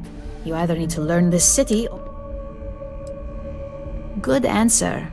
And the one I was hoping for, since your handling of the Tomo situation has come. And since Yuko isn't...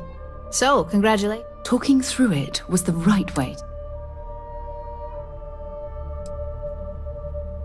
Of course. We believe in risk versus reward here. I'm promoting you to Junior Operative. Your main duty is...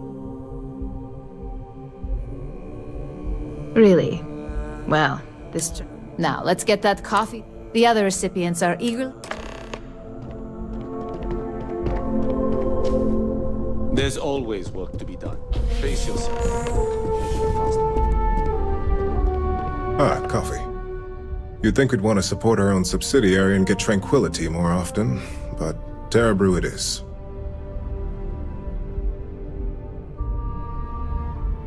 Terra Brew would be a substantial purchase, but we fully intend to develop the Tranquility brand.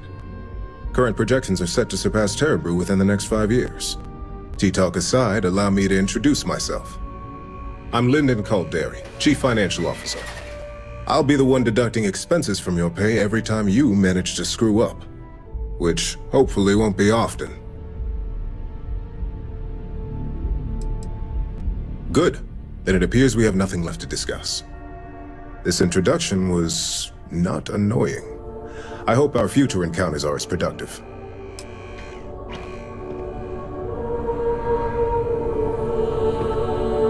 Just what I needed.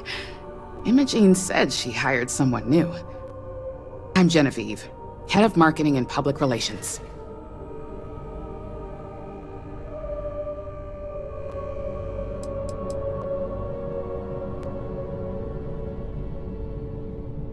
Having a brand following definitely has its perks, but it's the others we like to focus on. Anyway, it's good to put a face to the new operative. The only question now is how much work are you going to be? Yeah, that's what they all say. Just know that one screw up for you means a lot of overtime and sleepless nights for me and my team. So, any precautions you can take will be greatly appreciated.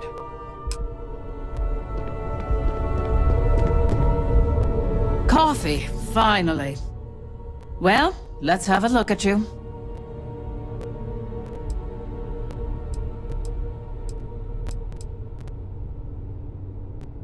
If only pleasure was the word for it. I'm Alexis Price, head of the legal department here, and I'll be direct. Any legal troubles you cause as an operative, witnesses, getting arrested, are my troubles. So steer clear of law enforcement. We may have connections with Administrator Bayou and the Freestar Rangers, but they aren't the ones I prefer to abuse.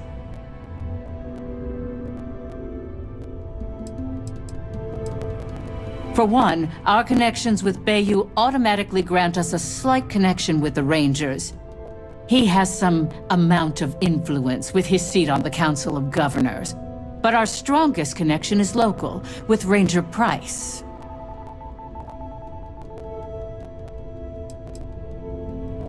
He's the Freestar Ranger stationed here on Neon, and much to my dismay, my son. He could have been an amazing lawyer or businessman. But instead, he's chosen to waste his talents to protect the people of the Freestar Collective. Administrator Bayou runs Neon and is on the Freestar Collective's Council of Governors. We have a long-standing symbiotic relationship due to the contributions that Ryujin Tower brings to Neon.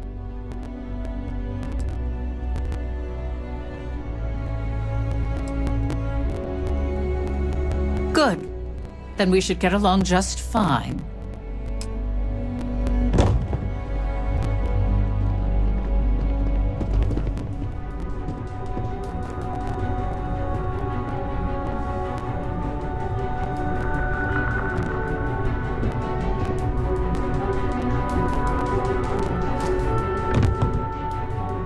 So, fetching coffee 1 minute, and junior operative the next. Gamden Cho, supply chain manager for Ryujin. We won't work together much, but as part of the same department, hopefully I'll be seeing you around.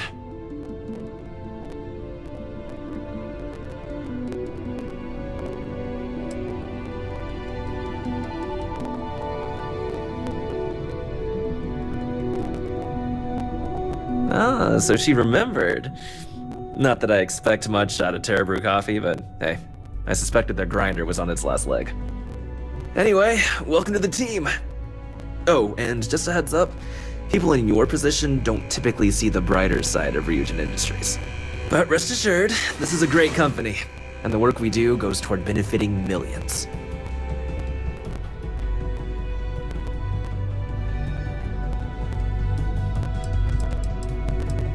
Well, neuroamps for one.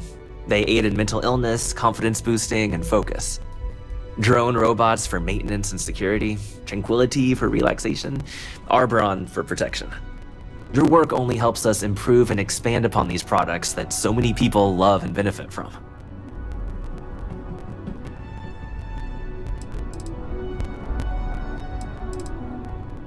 Please do. It's easy to get wrapped up in the bad if that's all you see. Of course, you'll be forming your own opinions as you go. Just keep an open mind. Oh, and thanks for the coffee.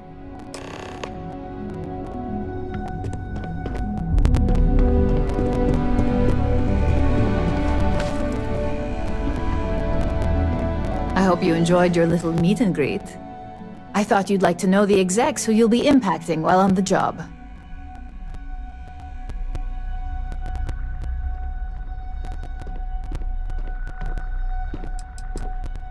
I'm glad you feel that way. Now that you've met a few of the execs, let's get you started. We have reason to believe that our friends at Kelp Corp are trying to hack into our R&D server, since we're both competing for a contract right now.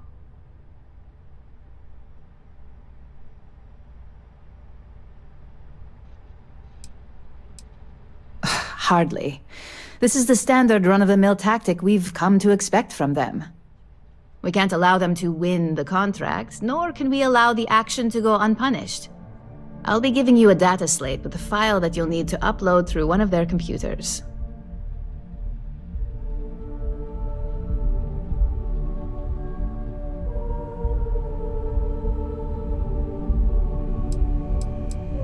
That's up for you to determine. Think of it as the creative aspect of your job. There's always more than one way to get the job done around here.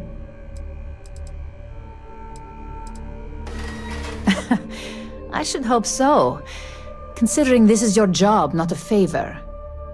Here's the data slate. Good luck.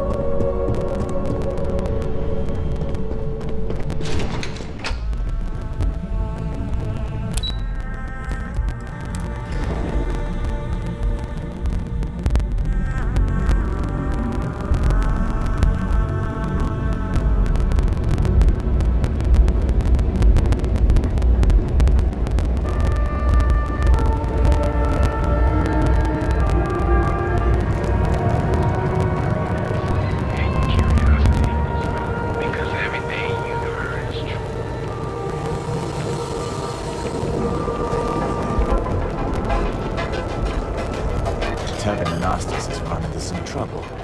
Word to the wise. You don't want a piece of that.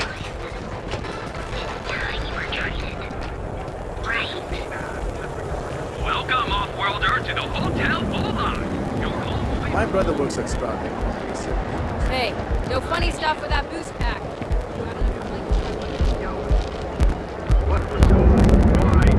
If Benjamin Bayou's ego was as combustible as helium-3, he'd be able to provide enough fuel to power every ship in the settled systems.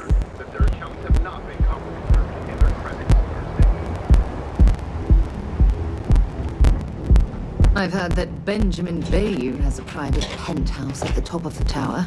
The view from up there must be breathtaking. That's where the real money sat.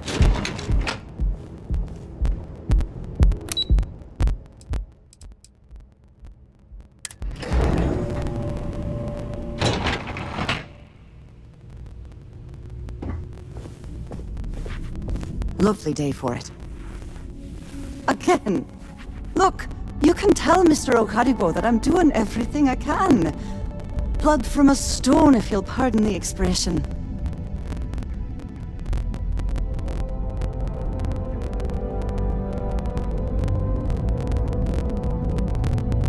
Oh my lord. You aren't here about Mr. Okadibo's debt to Kelkor? Oh, this is so embarrassing. Let me start over. My name's Clover McKenna, but you can call me Chloe. Sorry for me outburst. Have a fine day.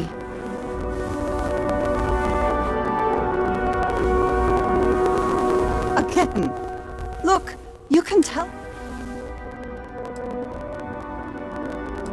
But in your... Wait a minute. Have I screwed this up again? Oh, damn.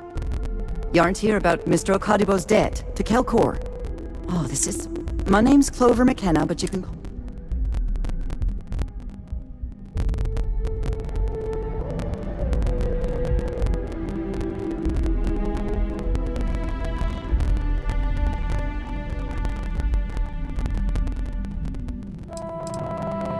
I'm not sure.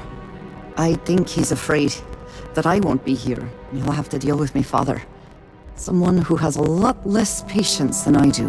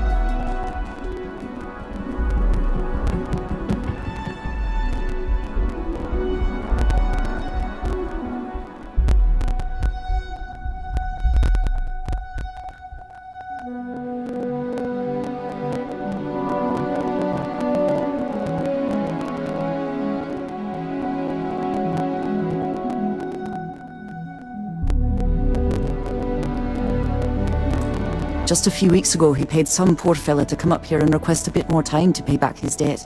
So I snapped at you like that. I thought he'd done it again.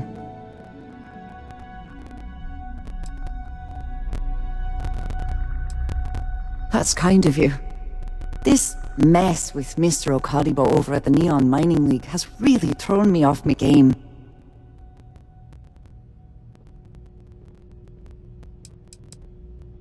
It's a shop over in Akuchi Market. You know, the plaza next to Ryujin Tower? They sell all sorts of mining supplies and raw materials. It's a fine little shop, well stocked and immaculate. Mr. Okadibo is the owner. He's a lovely, lovely man, but his aspirations are one grav jump longer than his business instincts.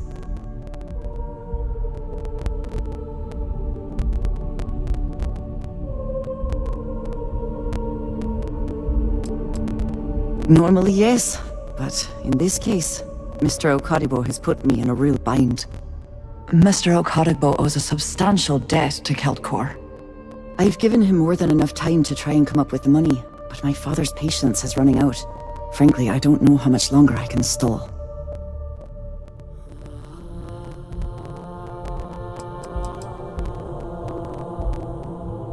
For now, but let's not mistake my position for what it really is.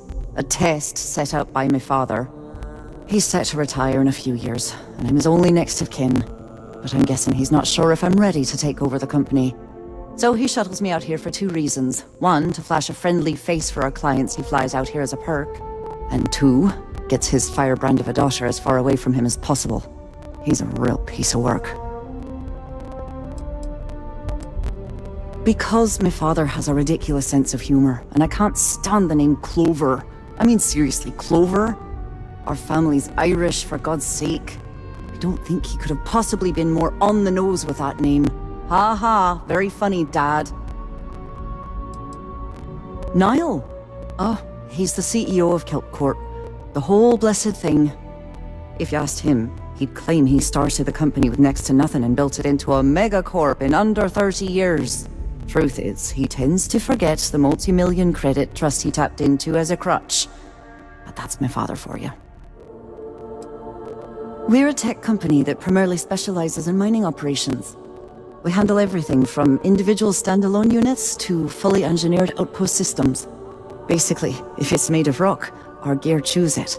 Might not be as glamorous as some of the other corps in this building, but it pays the bills. You'd be willing to help out. That's awfully kind of you.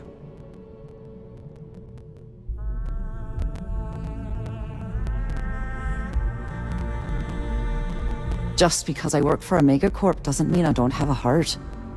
Saburo, Mr. Okadibo, he's one of the nicest people you'll ever meet, especially in this city. He really needs help, but he's too proud to accept any money from me. Maybe he'd listen to someone like you?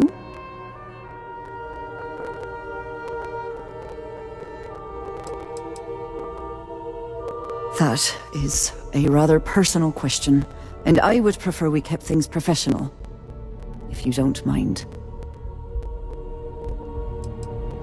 It's a substantial amount of credits.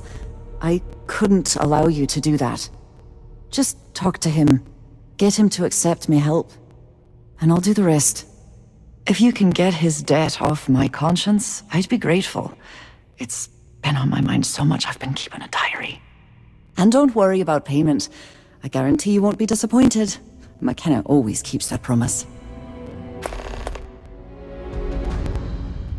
When he opened the shop, he outfitted it with equipment from our company. Spent a bundle of cash he didn't have. Obviously, business hasn't been going well, because he's fallen way behind on his payments. Opening a mining business on a world almost entirely covered in ocean probably wasn't the most savvy of business plans.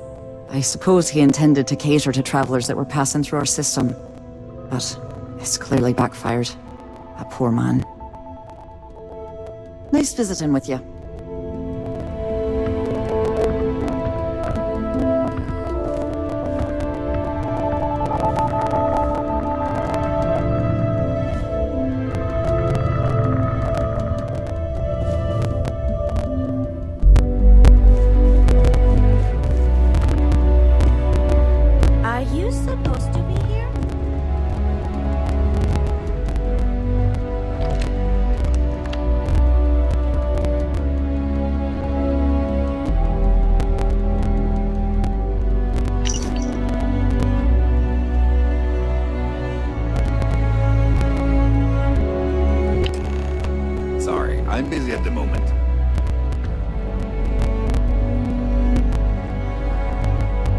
due for the break later?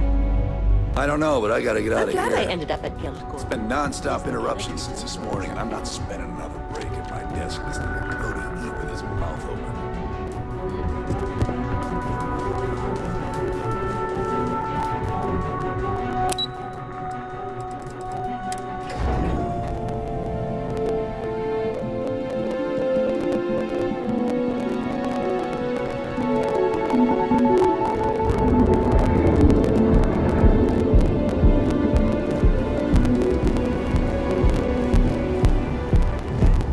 My mother wanted me to be a doctor.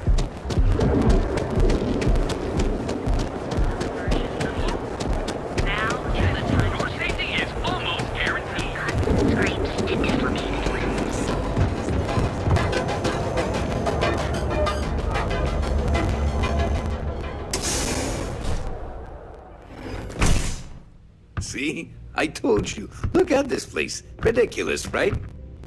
Why would someone open a mining supplies business on an ocean planet? Exactly. I can't believe this place is still open. I give it a few more months before this loser packs it in. Ah, don't be such a jerk. We should look around and see if there's something we can buy. Yeah, sure.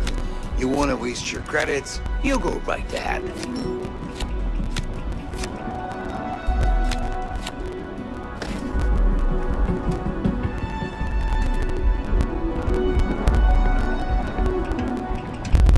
You good?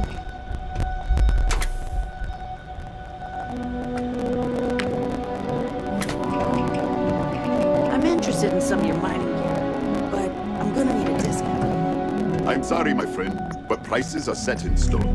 I'm afraid I cannot provide any discounts. What's up? Oh, come on, man. Where am I supposed to go mining on Volai Alpha? It's nothing but ocean. Look, I'll pay 50%, but no more. You should be happy, you know? I don't exactly see any customers clamoring at your doors.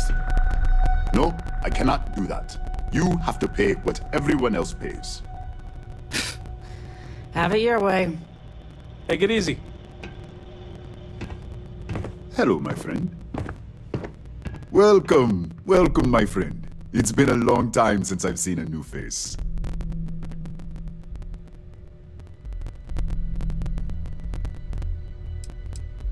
Isn't it obvious, my friend? I sell mining supplies of all shapes and sizes, as well as many hard-to-find types of ore. Everything I sell is carefully portioned, securely crated, and ready to be delivered right into the cargo hold of your ship.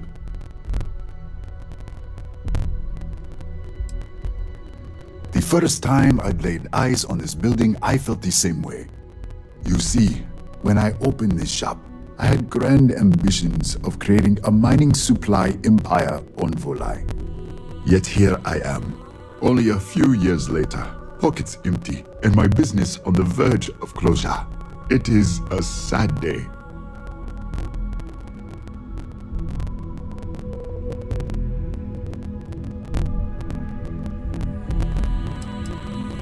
I don't know, my friend. I suppose I would be at Neon's mercy. Just another failed dreamer, walking the streets and living in a sleep crate. That would be a blessing, my friend, but I wouldn't want to impose.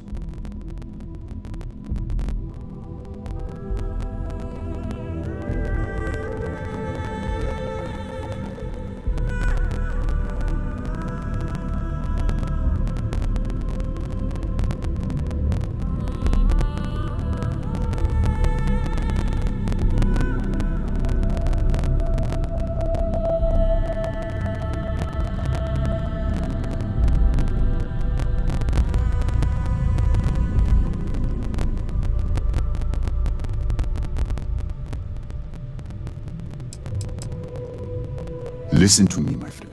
I hear what the people say on the street. They call me crazy for opening a mining business on an ocean world. I was aiming so much higher, hoping to attract these space travelers, passing through the Volai system on their prospecting journeys.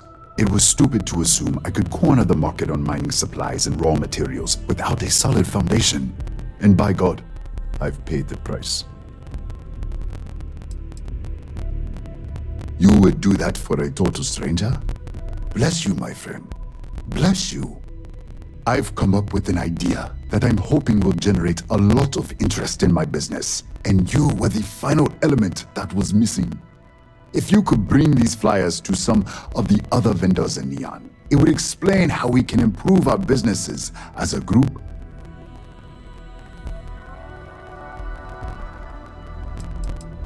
Many in Neon keep to their own, and I believe this is why we failed.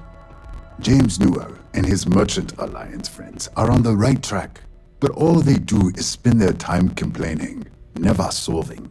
We must unify, band together, and help each other out. Then, when one of us falls, the others can reach down and help him rise from the dust. In the meantime, we will refer people to each other's shops, perhaps even promote sales together. It would benefit us all.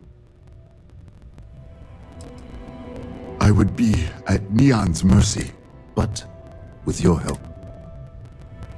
Wonderful, simply wonderful. You have no idea the weight you have lifted from my shoulders.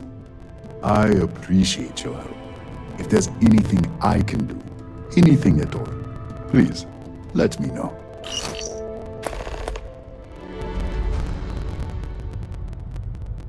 Certainly, my friend.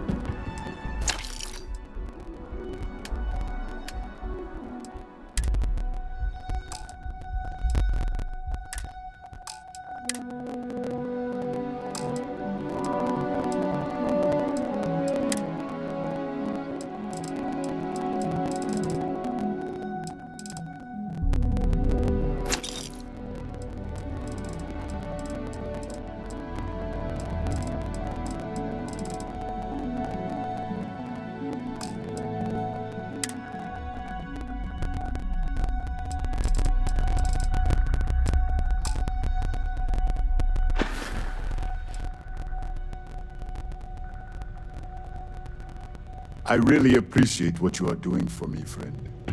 Yeah.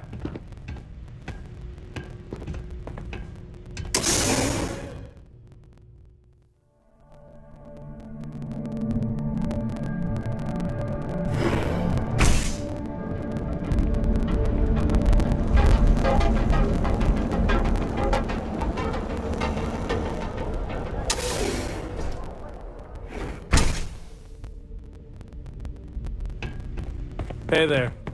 Hey there.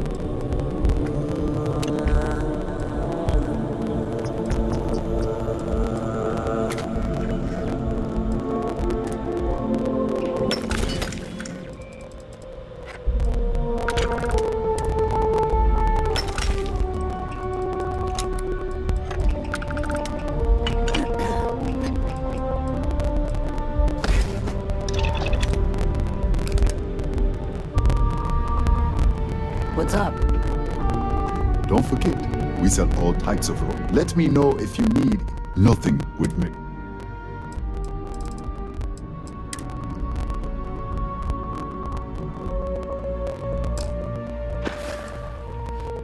Farewell, my friend. And tell everyone we have plenty of mining supplies in stock.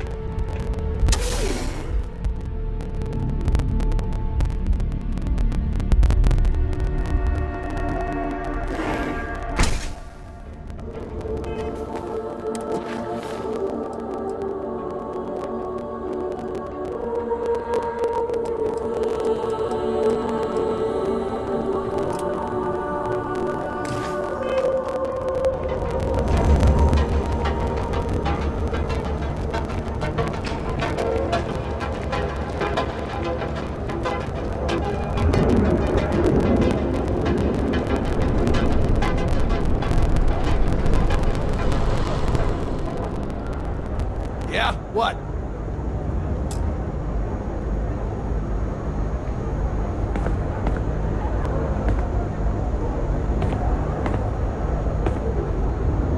Yeah?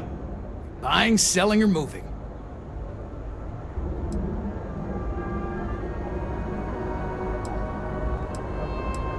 Yeah? Well, then let me spell it out for you. You either walked into the TA to buy some goods, sell some goods, or have some liberated goods taken off your hands for a reasonable price. So, instead of wasting my time making me explain how the business world works, let's get a move on. Hey, I never said stole. You used that word, not me. Look, let's stop playing games. We both know what I'm talking about. Now what'll it be?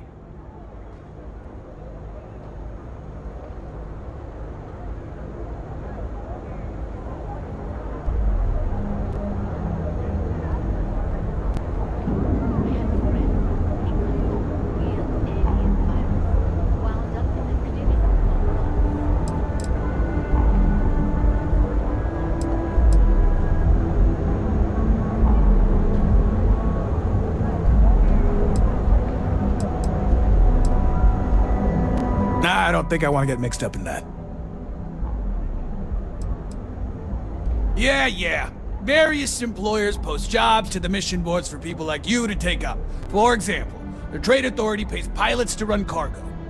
You'll find them in bars, usually near spaceports throughout the settled systems.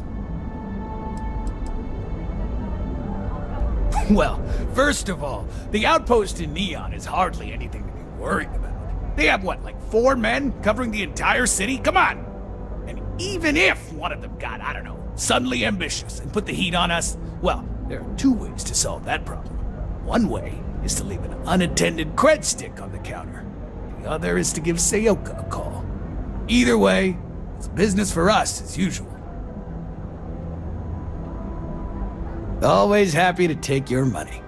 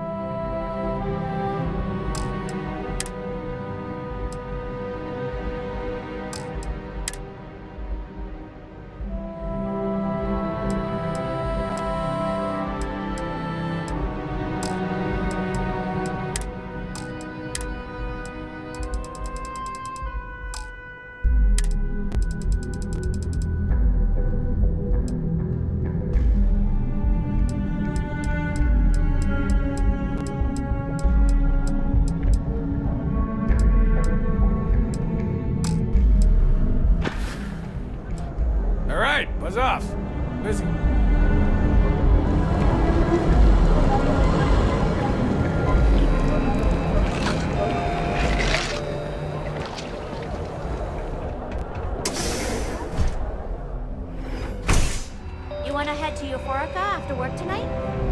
Nah, I'm feeling a little burnt out. I think I need a break. How about hitting up the rooftops and watching lightning hit the span? You know, that actually sounds like a good idea. Great. I'll bring the blend, you bring the chunks. It's a date.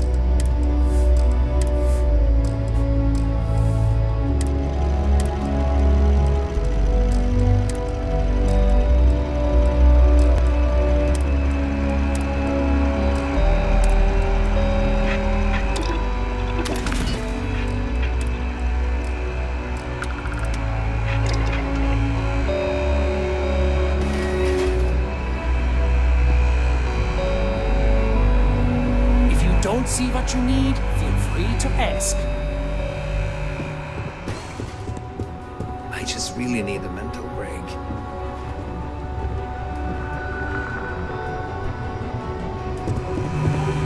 Welcome to Sighot's Outfitters. Everything you need to explore the settled systems. If I don't have it, you don't need it.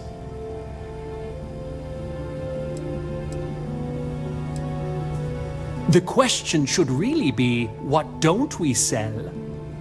We carry a wide assortment of equipment perfectly suitable for stellar exploration and extraplanetary excursions. Best selection in Neon. An artifact? Are you making this up?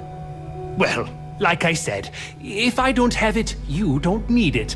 But I have a lot of other things you need. I've spent years perfecting my business by polling customers, measuring sales, and carefully adjusting my inventory to cater to just about everyone. So take your time, look around, ask me questions. You won't be disappointed.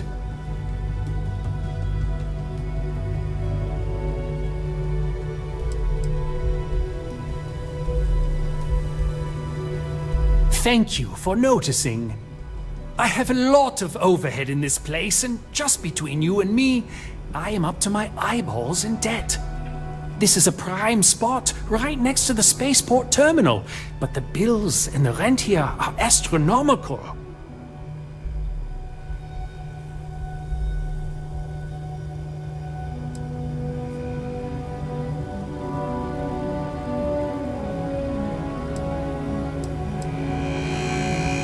You'd think that, right? Unfortunately, I'm barely scraping by.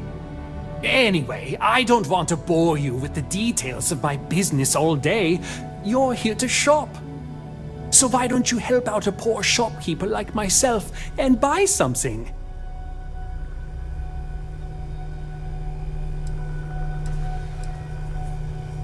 I've been at this location for the last 8 years, but I've had a business in Neon for almost 20.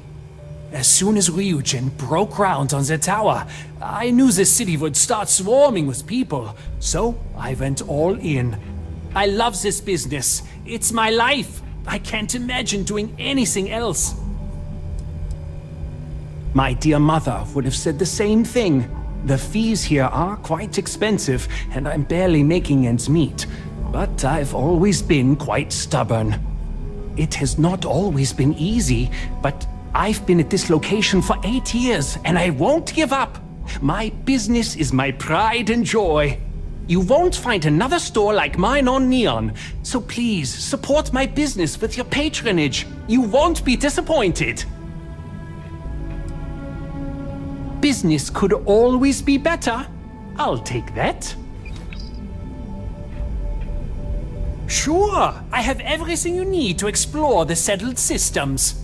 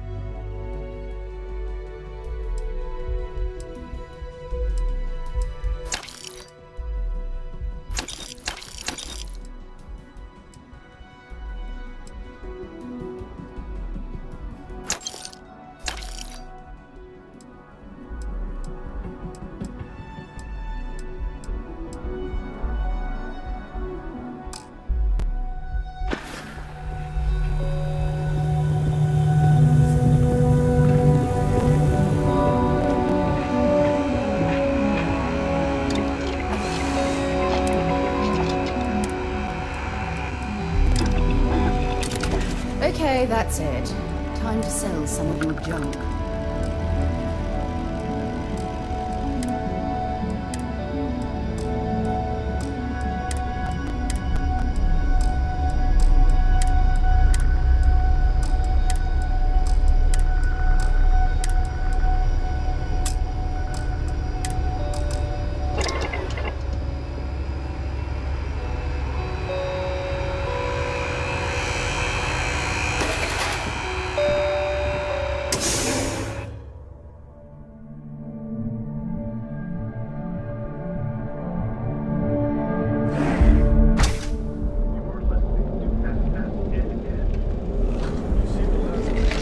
Hey there, intrepid explorer. Ready to make your ultimate discovery? Step through the door of Seaheart Zone, and you'll enter a world of UC Mass has recovered a significant amount of data stolen from Galvin.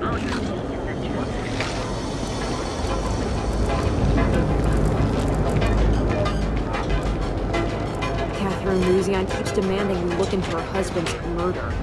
Murder, yeah, right. Hysterical broad.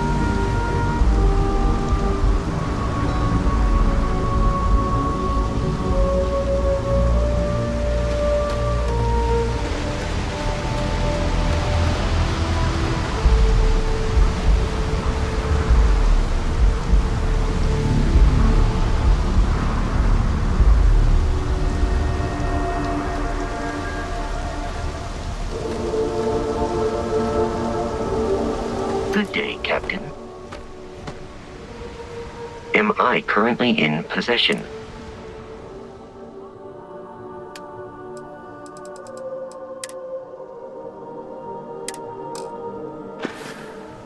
Goodbye for now.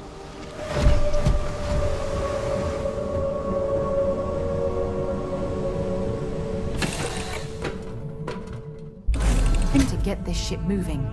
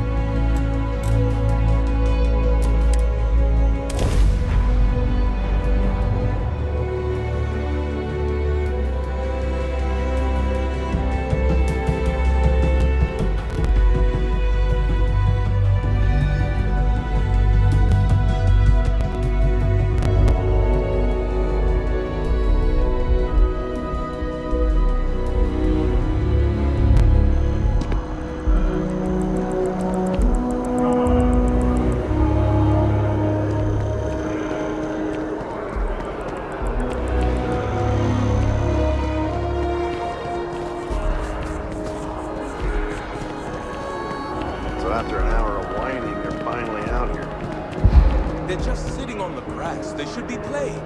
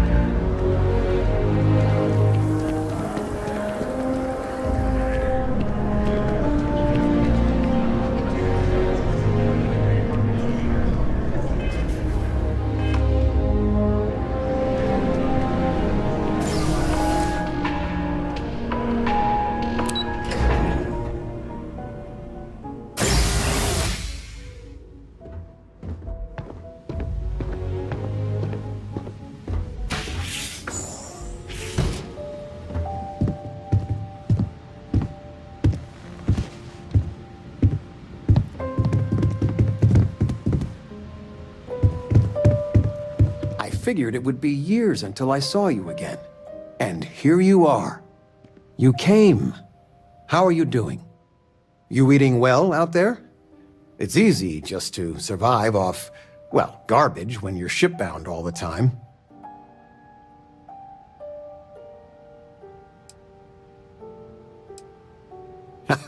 Well, I do what I can. You remember Grandpa's restaurant? Last time you were there, you must have been 5, 8. Some of the best food in the galaxy. Service with a grunt and a glare, I always said. But Dad's food kept them coming back.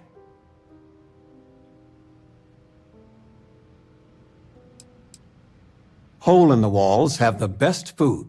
That's just science. Your grandfather taught me what I know of cooking. He didn't want me to go to uni. I was the only one interested in the restaurant. But when he got on in the years, he trusted me with something sacred. His meatloaf recipe.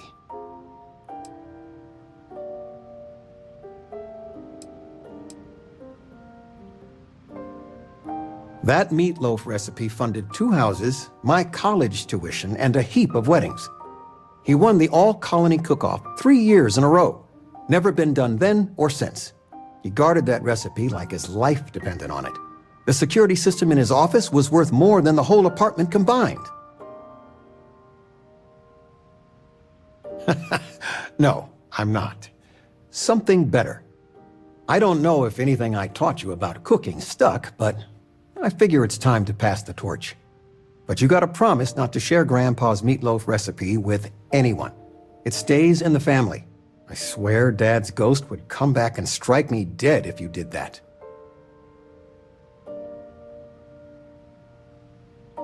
See that you do. Any meat will do. If it's dry, extra tomatoes. They'll moisten it up if you do it right. Sorry, a bit of a moment here. So, you want to talk about anything? It's good to have you home. There's just so much to do in New Atlantis. Constellation sounds magical, like a storybook. Talking with you has made my day. I'm being serious.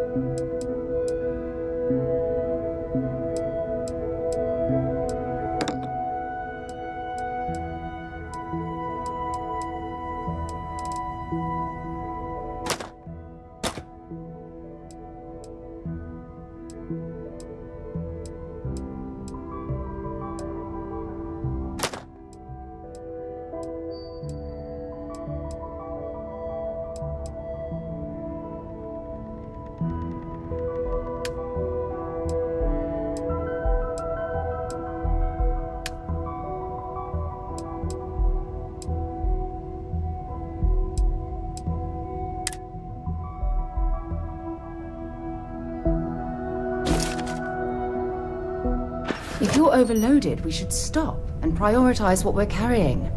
To Venus? Let's see what you've got.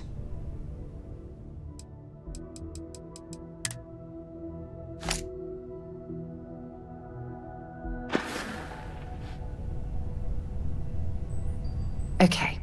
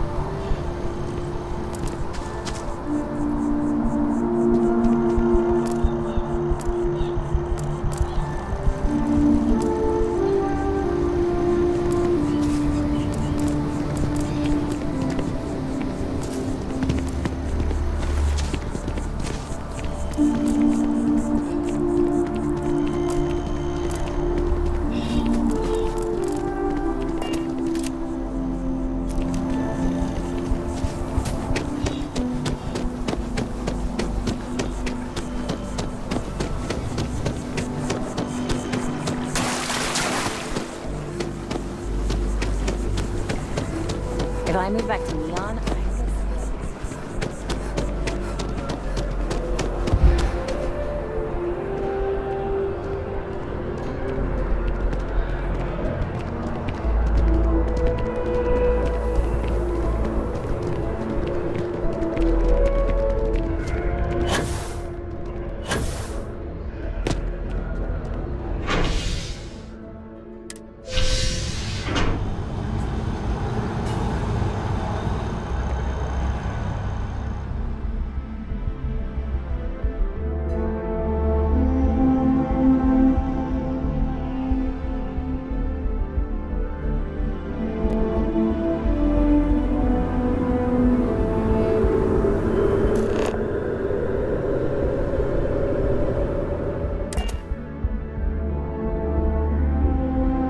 Head to my crew position.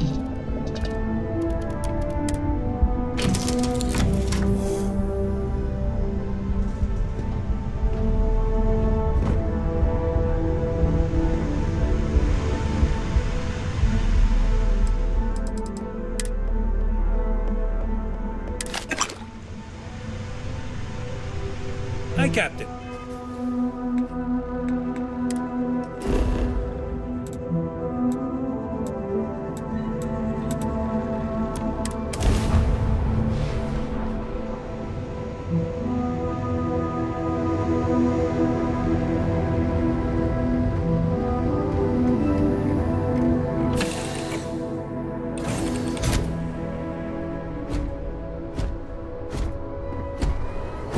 How can I be of service? Commencing item exchange protocol.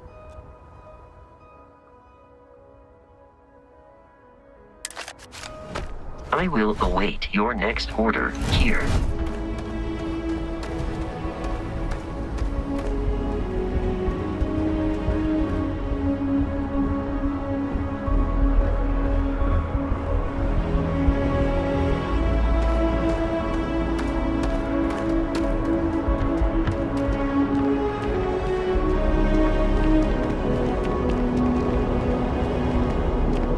Been up there, huh? Be scanned as you Thanks. enter the city. Please keep moving. Okay, no bounty. You're clear. Enjoy your visit.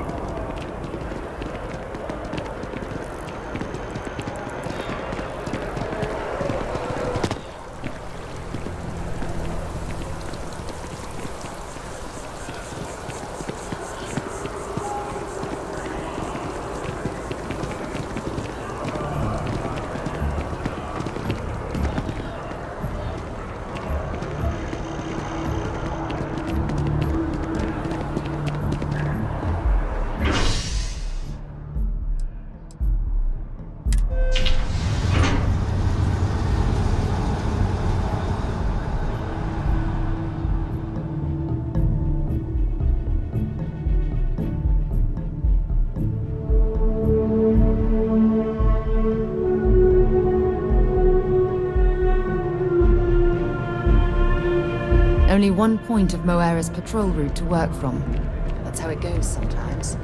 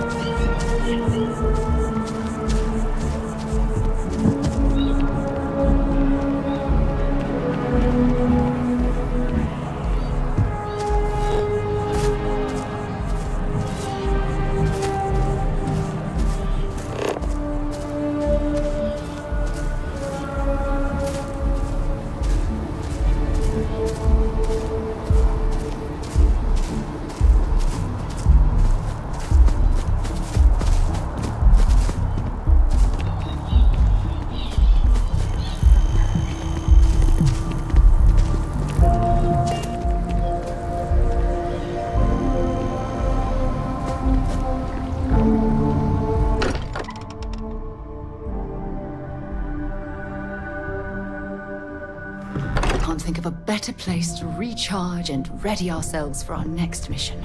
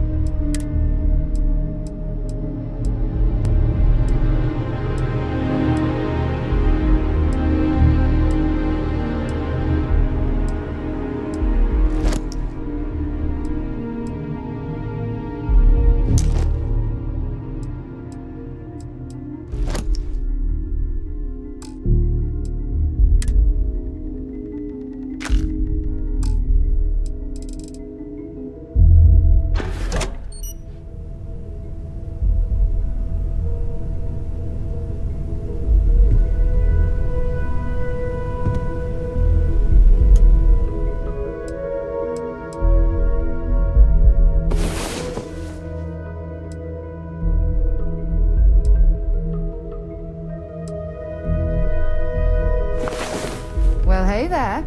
Nice long rest, eh?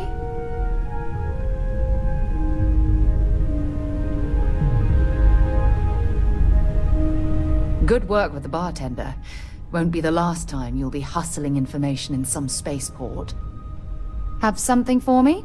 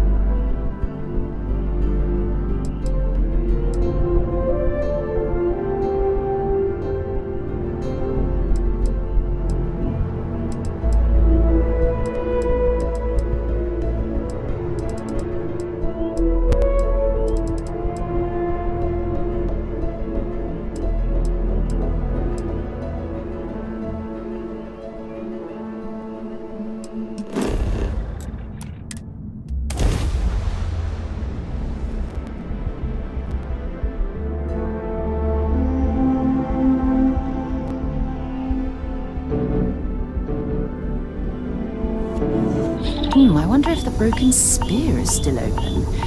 It's the only decent place in town to grab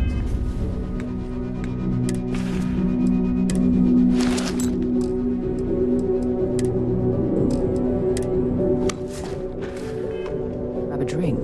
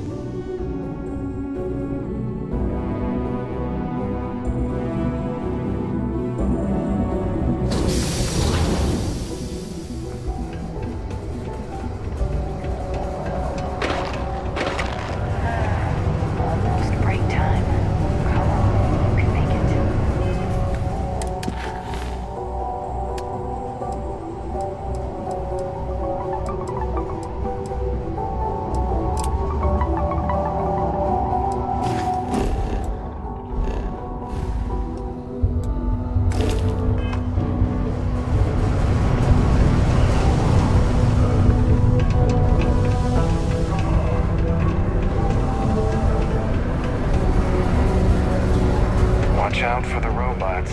They're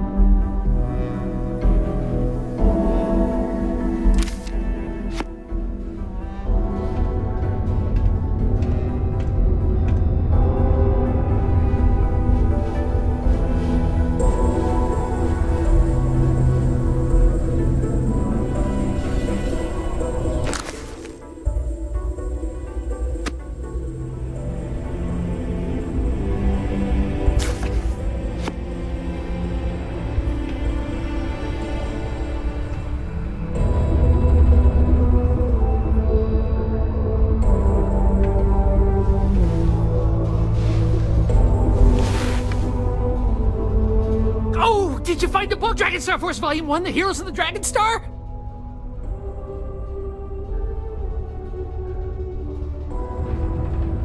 Nice! Can't tell you how long I've been waiting to add this to my collection.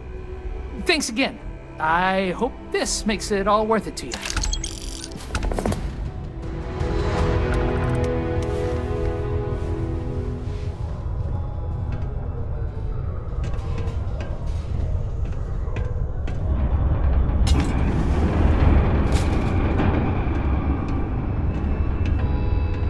Growing up in Sidonia, you gotta be tough.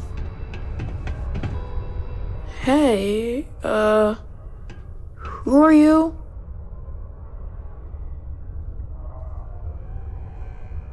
Nice to meet you. I hope you like it more than I do here. I'm Tae. I live here in the condos.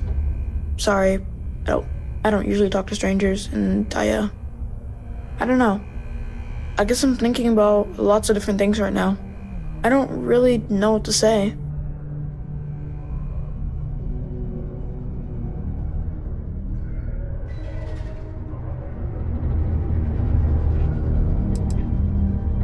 I don't know.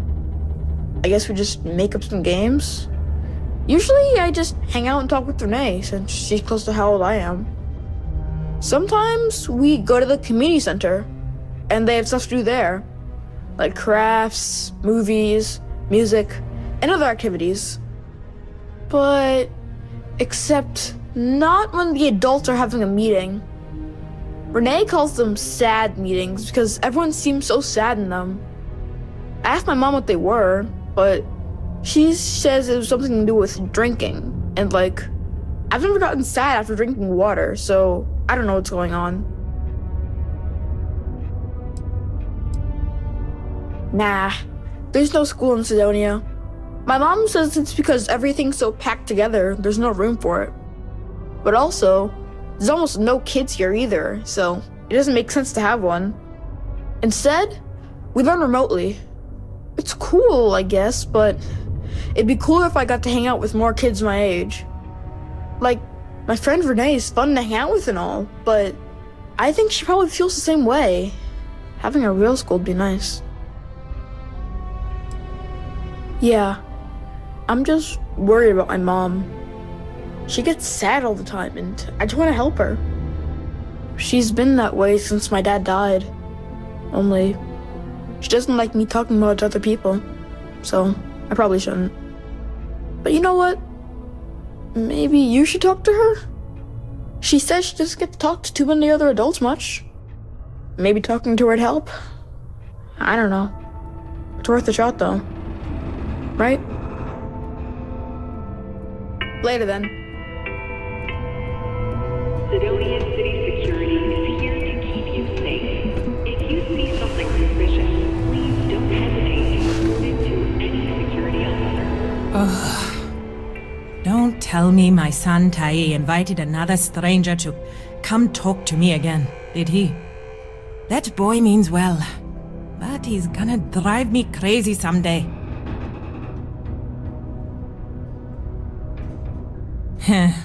Gotta hand it to him. He's got his ways of looking out for me. My son means well, and I know he's just trying to look out for me. My husband, his father, isn't with us anymore. It's been hard ever since.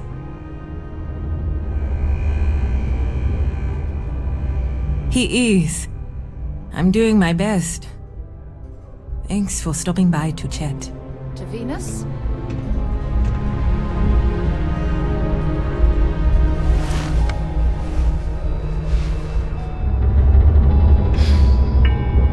What if my mom weren't so sad all the time? Please keep prolonged showers and other water use to a minimum. Do your part to preserve our precious resources.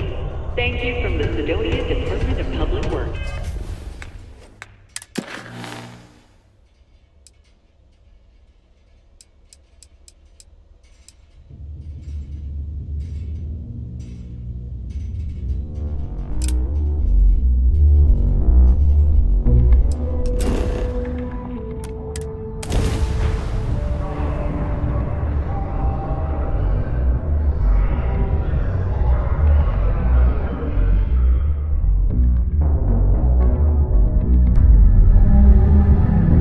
While we're here, we might want to stay away from the edge of the upper platform. It's a long way down.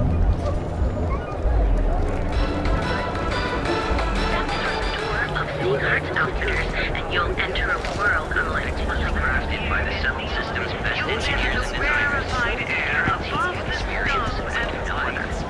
Sprout Equid. Don't just fly through space. Become one with it.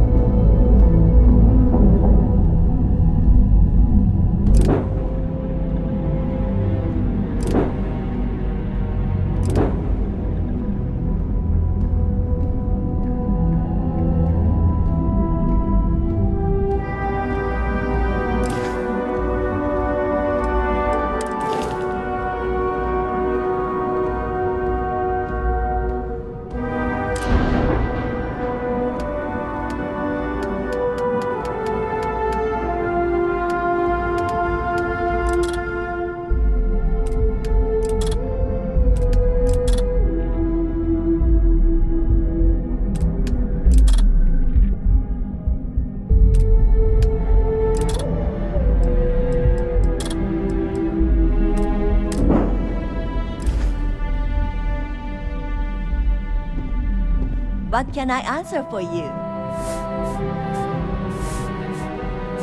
On behalf of Stroud Eklund, I'd like to welcome you to our showroom today. Our company prides itself as the industry leader in spacecraft production. We use groundbreaking technology to give us a significant advantage over our competitors. You can configure your desired spacecraft at any one of our conveniently located kiosks. If you have any questions, I'd be happy to help.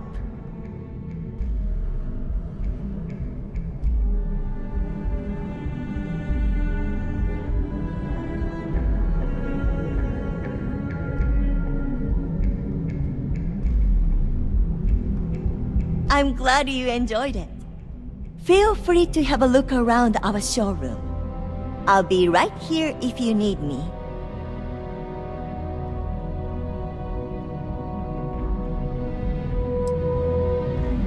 Actually, I've been working here for only 2 years. Previously, I was an Arboron sales representative, but that type of work wasn't for me. I could never relate to the type of clientele that purchases weapons. But spacecraft have always held a certain fascination in my mind. It was comfortable working under Ryujin's banner, but despite all of my requests, they wouldn't transfer me to the Taiyo Astroneering Division. And so, here we are. He's been to Neon a few times, but I haven't had the pleasure of his company for more than a few minutes at the most. What I can say is that, despite what's been reported by the media, Mr. Stroud is a rational luminary with uniquely future-forward vision. Cross-promotion? I don't think we need it, but I'll give it a look anyway. If you're in the market for spacecraft, please don't forget about us.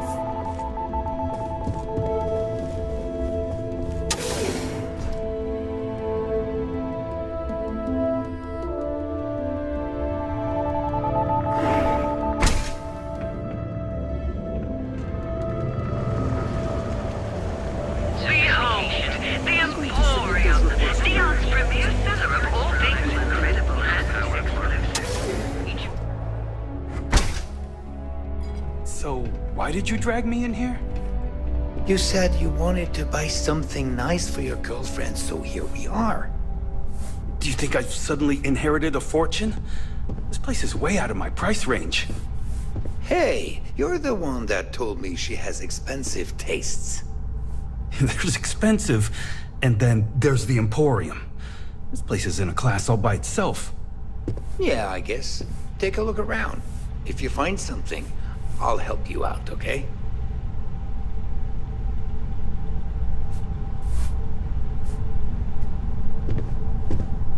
Would you care to pick up an exquisite gift while you're here? Look, man, have a heart. I can't pay right now, but I'll spot you next time, okay? Do I look like an idiot? Tell me, do I have a sign that says idiot taped to my back? No. I know what you've been wasting your money on. Damn junkies. You pay the posted price, or you don't get anything at all. I'm running a business here. I don't give handouts. Okay. Jeez, sorry. What's up? Are you sure you're in the right place? You certainly don't look like one of our usual clientele.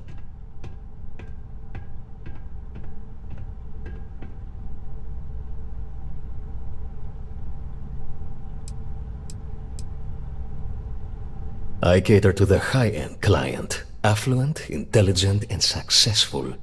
In Neon, that would be what we call the upper 10%.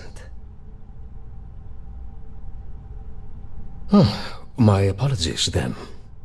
Please forgive my disrespect. We have quite a few, shall we say, thugs that find their way into my establishment and create a disturbance. In fact, there's a particular Seoka member who calls himself Headlock, who repeatedly torments me by damaging my goods. The Seoka Syndicate, of course. I'm surprised you haven't run into any of them. They're a group of organized criminals who use threats and violence to push their own agenda. And honest people like me tend to suffer the consequences. They're based out of Neon, but no one is certain who runs the syndicate. Could be anyone.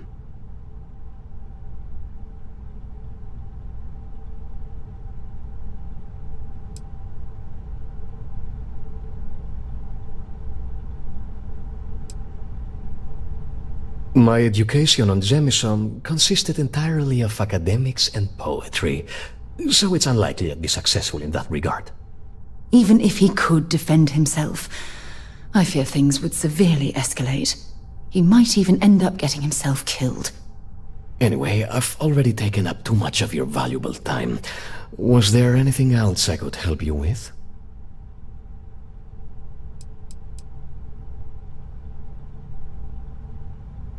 Oh, I carry all sorts of unique items from across the settled systems. Luxury products for the discerning buyer. I'm not one to boast, but my shop won me my position as Administrator Bayou's personal decorator. His penthouse is my pièce de résistance. Before I forget, I also pay top credits to travelers that bring me unique baubles and trinkets, so keep your eyes open as you explore the spaceways.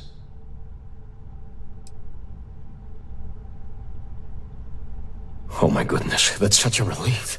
You have no idea. Thank you for accepting my offer. Headlock's quite a dangerous gentleman.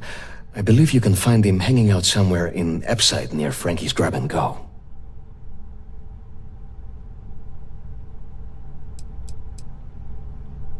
No one knows. Seoka are sleek, well-dressed mobsters. They aren't low-life gang members. Why they choose to hang out at a run-down little convenience store like that is beyond me. Whatever it takes, just don't go getting yourself killed on my behalf. Anyway, that's really all I know. Head back here when you've taken care of the situation. Good luck.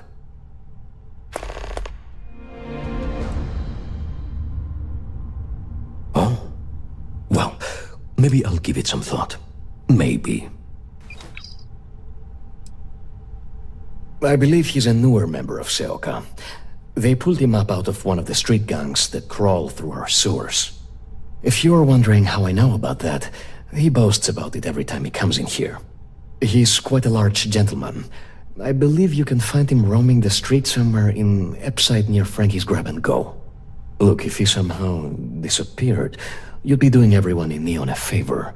No one would miss him, no one would care.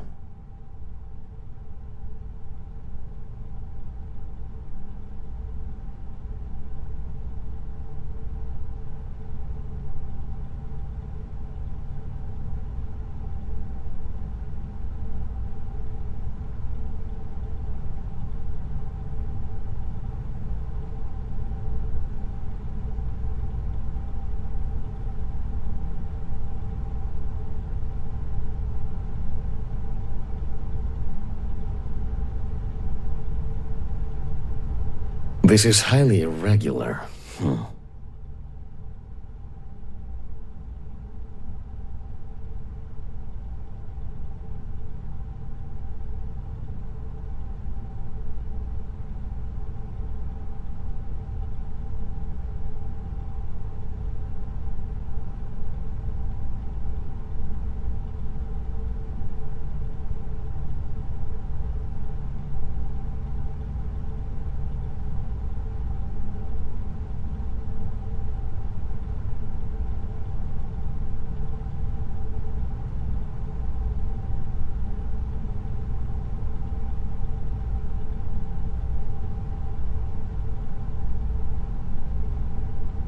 Well,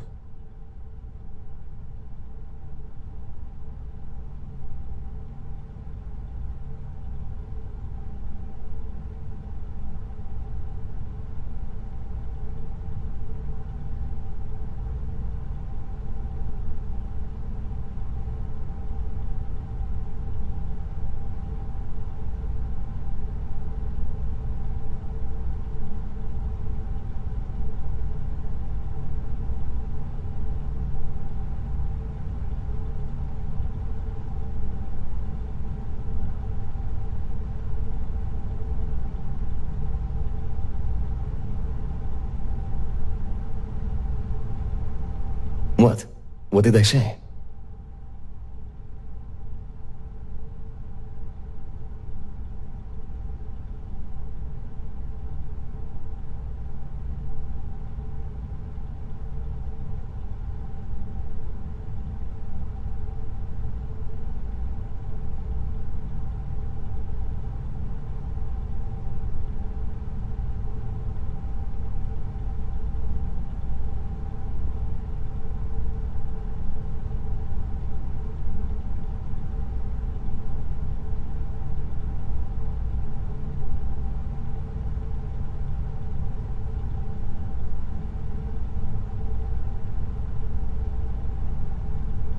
What?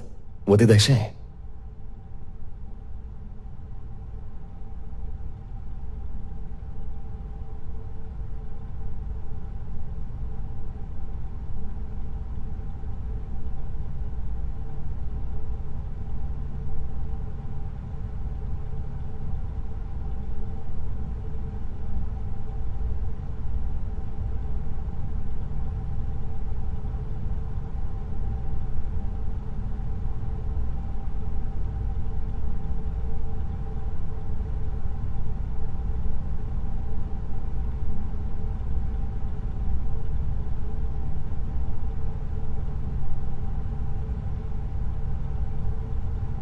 This is highly irregular.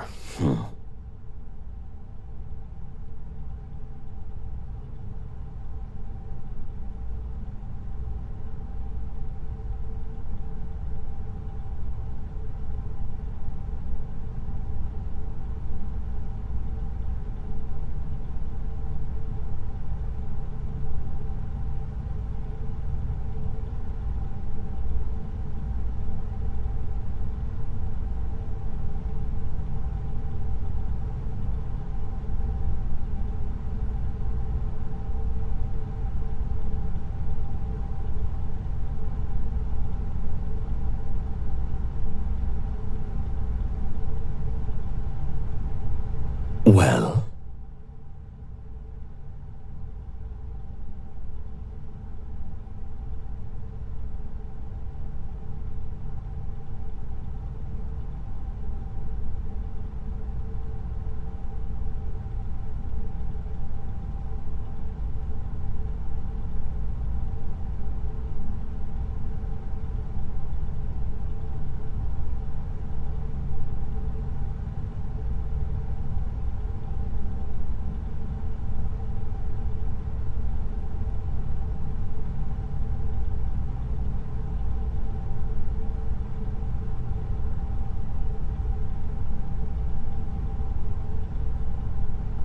well.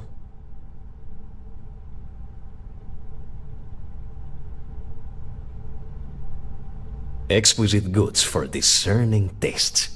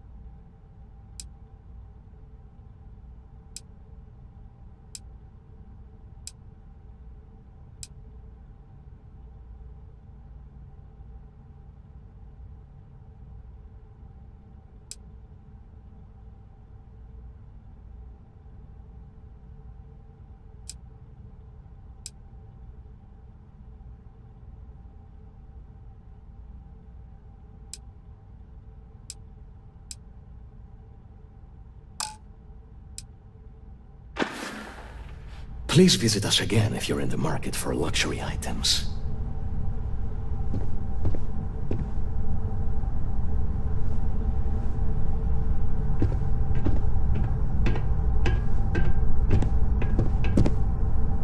Look, man, have a heart. I can't pay right now, but I'll spot you next time, okay?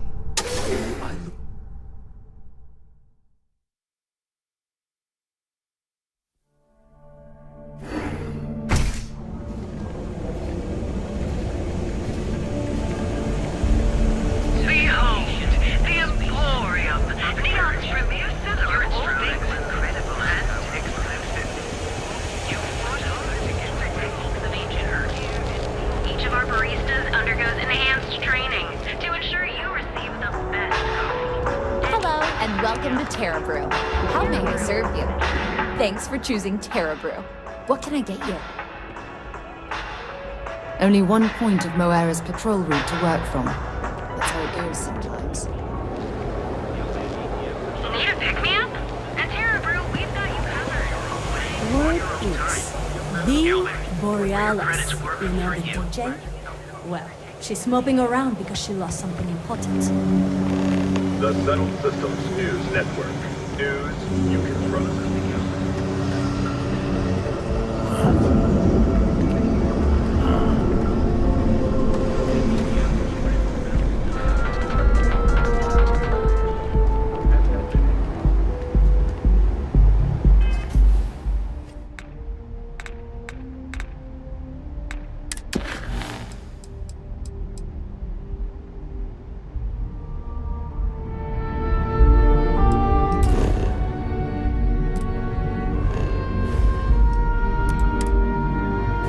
Things have gotten pretty bad at Epside lately. That's nothing. Scram, I'm on duty. Move along. Ever look in the mirror and wish you could see another version of you? We've been here an hour already. Maybe you should have figured out what you wanted before we came. I just never thought I'd have the credits to be here. I don't want to screw it up. You all really don't know how much I've wanted to do this. Oh, I think we do. Which is why we've all been pitching in the last few months to save up for your birthday. It's a perfect day for a different you. I'm surprised you didn't. Welcome to Enhanced. If you're tired of seeing that same old face in the mirror every morning and you're looking for something different, we can help. Our state-of-the-art machinery uses a patented proprietary technology that can reshape your facial features or give you a new head of hair. For a small, one-time fee, you can enhance yourself and bring a big, warm smile to your brand new face. Thanks. You all are the best. I actually owe this job completely to my girlfriend, Valentina Gurov. I don't know if you've met her. She works over at Xenofresh. When I arrived here 2 years ago, I met her at the Astro Lounge. We talked, I told her I needed a job, and she got me this gig. Cool, huh? It's a little scary, though. The person I replaced totally vanished. Like, poof. Valentina said they probably had an accident or something. She's helped me out with this job so much. She even brings me business from time to time. People she sends my way. It's the best. I'd be more than happy to answer any of your questions. Absolutely. We're proud to feature a no disfigurement guarantee. If for any reason our machine doesn't perfectly replicate the look you selected, we'll make it right. That's the Enhanced Promise.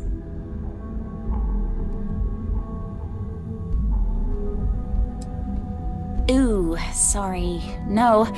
Once the process is complete, the sale is final. But don't worry. Our system will allow you to see what you're going to look like before you commit to the change.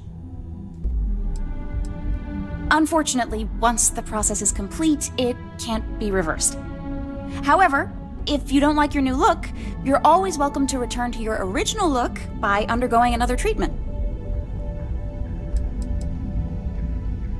Great! So, would you like to undergo a treatment?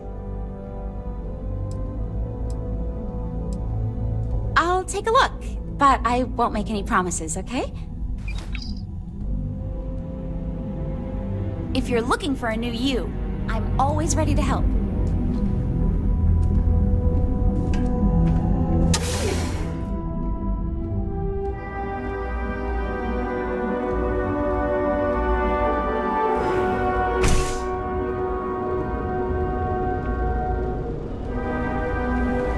Look at you.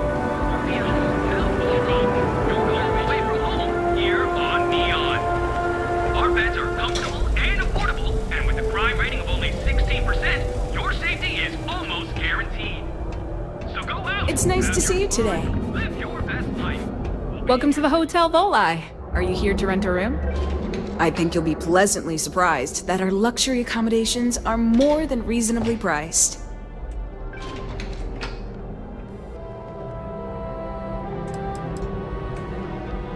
We have finally appointed spacious suites, all featuring fantastic amenities. Best of all, each room is security protected with an encrypted password-locked door. So, you can rest easy at night.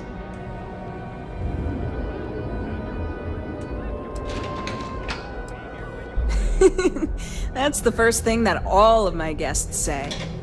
My hotel is completely free from administrative influence, so you can rest assured that you'll be actually getting the best value for your credits.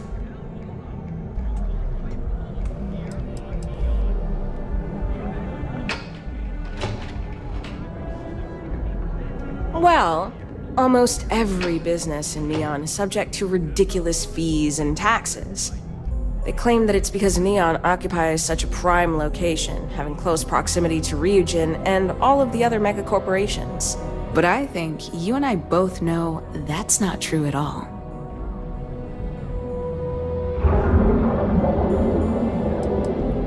No miracle, just some good old-fashioned ingenuity. But that's a story for another time. So, can I book you a room for the night?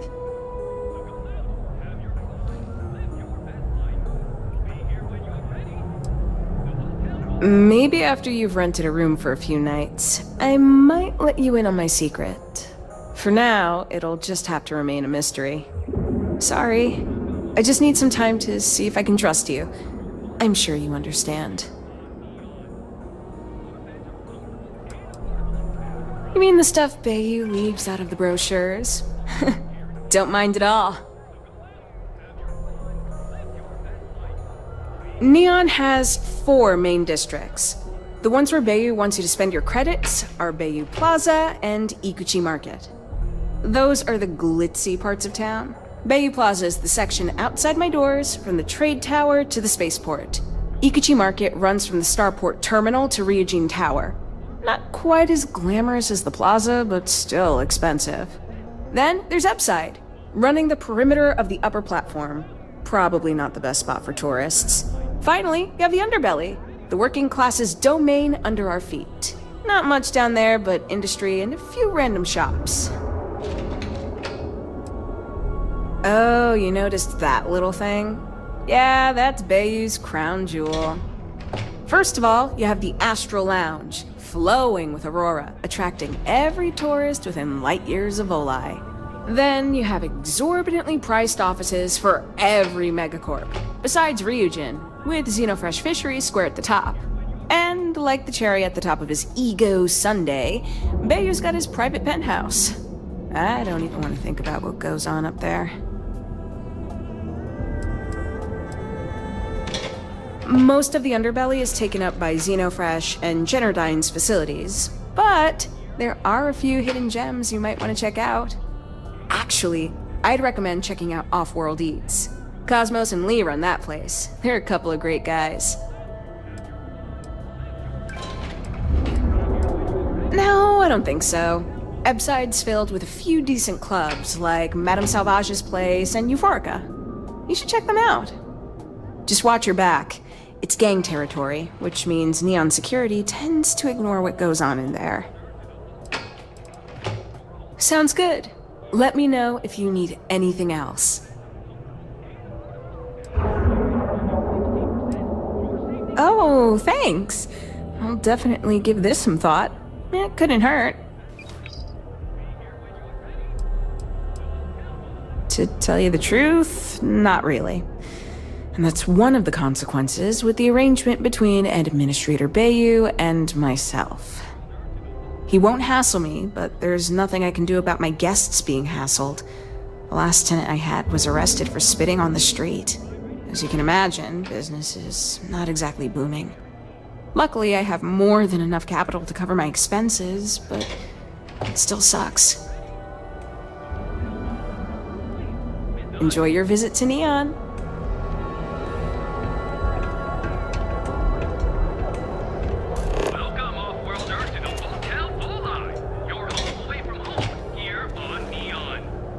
Our beds are comfortable and affordable.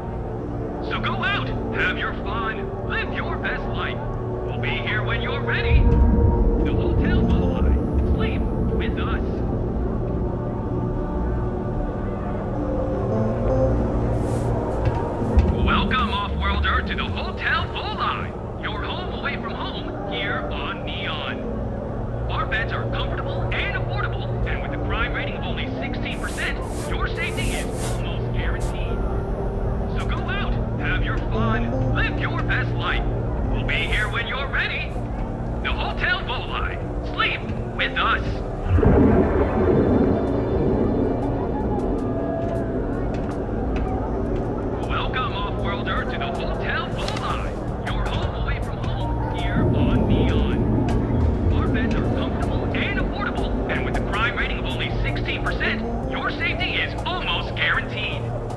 So go out, have your fun, live your best life. We'll be here when you're ready. The Hotel Bullseye. Sleep with us.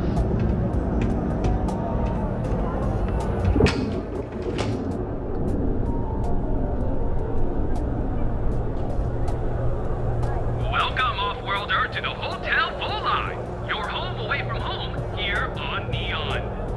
Our beds are comfortable and affordable, and with a crime rating of only 16%, your safety is almost guaranteed. So go out, have your fun, live your best life. We'll be here when you're ready. The Hotel Bullseye. Sleep with us.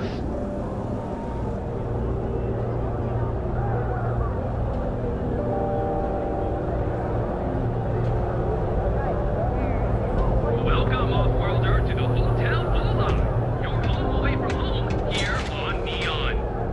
Our beds are comfortable and affordable, and with a crime rating of only 16%, your safety is almost guaranteed. So go out, have your fun, live your best life. We'll be here when you're ready. The Hotel Bullseye. Sleep with us.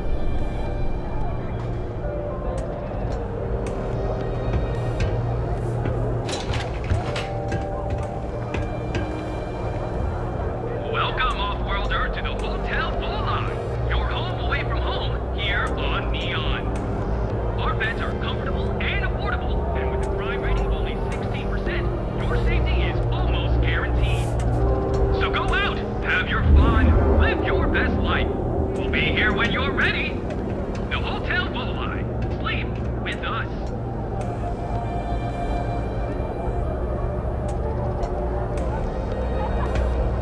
Welcome, off-worlder, to the Hotel Bullseye. Your home away from home here on Neon. Our beds are comfortable and affordable, and with a crime rating of only 16%, your safety is almost guaranteed. So go out, have your fun, live your best life. We'll be here when you're ready. The Hotel Bullseye. Sleep with us.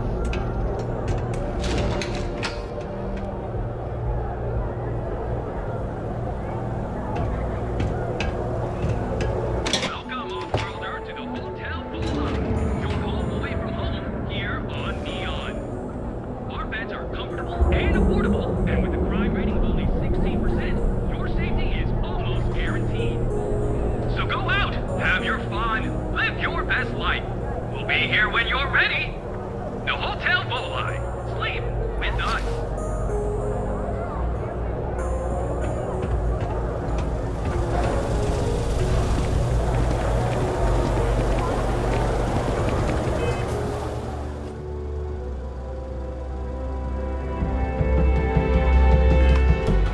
Welcome, off-worlder, to the Hotel Bullseye. Your home away from home here on Neon. Our certified technicians will quickly. Leo, Florio,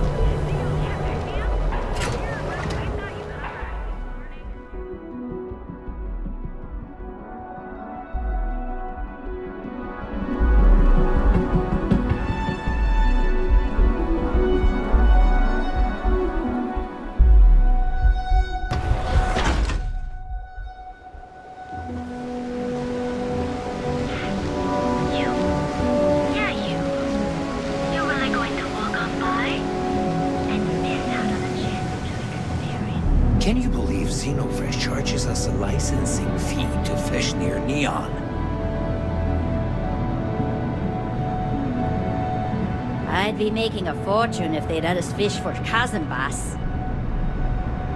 Too bad I can't squeeze any aurora from these fish.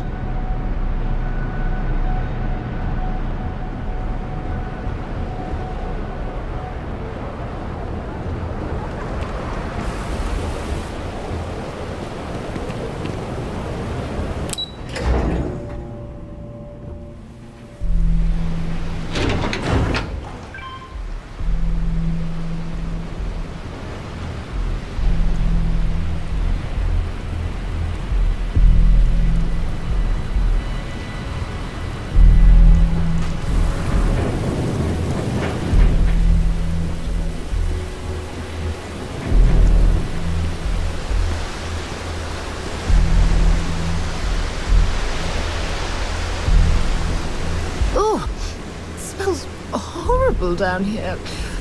Oh, how can these workers stand the smell of rotten fish and goodness knows what else?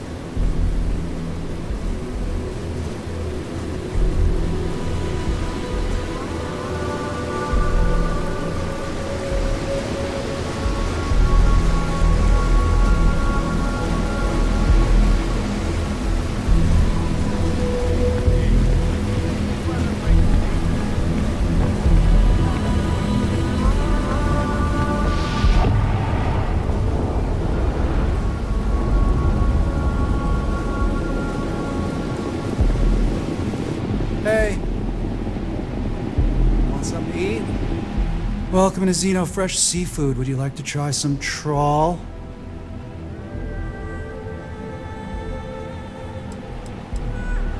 Trawl is an extruded polypaste blend made from premium organic seafood caught only a few hundred meters from our location.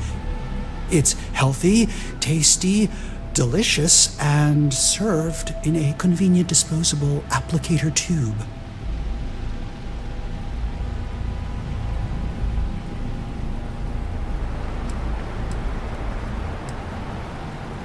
Yeah, bye, I guess.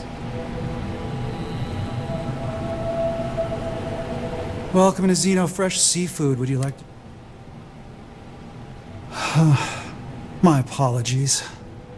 If you wish to register a complaint, please fill out one of our comment slates and submit it to our corporate office.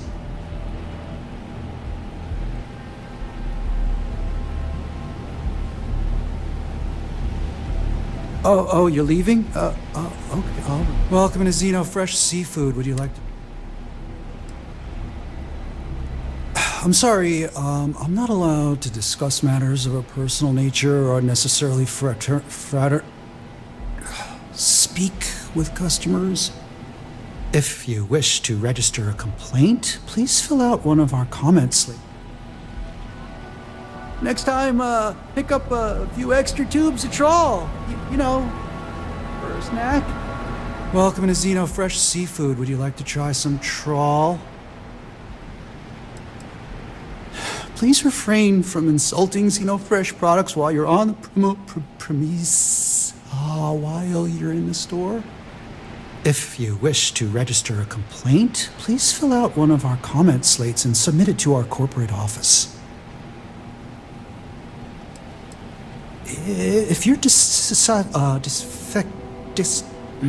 upset, please fill out one of our comment slates and submit it to our corporate office. Oh, this is absolutely hopeless. Just buy your disgusting fish paste in a tube and let's get out of here. In the meantime, may I suggest you try a tube of trawl? It's won the Voli Benthic Cuisine Award 9 years in a row.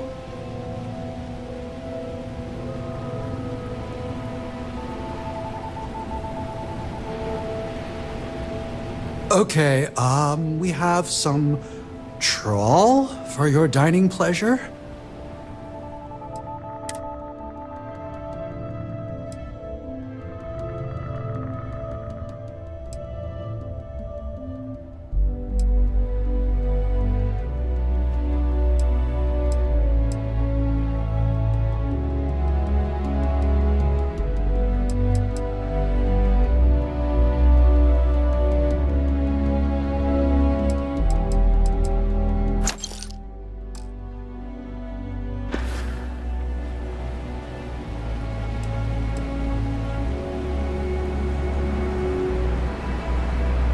Next time, pick up a few extra tubes of trawl, you know, for a snack.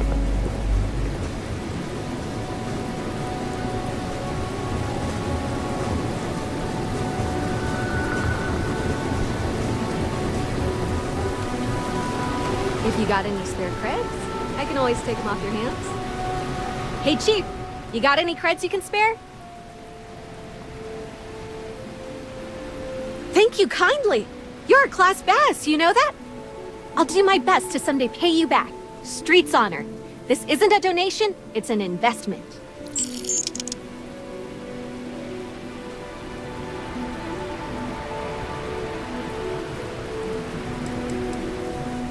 Presently, no. Pastly, no. Futurely? It's a work in progress. Depends on how this fiscal quarter goes. But it's gonna take a lot for me to upgrade. I found a primo spot next to the trawl store. I got a roof over my head and all the garbage I can eat. I can't eat everything they throw out, but I can eat enough. About 6 years. I bet you could tell by how good I am at it. It took a lot of practice and some work on my messaging. But if you got any feedback, Chief, I'd love to hear it.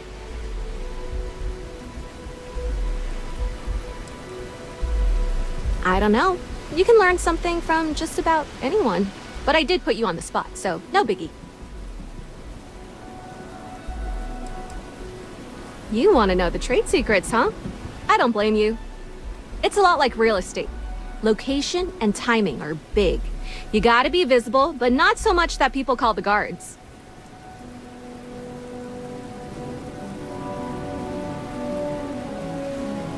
Oh, I totally did. Found it in the dumpster right next to a half-eaten chunk. And it was perfect timing, really. You see, the other day, the wind got a nasty cough and blew away all of my business spreadsheets.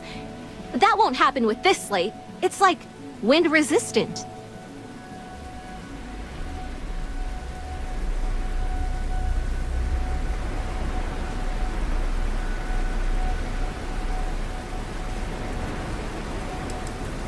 I do. I write them on napkins you get from the eateries, and I use sauce packets for ink. It's not a perfect system, but it's pretty damn close.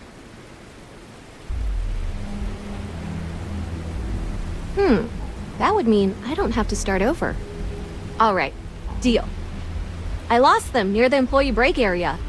Look for any papers near the ground, the tables, maybe even the roof. You find all 3 spreadsheets, and I'll give you the slate.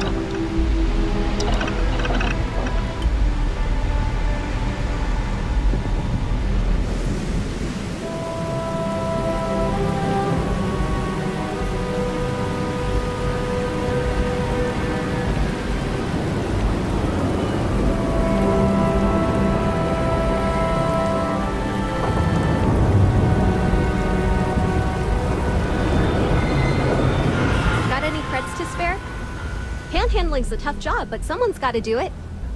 Thanks, Chief. You're a class bass. Wow, that's real class of you, Chief. A+ stuff. Now I can get my books sorted, executive style. As promised, your slate. Tell your techie friend I didn't peek inside. And even if I did, I don't know what half of it says anyway. Hey, it's my favorite customer. Got any more creds to spare? Oh, it's all right. Once per day is enough. I don't want you to go poor. Later, Gator.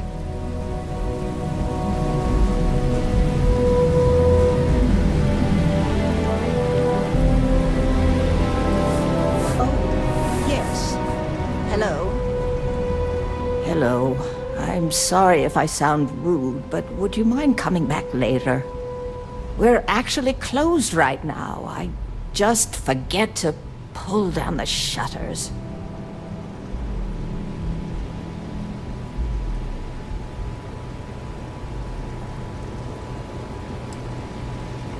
Oh, you're so kind.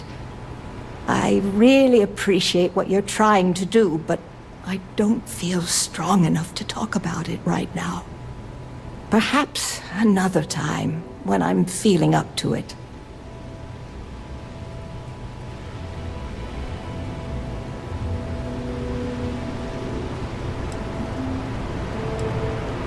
I'm afraid not, but come back tomorrow and perhaps I'll be strong enough to speak to you.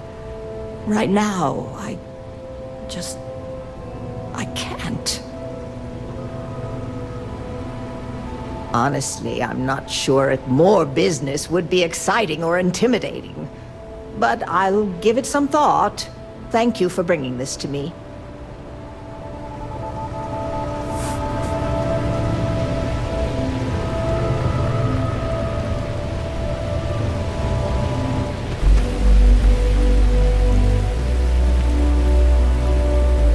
James Newell better watch his back. He's causing problems. No percentage in causing problems in Neon.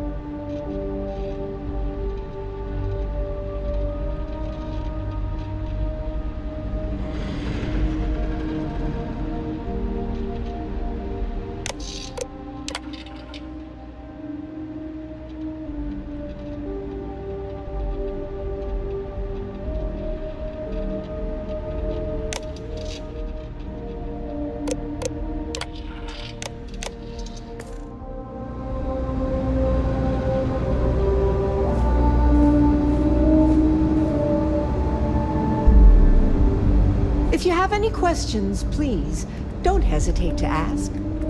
Hello, welcome to Generdyne. Can I help you with something in particular?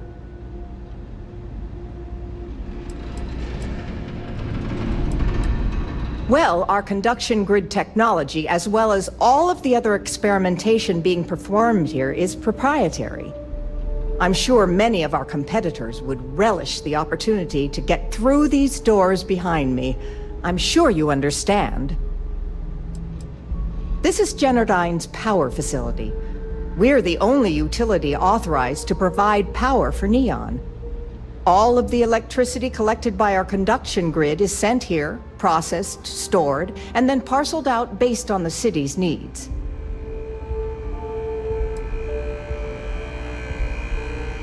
Oh, certainly. Have a wonderful day. Unfortunately, only Generdyne employees are allowed beyond the reception area. Any unauthorized individuals will be subject to the use of deadly force by our security team. I apologize if that sounds ominous, but they require I state that to anyone that requests entry. It's policy. I'm sure you understand. Chief Technician Brayson Bayou is in charge of this power facility.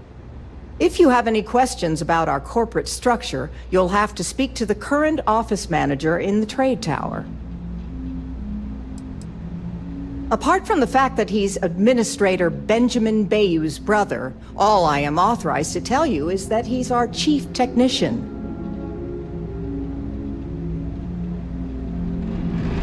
Even if there was, why would I risk my job telling you? I've got nothing better to do.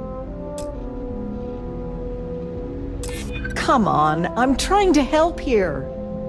According to the techs working closest to Brayson, he's in over his head. In fact, they suspect he doesn't know a thing about electrical engineering.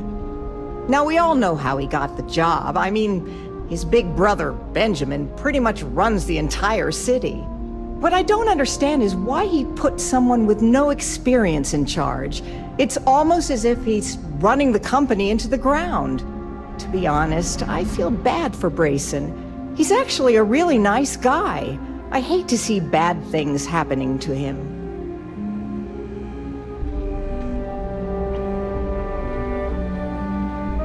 Have a great day.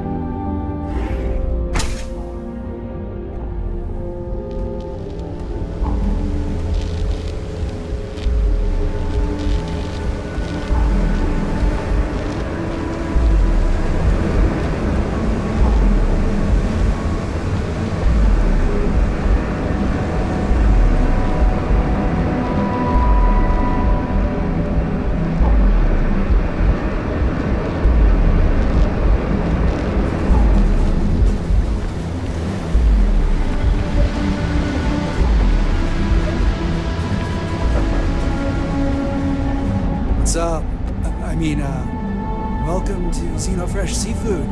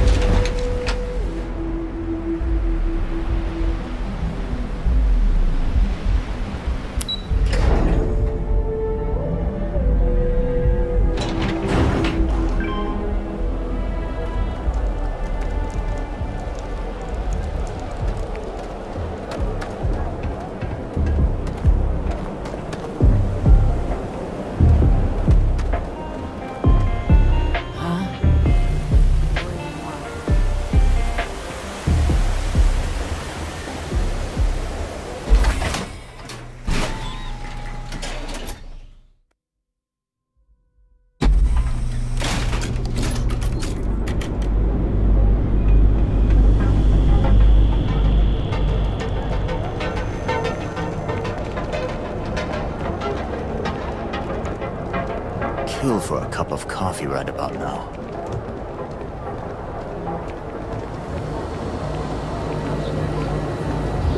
Worse by the day. Vandals, thieves, gangs. I'm sorry. I did not understand your query. Please rephrase. What don't you understand, Styx? Crime happens because the people in charge let it happen.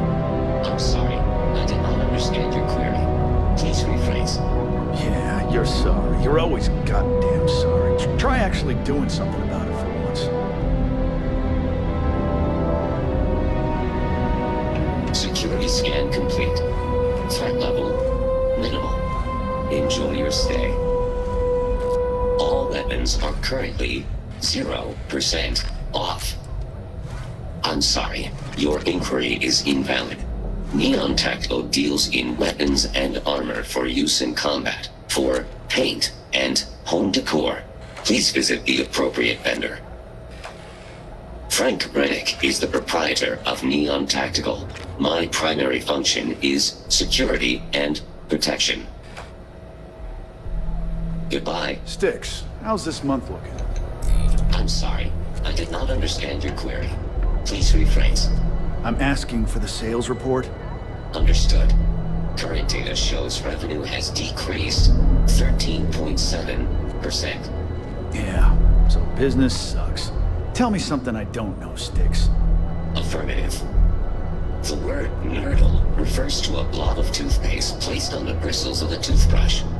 No, Sticks, I didn't mean to literally tell me. Ah, forget it. Good talk. Need a weapon? Maybe some ammo? If you're here to buy, take a look around the shop. Just keep your hands where I can see them.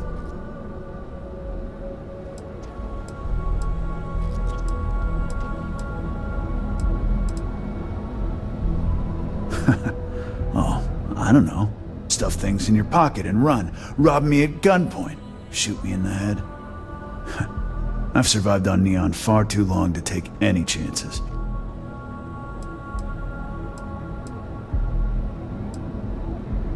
Good. Then just buy what you want and get out of here. If you don't like it, talk to Sticks. He runs our, complaints department.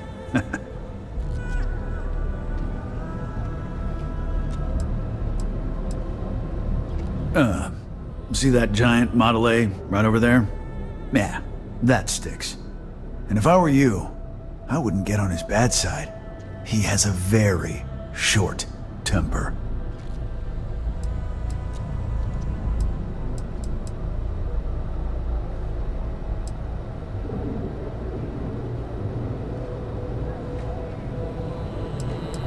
Hey, he can handle millions of calculations per second. A few complaints would be child's play for him.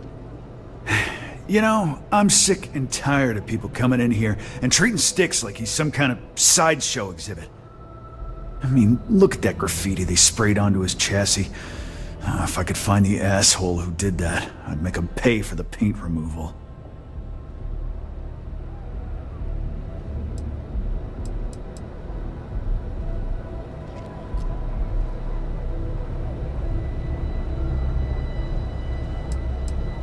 I knew a guy a few years ago who ran up a hell of a tab with me. I'm talking thousands of credits, but at least he'd make regular payments. One day the payments stopped, so I tracked him down. Found out he got mixed up with an Aurora dealer and fell from the upper platform.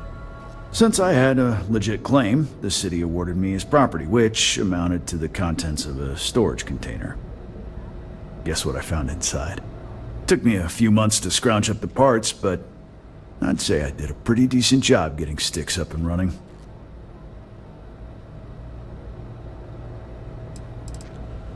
I know you'll be surprised, but thanks to my sparkling personality, I don't exactly have the easiest time making friends. That means I spend a lot of time talking to Sticks, and Model A robots, they're not really programmed for casual conversation. The net result is I end up talking to a machine and looking like I'm out of my mind. Hell, maybe I am.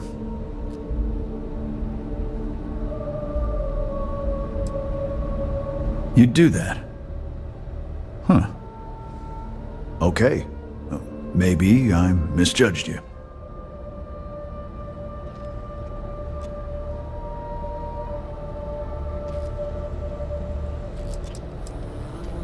Look, it doesn't take a genius to figure out that I'm not the most popular guy on the block, and that suits me fine. But this person took it too far, made it personal. I'm not about to let some delinquent hassle the only friend that I have.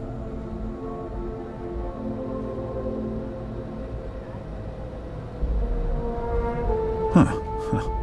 I'm glad you see Sticks as more than just a possession. The lowlife that did this to my buddy calls himself Warlord. You can probably find him somewhere near Euphorica. Scare the crap out of this punk, and it'll teach all the Ebside lunatics that nobody messes with me and the Sticks. Warlord's one of the disciples, one of Neon's street gangs that claims it owns Ebside. A few years back, the gang tried to break in here and rob my place, but Styx put one of them down and sent another to Reliant on a stretcher. He and his buddies have been harassing me ever since, mostly by scaring away my customers and stealing my deliveries. Warlord still swears he'll get even with me, and he came pretty damn close when he somehow managed to disable Styx and sprayed him with paint. It feels like it's only a matter of time before he gets past Styx, and I'm done for. If you've got the credits, I've got what you need.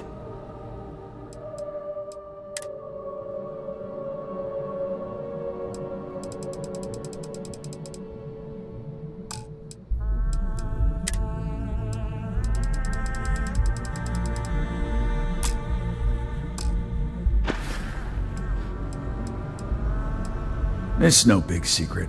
I lost it fighting on the Freestar side during the Colony War. I was a ground pounder, slogged it out in the trenches with the troops.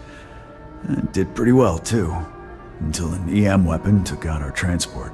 They pulled me out of the wreckage, but the damage was done.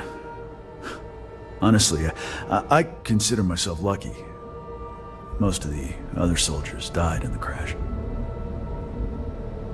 You ever get nightmares, Styx? About the war? I'm sorry. I cannot understand your query. Please rephrase. I get what you're saying. I just want to forget. One's got nothing to do with it. I'm sorry. I cannot understand your query. Please rephrase. No one understands, you stupid piece of tin. That's the problem.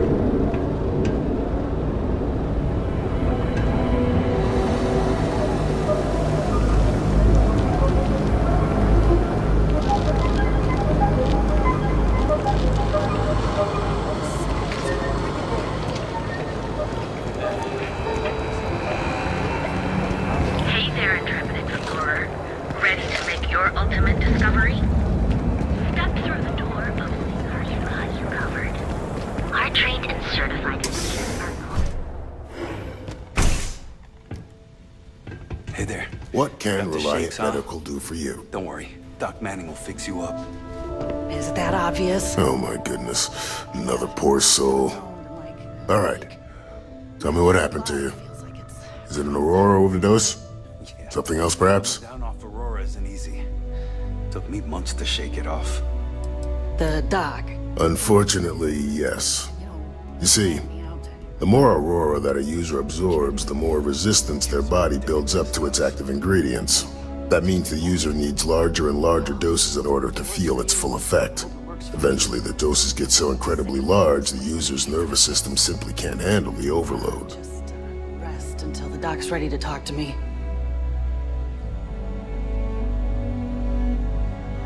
That's a very wise choice. Since you're clearly a first-time visitor to Reliant Neon, I'd love to offer you a free checkup, but I'm afraid I'm dangerously low on supplies.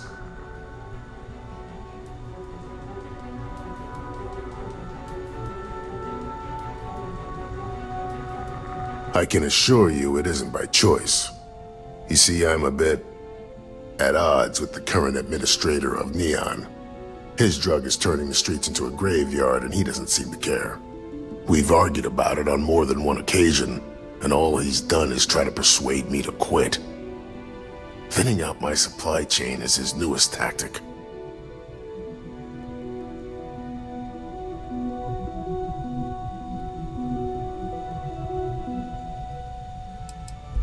I've spoken to the people at Reliant Medical Corporate, I've talked to the Freestar Rangers, I've even gone to the Freestar Collective Council. Every answer is always the same. We're working on it. It's corruption at the highest levels. Ugh. So aggravating. There is, actually. But it requires outside assistance. At this point, I've resorted to asking anyone that has a ship registered outside of the Volii system to bring me medical supplies. I pay them for the supplies, of course, but it's the only way I can sneak them past Bayou's people at the spaceport. Now, if there's anything else I can do for you, anything at all, you just let me know.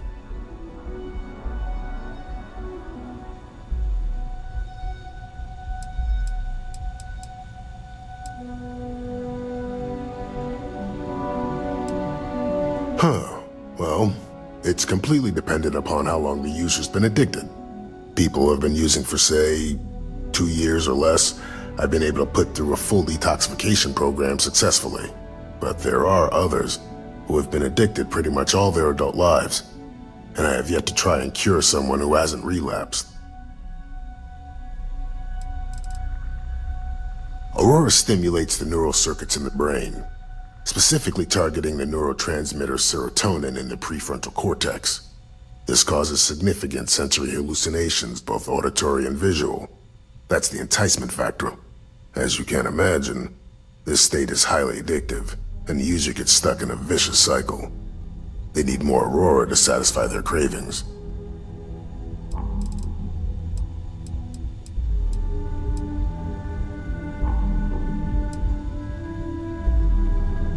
That would be amazingly helpful. It's a relief to meet someone who gives a damn about anyone other than themselves for a change. Oh, and I'll pay you directly for the supplies, of course. It's the only way I can sneak them past Bayou's people at the spaceport.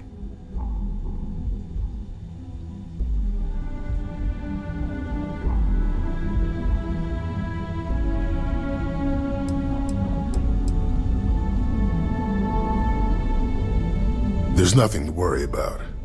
As long as packages aren't coming off a commercial vessel, the authorities won't scan them.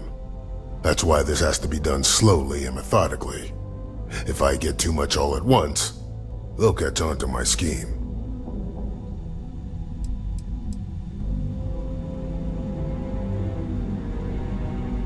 I use the proceeds from my paying customers, and by cutting a few expenses here and there, I'm able to use a bit of my own money. It's not a bother, really. The cots here at the facility are actually quite comfortable.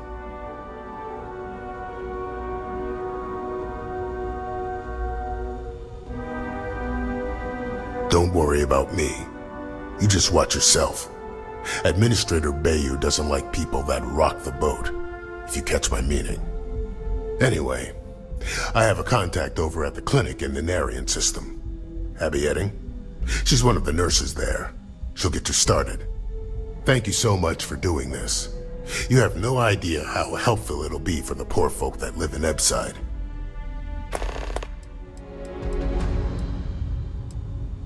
We both apprenticed under Mary Cartwright at the medical facility in Aquila City. Spent a heck of a lot of hours working together. Abby and I got along exceptionally well.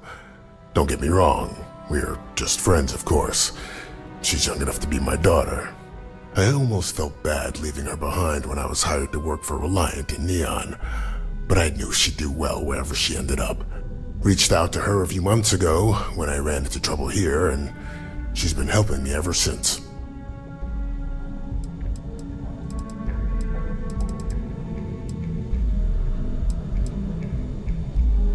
I'm sure I have something I can spare.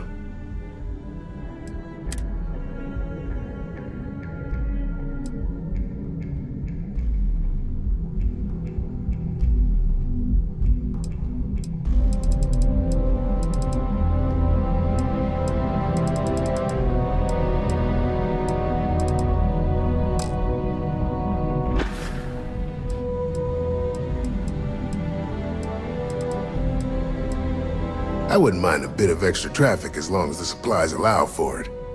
A few extra credits never hurt. Stay away from Aurora before you get hooked.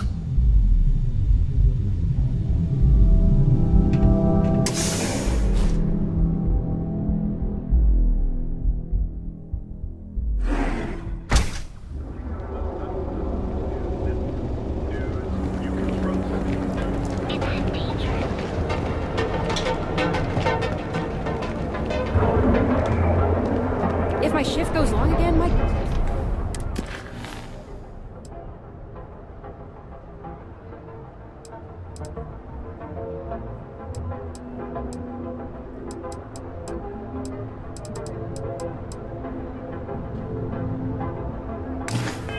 Girl is gonna kill me.